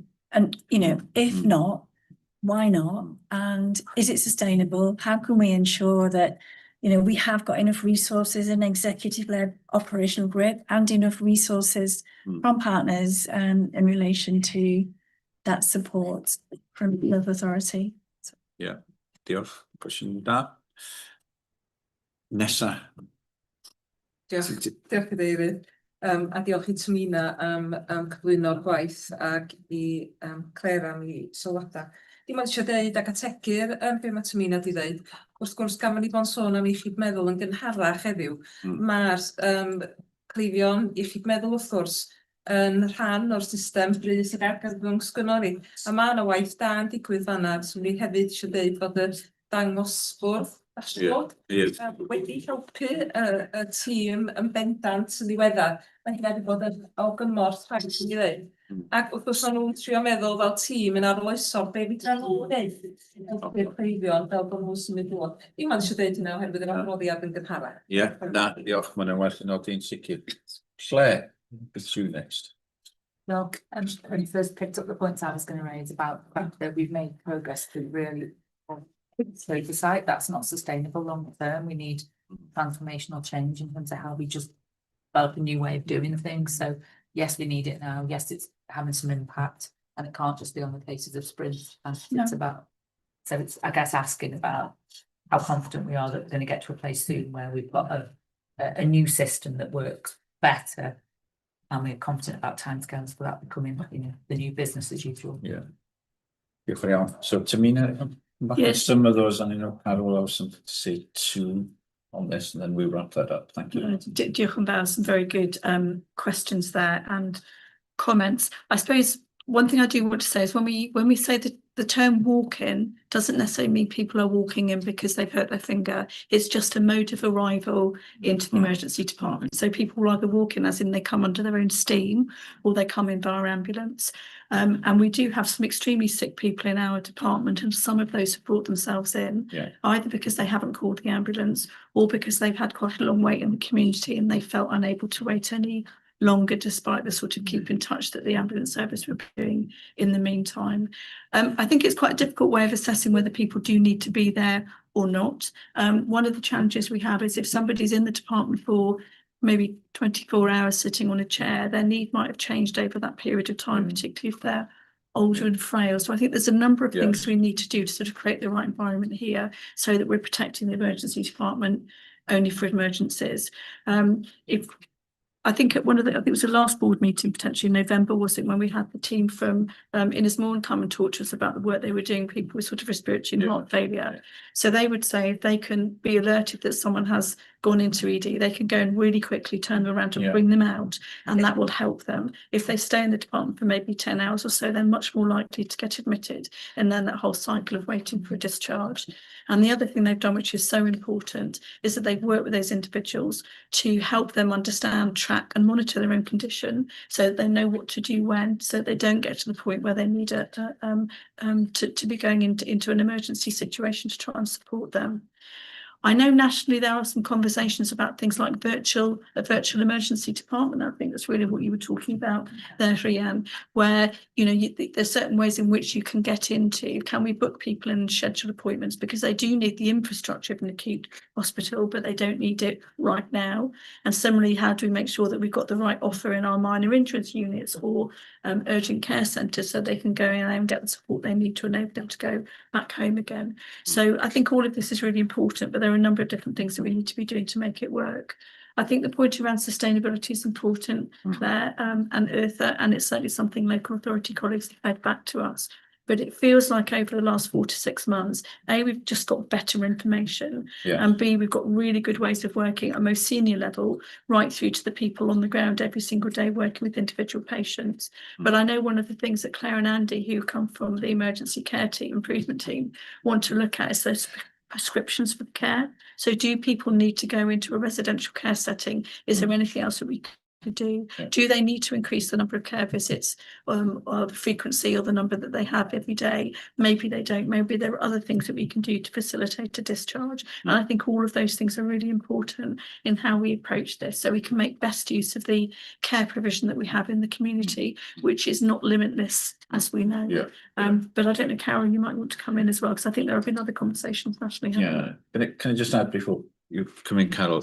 So our focus is very much on short term, and that is correct. And I do want to recognise there has been huge pressure in the system over the winter period, and you know, hopefully in a couple of months we will be in a better position to judge maybe impact of some of the work and so on. So I want to recognise that. I think that's important. But I also want to recognise that we need to work with partners and across the regional partnership board to think about what is the infrastructure required for the future for people who are coming through, as they should be, a hospital and then going elsewhere. I think there are questions about how we got that infrastructure in place where we need it. I think the answer is no. So we need those discussions in the RPB, that is called Regional Partnership Board, to consider what are the needs, what are the population needs going forward. So I just wanted to add that in as well. Carol, some thoughts from you to finish, please. Yeah, diolch, and thanks. Hopefully, all members found the paper helpful. So yes, we made really important progress in December. Really good, and it cheered everyone up. To be quite frank, people who were providing care and people who were in receipt of care. And it is that we have to now through, we've had a really difficult month as the NHS, not just in North Wales. I keep an eye on, Not just Wales either, UK wide, and London, Yeah, everywhere has had a absolutely, really, really difficult winter. So the challenge I've laid down is to very quickly in early Feb, which is now next week, to try to get back to that mindset and that approach from December, because it did have such a positive impact. That's easier said than done. Okay. And the sprint is important in doing that. But those steps that we have implemented have had an impact, and I think that's really important. We've got something coming through, and I've had a draft, and this is from the team that are working across, called Single Point of Access. So I think that's a new opportunity for us, as you say, Rhian. What can we do before somebody really arrives? We're looking closely at the Cardiff work, because they're working with the ambulance service on people who call 111, rather than say, oh, just people on DVD. They're sort of saying, well, can we book you in? And, some interesting scheduling the unscheduled. So we're going to see how that goes, because we've got to implement quite a lot at the moment. And then, depending on the success of that, we can have another look at that.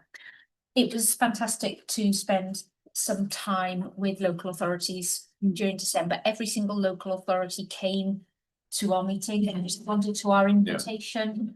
David, and I thought that was very helpful. However, we've now got to move on those actions that we agreed together. And I know that the follow-up meetings are going into the diary, because this maintenance of the contribution, as you say, Eartha, is really important. So that feels key. Just a thought on operational grip. Just go back to the foundations for the moment. The current structure, our IHC directors are responsible for urgent emergency care, planned care, cancer, primary community. The span is so big, and it is a challenge. They have come to the table and responded really well on this agenda, but it is a challenge, and that's why we've got to make some of the changes. So I think our operational resources and those of executive directors will continue to be challenged for a bit longer yet on this.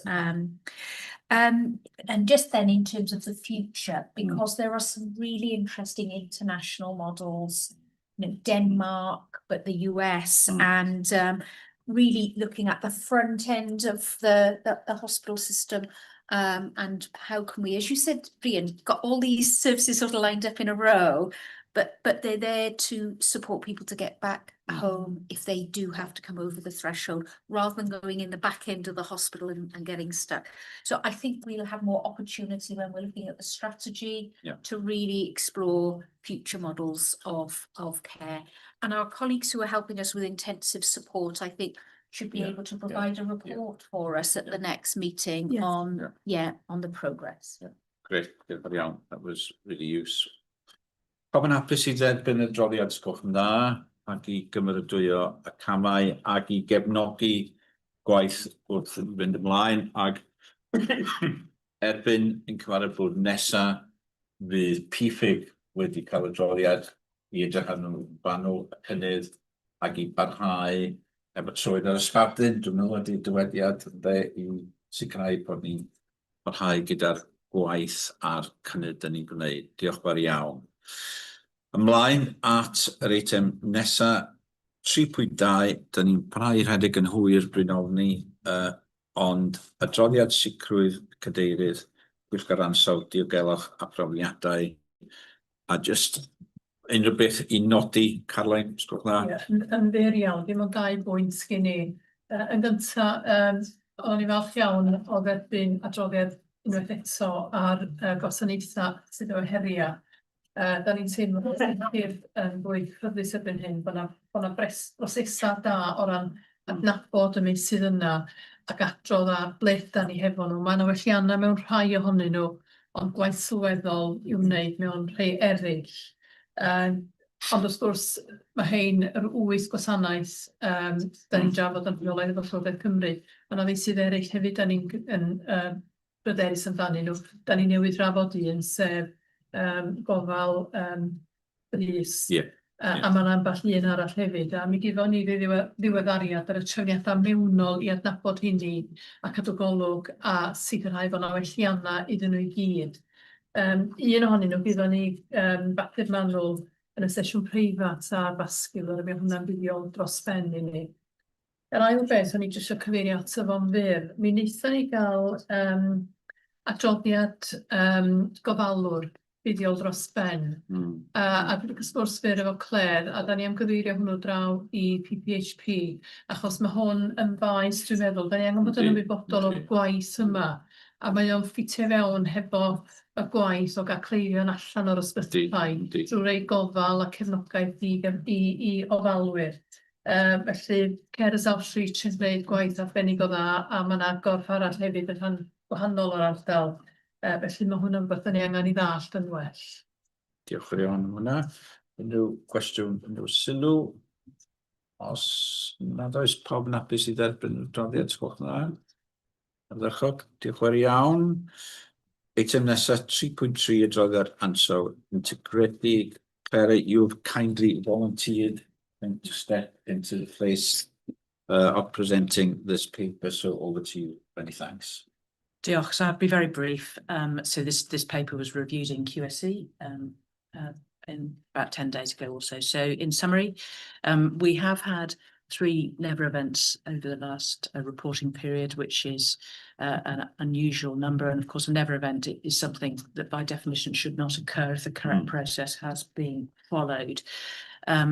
2 of these were associated with not adequately following local safety standards for invasive procedures. So we've issued a safety note associated with that, and I'm also now reviewing where we are with what's called LOCSIPs across the patch and making sure that we've got standardisation and learning from those. We discussed in some detail the North Wales Safeguarding Board report from Gwynedd Child Practice Review and the recommendations within that for the Health Board specifically, which were around data sharing from CAMS and also safeguarding considerations for a minor attending with a third-party individual, and those have been taken on board and will be processed. We've also had one Regulation 28, so prevention of future death during this reporting period, which is from May 2022, and recommendation from the coroner that was not felt to be contributory towards the individual's death, but was associated with a CAMS referral that wasn't acted on in a prompt way. So again, recommendations been taken on board associated with that. More broadly, infection control procedures are within where the kind of trajectory we want them to be. We did have a period of time during the Christmas period because of an increase in flu where we instigated mask wearing for a period of time, both for patients and staff, and that has now been de-escalated, thankfully, because the numbers of flu have deteriorated, returned down to a level where we don't need those.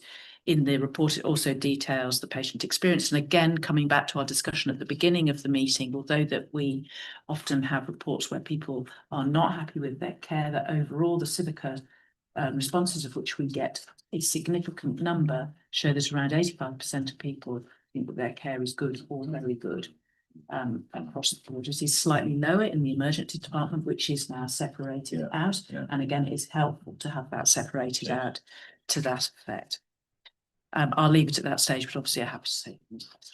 Great. Clara, many thanks for stepping in Angela's absence. Very grateful. Unrhyw gwestiwn, sylw? Paul? Yeah, could I just ask one, please? And that is the NEVA events and linking that with our duty of candour. Have we been absolutely open with the people who've been involved and had that duty of candour with those NEVA events? Absolutely. So I would have a rapid review into the executive incident meeting, which as I say occurs every Tuesday morning, and we would ask that very question at that stage and ensure it has been followed. Thank you. So yes. Iawn, unrhyw cwestiwn arall? Sorry, Claire. No, welcome back.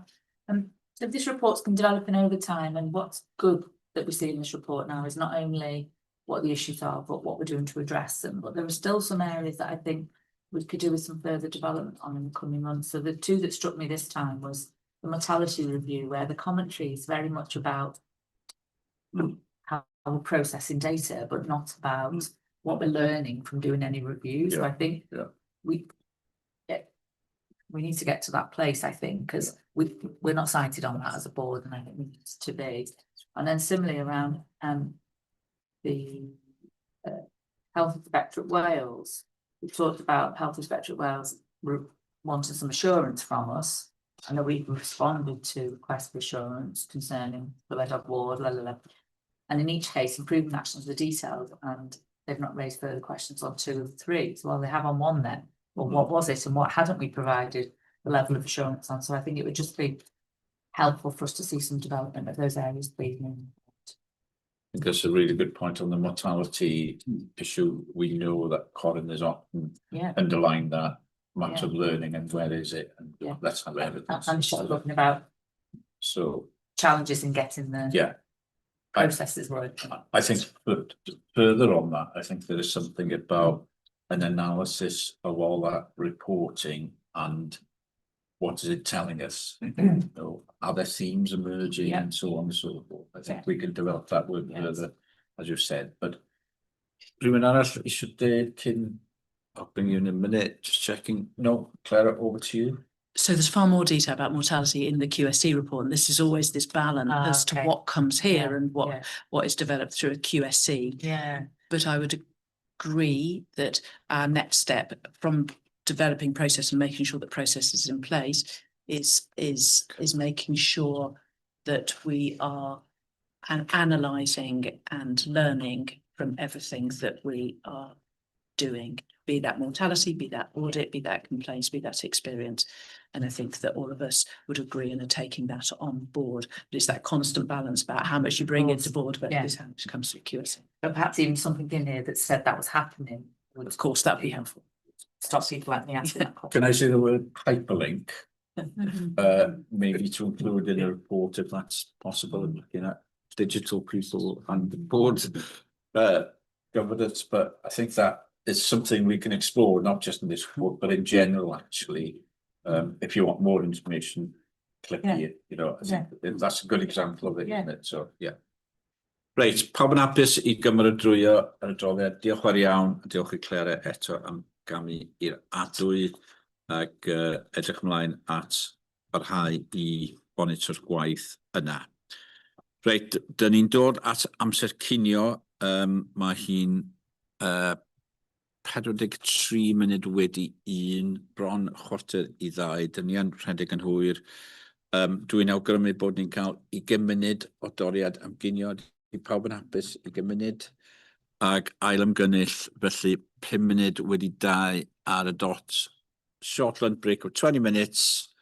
2:05, we restart. So make 20 minutes.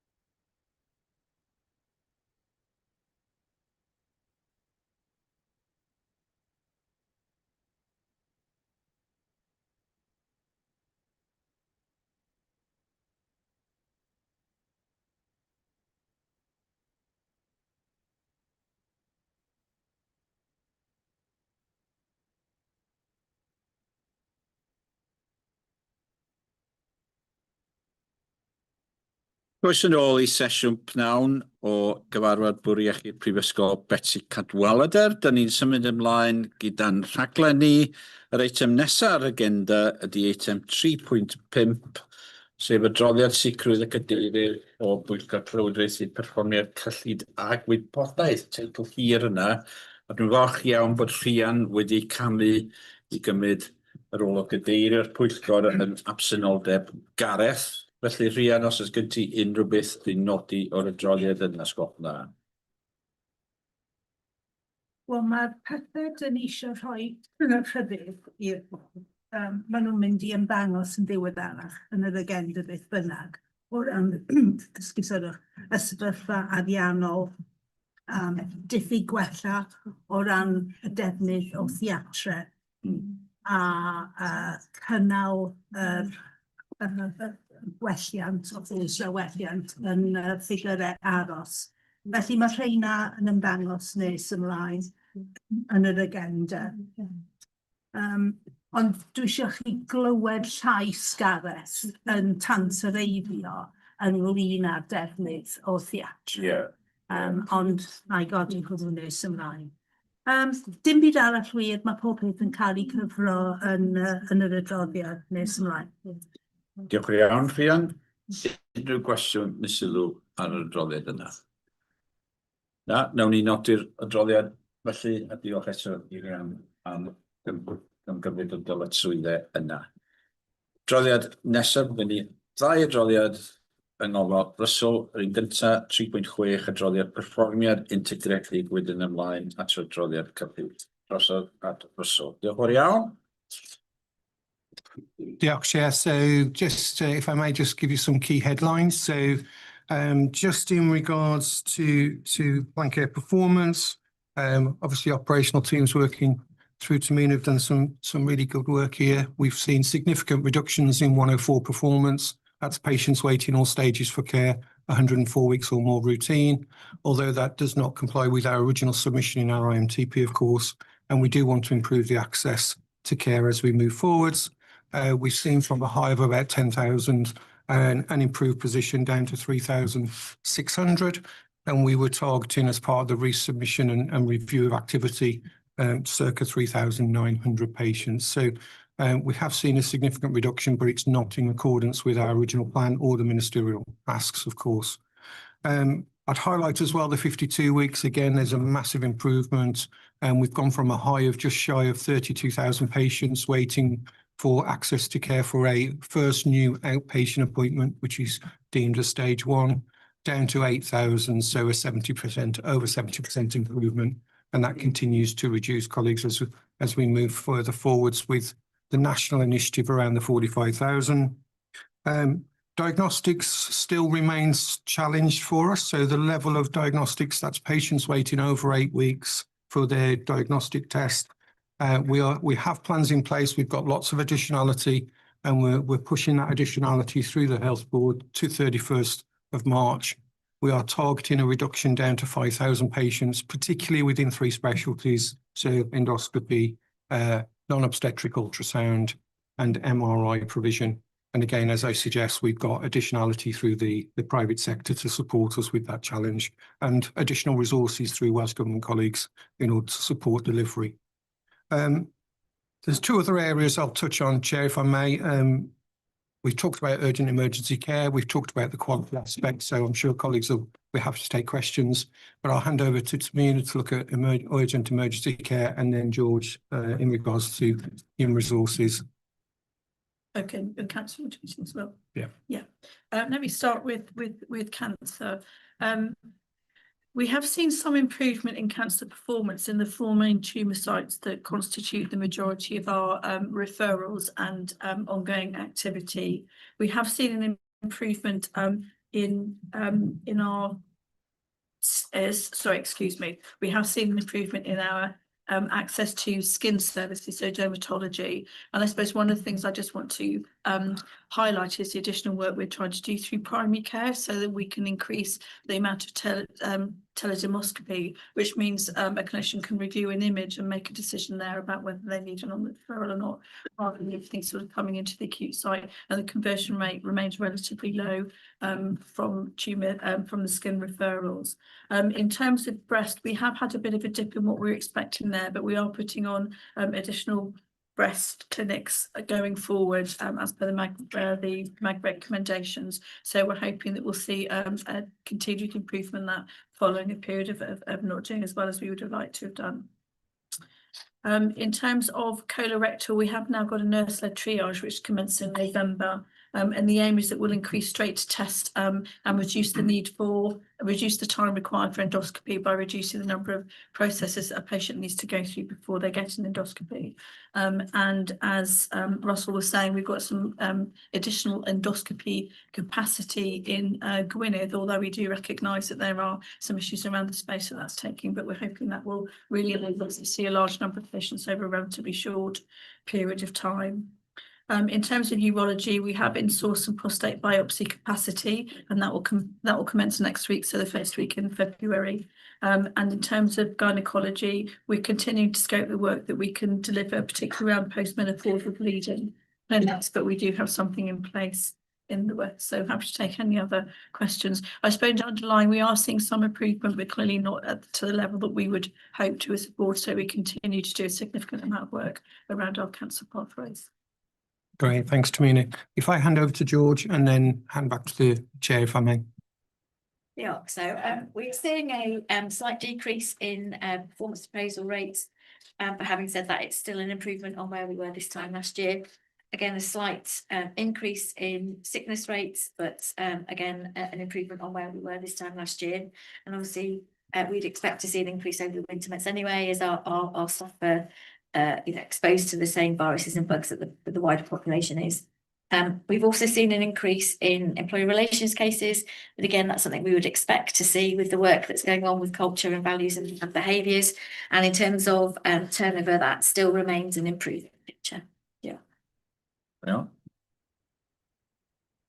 Iawn, unrhyw sylwadau, unrhyw cwestiynau. Mae werth nodi o ran cancer, dyn ni'n mynd i gael adroddiad manwl yn ein cyfarfod bwrdd nesaf i edrych ar y gwasanaeth neu'r gwasanaethau hynna yn dydyn. Neu ddod â Pawl o'r gynta, ond wedyn Claire. Just wanted to draw members' attention to the fact that the Q2 annual delivery plan report is in the supporting papers for this, because it went through the PFIG committee scrutiny in December. Just the timing of things isn't quite aligned for board meetings, so it's structured in that way. So just in case people had missed it, just wanted to make sure people were cited on where it was located. Thank you very much. That's useful. Good. Claire? John, it's a question for Tamina and the cancer. But so it is really good to see the improvements in skin, because we've got ambers and greens now, and they were just all reds and have been for several years. So that is really good. On the other stuff, what I can't see from here is whether the challenge is lack of capacity, i.e. we haven't got enough specialisms, or what the underlying reasons are. And table, we're never satisfied, are we? So the table is really good. You can see the difference between the three IOCs. But what I can't see from this is, are we just missing the 62-day target, or are we at 90 days or 100 days on average for particular specialties? And that might be helpful for us to see that, because so we can see whether we're drawing things closer to. The arrows are useful, but it's just trying to see that. That would be helpful to understand. Yes, I see what you mean. And do you want to come in? Yeah, please. Yes. Yes, I think that's absolutely right, because there is something about it. It's an absolute target, and for us, in terms of the special measures, it's about 4 consecutive months at a particular percentage. But it makes a difference for a patient whether they're 1 day shy or whether they're 30 days shy. So I think that's how we can take it. For our staff as well, are we just missing some of these, or are we?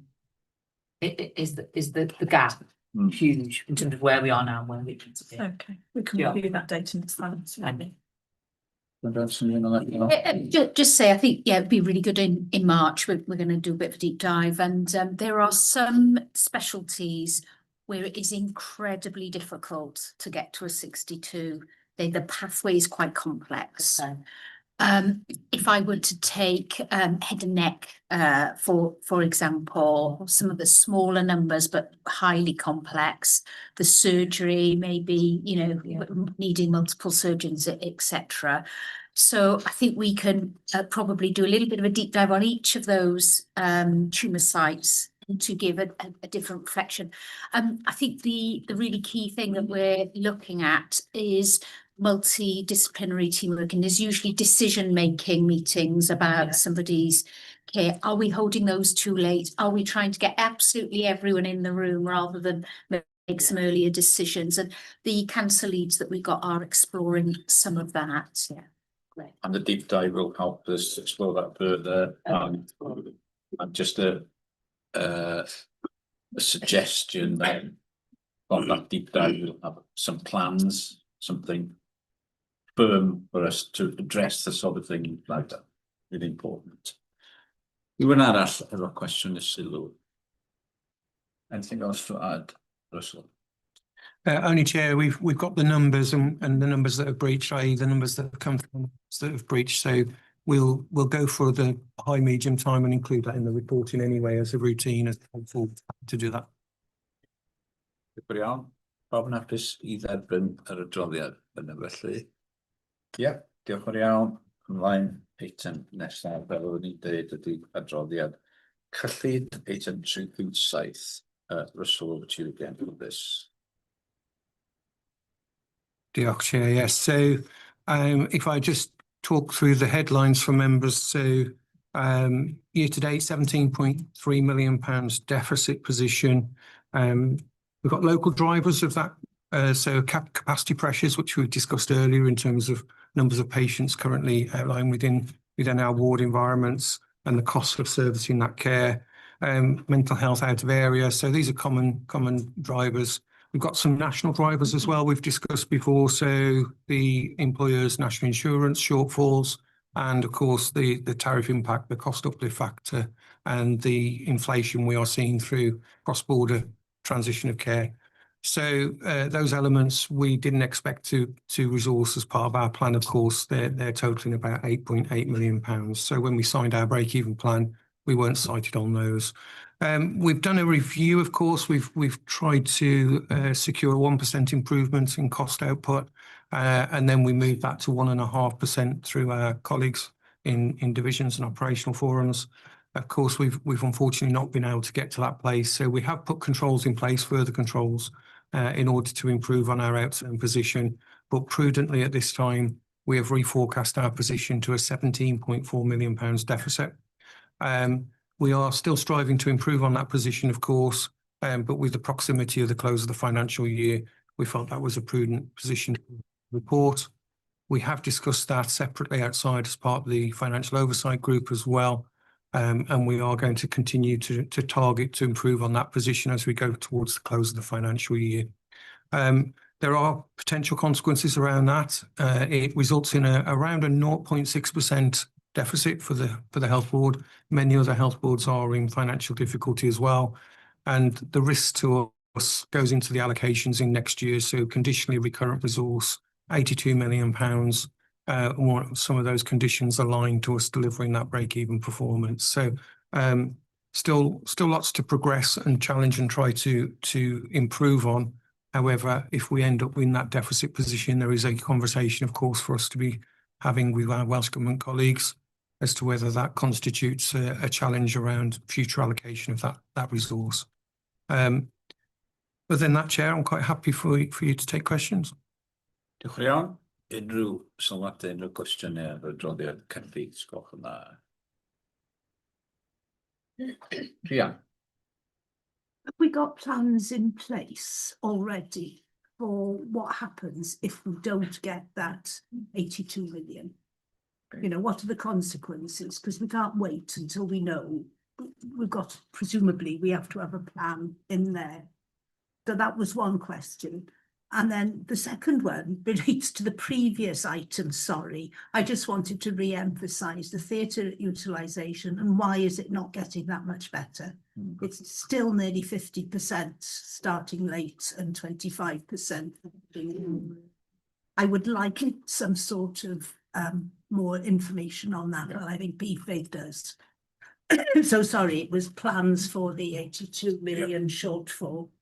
Okay, we know it's the second request and it is almost a standing item in PBIG, so we Not getting any better. so we need to revisit it and seek to make progress, as you said. We'll come back to the implications for any non-balanced budget and what it means for us in a minute now. So Claire, and then. Okay.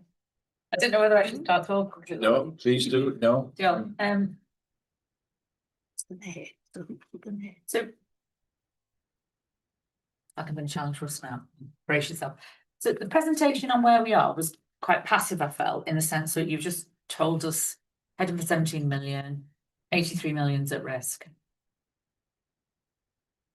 32. My question is, so what as a board do we want to do about that? Accept that, which is kind of where Fionn's question went, or what's the best we can do to mitigate it? What will put us in the strongest position with Welsh Government so that we're able to maintain those conditionally referent resources? Have I got that bit right? I'm learning.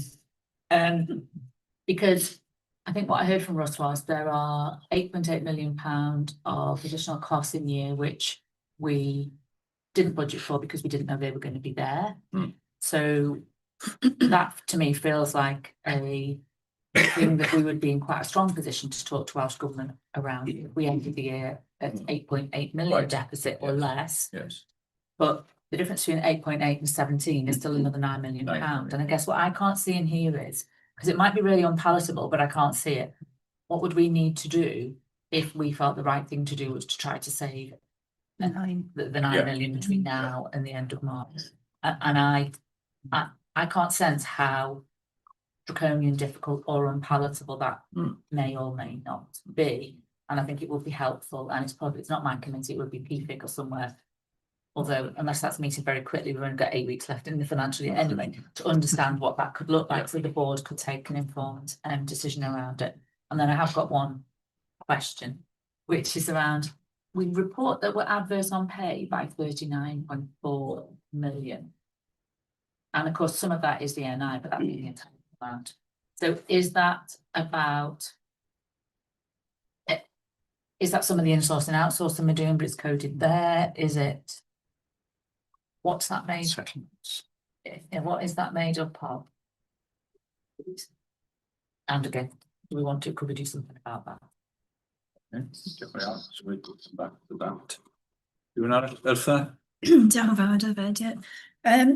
I was puzzling when I saw this, as well as we had some other briefings as well, because I remember in September we were looking at where we were in terms of projected break even, and the assurance we received then was quite firm. Now, I am aware that things change, but we're in a position now where it's likely there's going to be some draconian controls. And I'm just wondering if those controls could be brought forward, then they might have less of a negative impact on staff and provision. So it's just about when the kind of projection, could it have been done earlier? Could we have started controls earlier so we wouldn't be that kind of question? No, I think it's a good question.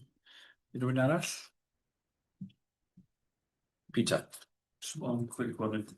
Sorry if I misinterpreted the report.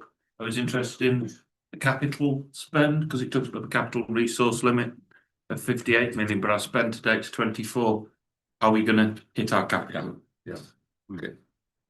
Good questions there, Russell, and we definitely want to address the implications and the challenge that has been posed. Well, should we be doing something about it, and when did it become a reality?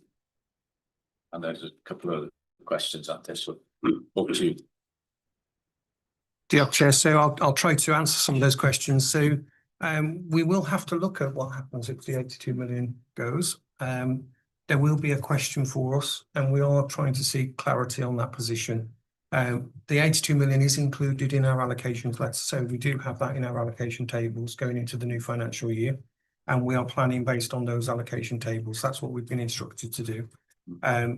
Of course, we have since moved out of position, so those conversations and clarity is being sought. If that moves, then we will have a discussion and a decision to take as a health board, of course. So what services will we move away from?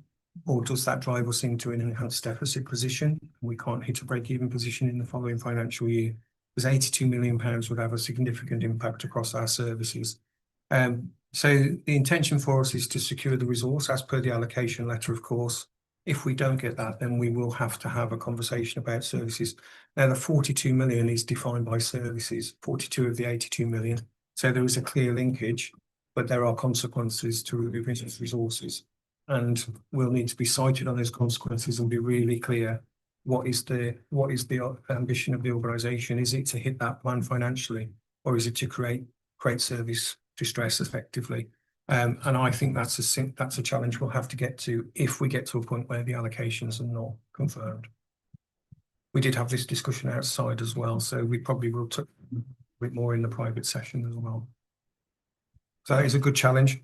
The schemes themselves, so we went through what we could do as cost control mechanisms. We went through that with the executive. We formed a view, and again, we presented those back through to the financial oversight group as well as discussing those through health board committees and concerns around line of sight.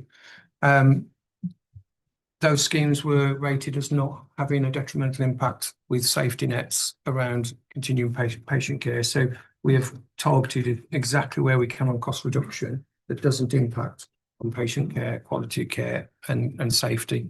They're absolute parameters for us. So we won't affect those elements in regards to a financial delivery or financial ask.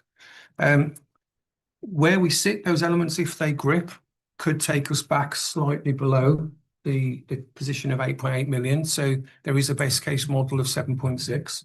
It's about how tightly we grip that resource, of course, and whether we're able to take those resources and those costs out.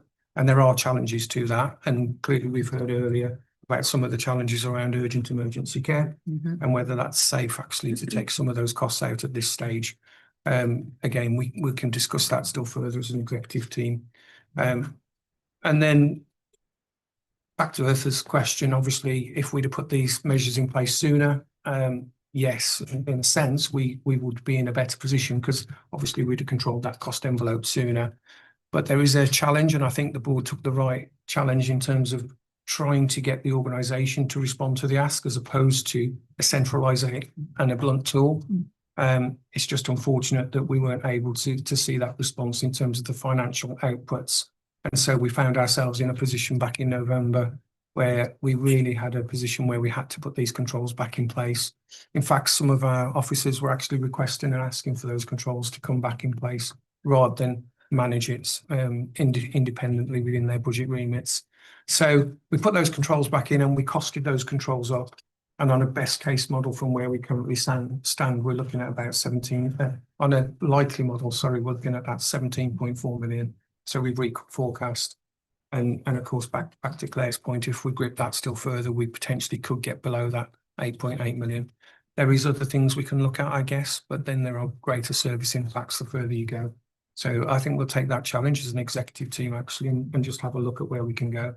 Because back to the original question of what do you do if you haven't got 82 million, that's quite a big question, isn't it? So it's certainly one worth us asking again, especially at 0.6% of our overall turnover. It's a smaller sum. And although we've only got 2 months left, that equates to £420 million of expenditure that we are planning to make in the next 2 months. So there is still opportunity out there, of course. In terms of the pay variance, some of that is driven because the health board has an underlying deficit around some of those elements.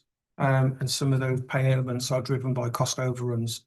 So we have a offsetting provision which is why reserves offset some of that expenditure because there's an underlying deficit that's not resourced. And then some of those costs are real, actually, in terms of deficit. We can make that more explicit when we report next. So, for example, undelivered historic savings located within areas that are aligned against a pay budget, but there is no resource coming back out of that, creates an overspend. And also within the pay, of course, as we mentioned before, we've got the additional capacity areas, and they are predominantly pay costs that are driving those cost overruns, and they sit out there in the divisions as pay overspends as well. But we can be more granular with that as we report that back through, and in particular within PFIC, give that analysis. Real, Carol, to add something? Yeah, thanks. I'm not sure we picked up the capital, but I think we're, sorry, we're going to. Do you want me to just mention capital? I do I- apologise. oh. You were on the list, so I'm not sure how I missed it, but could be. So I am assured that we have programmes in place. The capital programme, we tried to de-risk it. I know myself and Stuart have worked on the estate side. We've got all the medical equipment ordered and scheduled for delivery. And I'm just looking at Justine at the corner of my eye. DDAT are confident as well. But we have committed a lot of this resource at the last minute. And it takes 4 to 6 months in terms of lead times to commission and get the resources back through. So we've tried to de-risk the plan. So at least half of it is spent up to now. And we did get to a point last year where it was significantly higher when we got to the last month.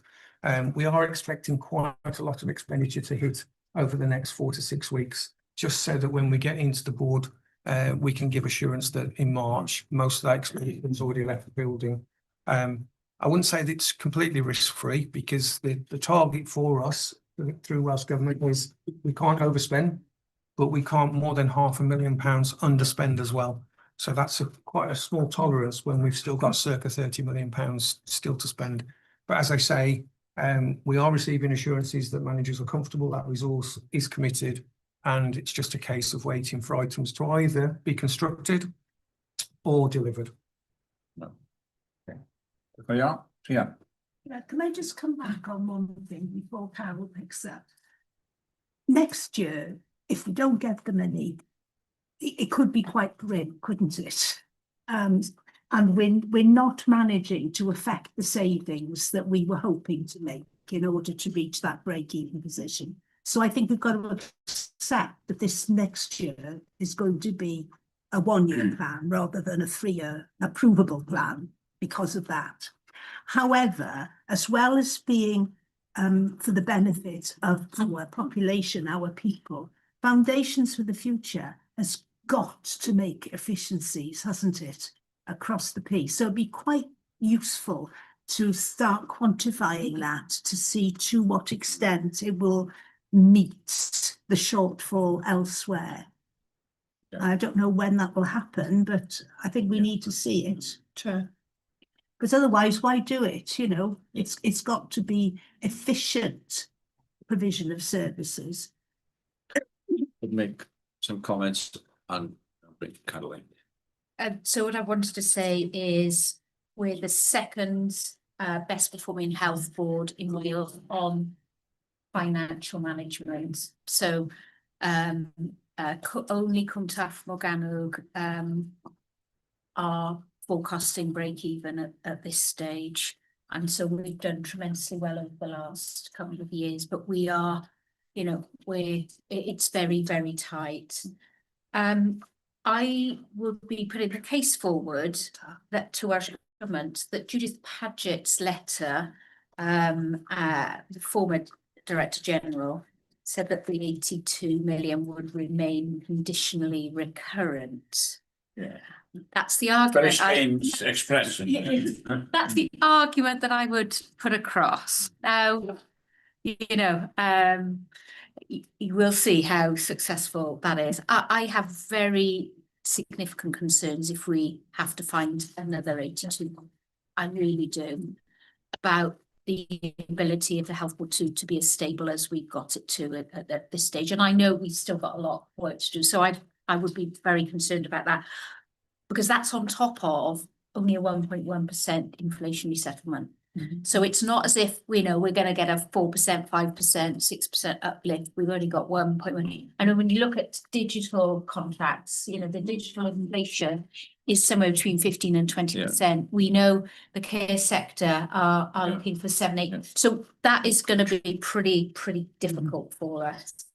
The international context, which does impact on us in terms of equipment and so on, is very, very fragile, isn't it? Yeah, medicines, the US impact, and so we can only see costs going, in the wrong direction.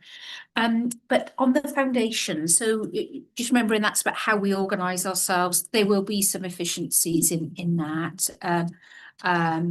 but it won't be to the scale that we're talking about here. What we really need to do is to get a long-term clinical services plan where we are deploying our rich resource that we have in terms of our expertise in the right places. We're spending quite a lot of money in certain specialties trying to hold them up in number of places, locum, etc. So we've really got to get that more sustainable approach moving forward. I would like to just comment. I know Russ said about the tighter controls earlier. My reflection is, I know we were wanting to do, and there were some strong views around this table, wanting to do the give people the autonomy. We're just not mature enough, is what I would say, and that's why we have missed, I think, a bit of a window. So it makes it harder for ourselves, but we're going to do all that we can, and people have done tremendously well, but we're into hard choices, particularly ahead of next year. So we've only got 6-8 weeks to get that plan over the line. And Rhian's comment about an annual delivery plan, that is going to be a key decision for the board, whether we can balance the books next year. Caroline, sylwadau gloi. Yeah, just a quick comment on that last point about autonomy and the maturity. We did ask across services for a 1.5 reduction in October, and we asked services to identify those and deliver them. It didn't happen, and so we're in a position now where quite late in the day we're having to impose some measures. And to ask services halfway through the year to deliver 1.5%, which doesn't sound like a lot, but I know it is significant in many areas. But to expect that to be delivered does require a mature organisation, very well structured, clear accountability, with clear management lines, able to own their areas and know where savings can be made and to deliver. And that's a maturity, as Carol said. We're working on that.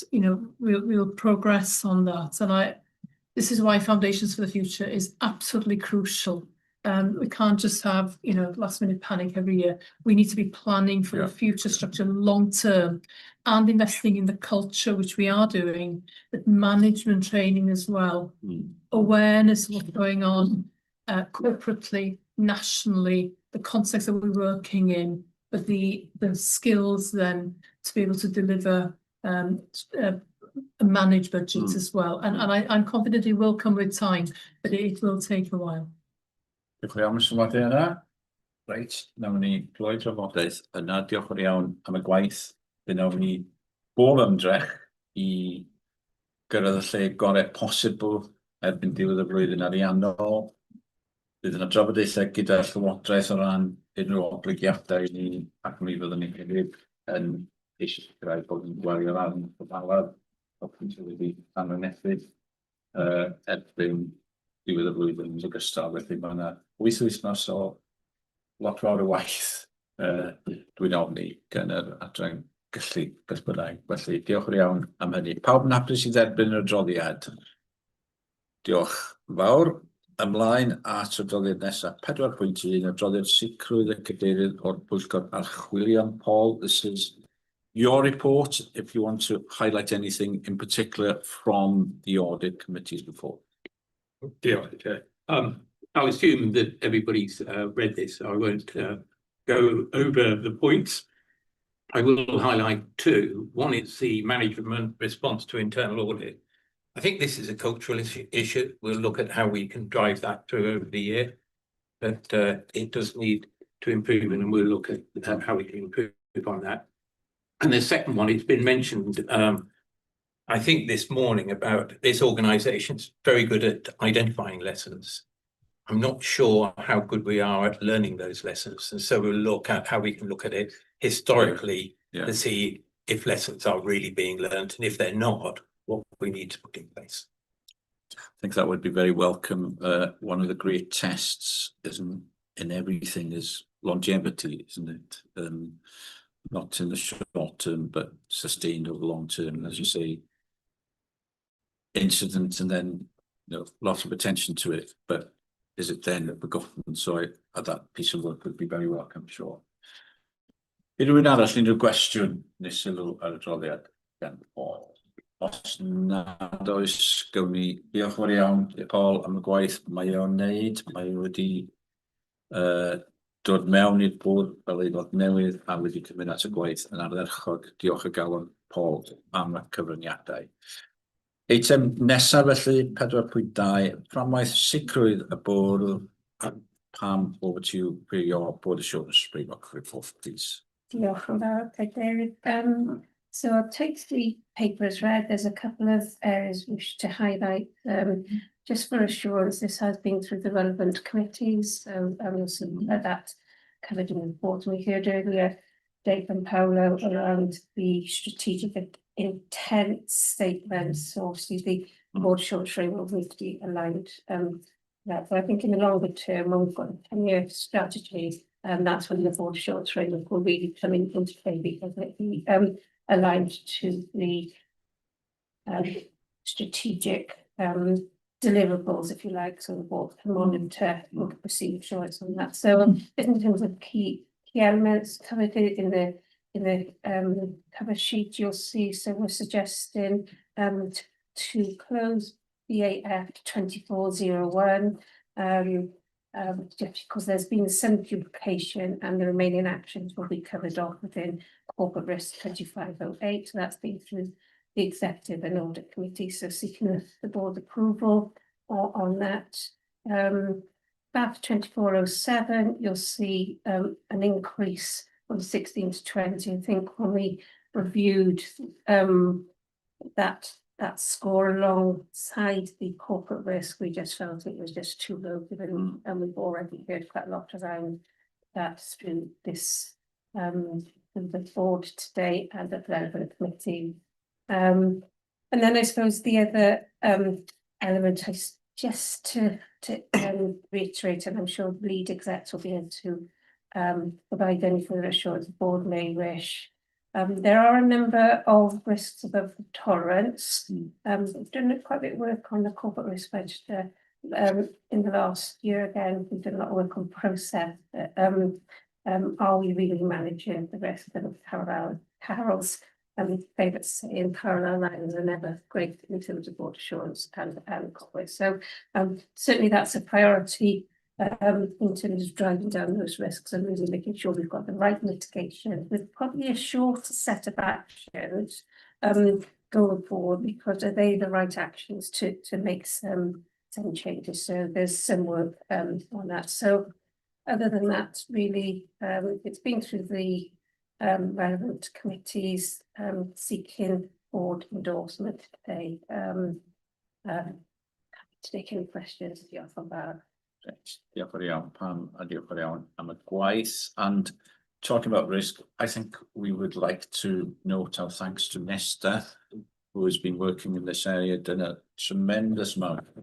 He's leaving the organisation, going very far away to pastures new. I just think it's be good for us to note our thanks for everything she has contributed, and wish her well in the future. We won't look at that in a minute, but we can pass that on when you get to the farewell party, and thank her again. Unrhyw sylw neu gwestiwn gen rywun? Nag oes, pawb yn hapus felly i dderbyn yr adroddiad yna. Ie, diolch yn fawr iawn. 4.3 ydy'r adroddiad nesa, adroddiad eto gan Pam a Llywodraethu Corfforaethol. So over to you again, Pam. Diolch yn fawr. Standard reports, which just wanted to bring a couple of items. So ratifying urgent cares action, which you've got in the cover sheet since the last meeting. Matters that were considered in the private board. You'll see within the paper alongside where instances where we've affixed the comment which will apply to board approval. In the supporting packs, I do also included the detail around the approved conditions, which is a function that this health board takes on behalf of NHS Wales. And put a little bit more detail in here around some of the joint committee, some of the minutes and supporting papers for transparency. Whilst some of them have been through the committees, one of the sort of feedback that is coming through the draft structured assessment report is around board visibility in terms of something. So I thought it would be helpful just to include within the pack. I've just put a link into the review that was undertaken in relation to shared services. I think that's an important review that perhaps through one of the committees we should have a look at, just in terms of how the services we receive from shared services and how that then translates it's within the papers. And then just the last point, might seem a bit the governance. So you'll see in the paper, it's in the audit committee papers, we've been doing quite a lot of work on policy management within the organisation. We've got a revised policy. It's just out to consultation at the moment. It's one of the matters that is reserved for the board to approve. So following the consultation, I'll be bringing that back as a final disapproval of the board, but just to give some assurances, it's been through due processes. Diolch yn fawr, happy to take any questions. Diolch yn iawn, Pam. Unrhyw cwestiwn sylw? Na. Felly pawb yn hapus I ni gymeradwyo'r adroddiad a'r gweithredu sydd wedi nodi yna, sgwrs yna. Gret, diolch yn iawn, and many thanks for words. 4.4 ydy'r eitem nesaf, adroddiad blynyddol hyrwyddwyr y bwrdd. Hwn yn adroddiad newydd ac ni'n falch iawn bod Pam wedi cynnwys o fan hyn ar raglen. So Pam, this report is new and I'm sure you have something to say about it. Yeah, so diolch yn fawr. So this is so under the Welsh Health, there's a Welsh Health Circle which requires the health board to nominate a number of board champions. And these will tend to be in the independent member state as well, because obviously the executive directors have accountabilities into their director roles. So and I suppose the last year, David, through appraisals and discussions with independent members, they have been appointed. So thanks to the independent members for providing their inputs into this report. So I was just asking the board to note, I'm sure independent members that have undertaken those roles would be happy to answer any points of questions. And this is just an important document because it will feed our annual governance statement and in terms of how the board has ensured we've discharged the Welsh Health Circle in this area. Diolch yn fawr. Diolch yn iawn. Pam, unrhyw gwestiwn neu sylw ar y adroddiad yna? Na.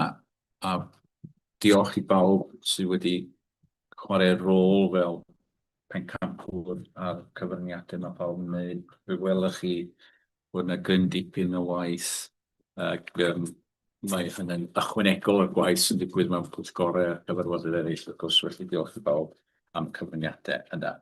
Pawb yn hapus I dderbyn y adroddiad yna. Diolch yn iawn. 4.5 yr adroddiad nesaf, adroddiadau cadeiryddion pwyllgorau grwpiau cynghori ac yn unol ar arfer. Da ni'n nodi'r holl adroddiadau, ond dwi'n rhoi cyfrifiadydd allweddol. So, Claire, from your committee first. Diolch, Cadeirydd. So I just wanted to highlight to members as well as the 3A report from PPHP, there was also attached the paper that we had at the last committee meeting about the assurance review around data governance and accuracy, which Carol referred to in her BO report. Yeah. I just wanted to highlight to members that, so that paper there for all members to read, but we did gain a great deal of assurance that the review had been robust, they've been learning, and there have been changes put in place to ensure data accuracy going forward. Diolch yn fawr iawn. Unrhyw un arall o gaderyddion? Na, ni gyd hapus i dderbyn yr adroddiadau nawr felly. Ie, diolch yn fawr iawn. Mae hynna'n dod â ni i ddiwedd y cyfarfod yn dod i ben. Cyn i ni gloi'n ffurfiol, unrhyw un efo rhywbeth i ddweud am y cyfarfod. Now, if you want to reflect on the meeting and say anything or make any suggestions or think we could have done something differently. I think my feeling is we've had a number of significant reports today, and the challenge for us will be, as always, to take actions following our decisions today. Lots of work to do, lots of things to take us forward. So just looking around, and that's all. There's a bit of time to reflect, but make sure we deliver on some of the things that we discussed. We've had really good discussions today. I think it's been encouraging and it's been constructive, but it's actions, and that's how we will be made. We were not actually stayed for breath, I'm glad about. And I do apologise for running late, but half an hour. But I'm too bad. Jane? I think it was really good to give space either through Ros or to the people who come from the patient perspective. I think that add credence to that we were taking this seriously, and the fact you gave them enough time and space to make that point. So I think adds real value to that discussion. So yeah, I think that's a good point. It's really good to hear from people, whether it's from the experience stories we get, and that was really a real insight of people here in person. The thing about that is it keeps us in touch with what is happening on the ground. The danger in any organisation, you set yourself up and then you forget the reason for setting yourself up. That's easily done. So we have to remind ourselves daily in our role as a board, because there are other people who are more directly involved, maybe.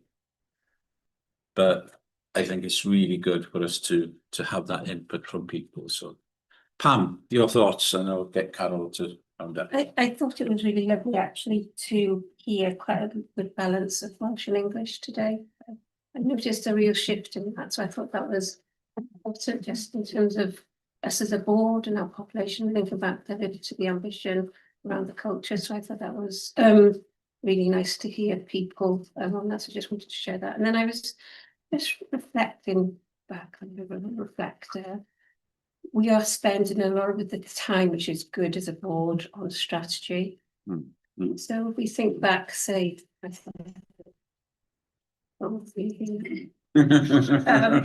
not long enough. Just 12 months ago, as a board, that we weren't spending enough time around the strategy. We were focusing on very much operational.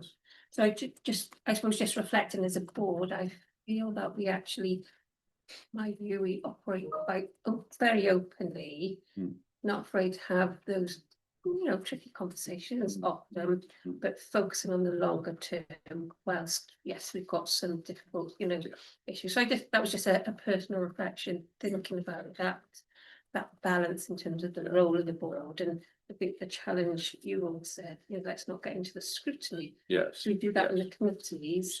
So I just sort of a bit of a shift there, so I just wanted to share that. Pam. Yeah, that's a well-made point. Carol, you can have the final comments. I think Jane and Pam have quite a lot of potential. I thought the mental health item, we spent a lot of time on it, but rightly so, because of the amount of effort. And we didn't know really when we set up the expert advisory group how that would go. We've learned a lot and how valuable the insights have been from people around that group table, led by Ros, and I know that Ros has dedicated a lot of time. So I thought that was really good. And I'm with Pam. I think we're having more strategic. It's fantastic that we've got the strategic intention statements, and that now tees us up for the IMTP. And then my third comment would just be the sense of the level of work that is actually happening in committees. And so those links, as you referenced earlier, for people who are maybe watching, thinking, oh, they didn't spend much time on X or Y. Actually, a lot of that work is going on in the committees. So those papers are also available to the public. Gret, diolch yn fawr iawn. Ymlaen felly, nawn ni ddod ar cyfarfod i ben yn ffurfiol, a diolch i bawb yn cyfraniadau. Gai diolch am y gwasanaeth yn cyfieithu yn unol ar arfer wedi bod yn diwrnod hir heddiw. Diolch am ddal ati. Diolch i criw sydd wedi helpu criw technegol, a criw sydd wedi helpu gosod trefn arno ni dros ddyddiau. Philip, Laura ac eraill, y tîm Pam. Diolch ar bob cefnogaeth sy'n sicrhau bod ni'n cynnal cyfarfodydd yma yn ddidraffaeth, neu'n cymharol ddidraffaeth, beth bynnag. Felly, dwi'n cynnig yn bod ni'n dod y cyfarfod yma i ben yn ffurfiol am bod ni yn mynd i sesiwn breifat, gan bod gennym ni rhai materion i'w trafod sydd efo oblygiadau masnachol neu oblygiadau yn ymwneud efo unigolion. Ac felly dwi'n cynnig hynny o dan adran 1-2 o'r ddeddf 1960 cyrff gyhoeddus mynediad i gyfarfodydd. Oes na gytundeb yn bod ni'n gwneud hynny, os gwelwch yn dda. Diolch yn iawn. Mae hi'n 3 o'r gloch ar ei ben.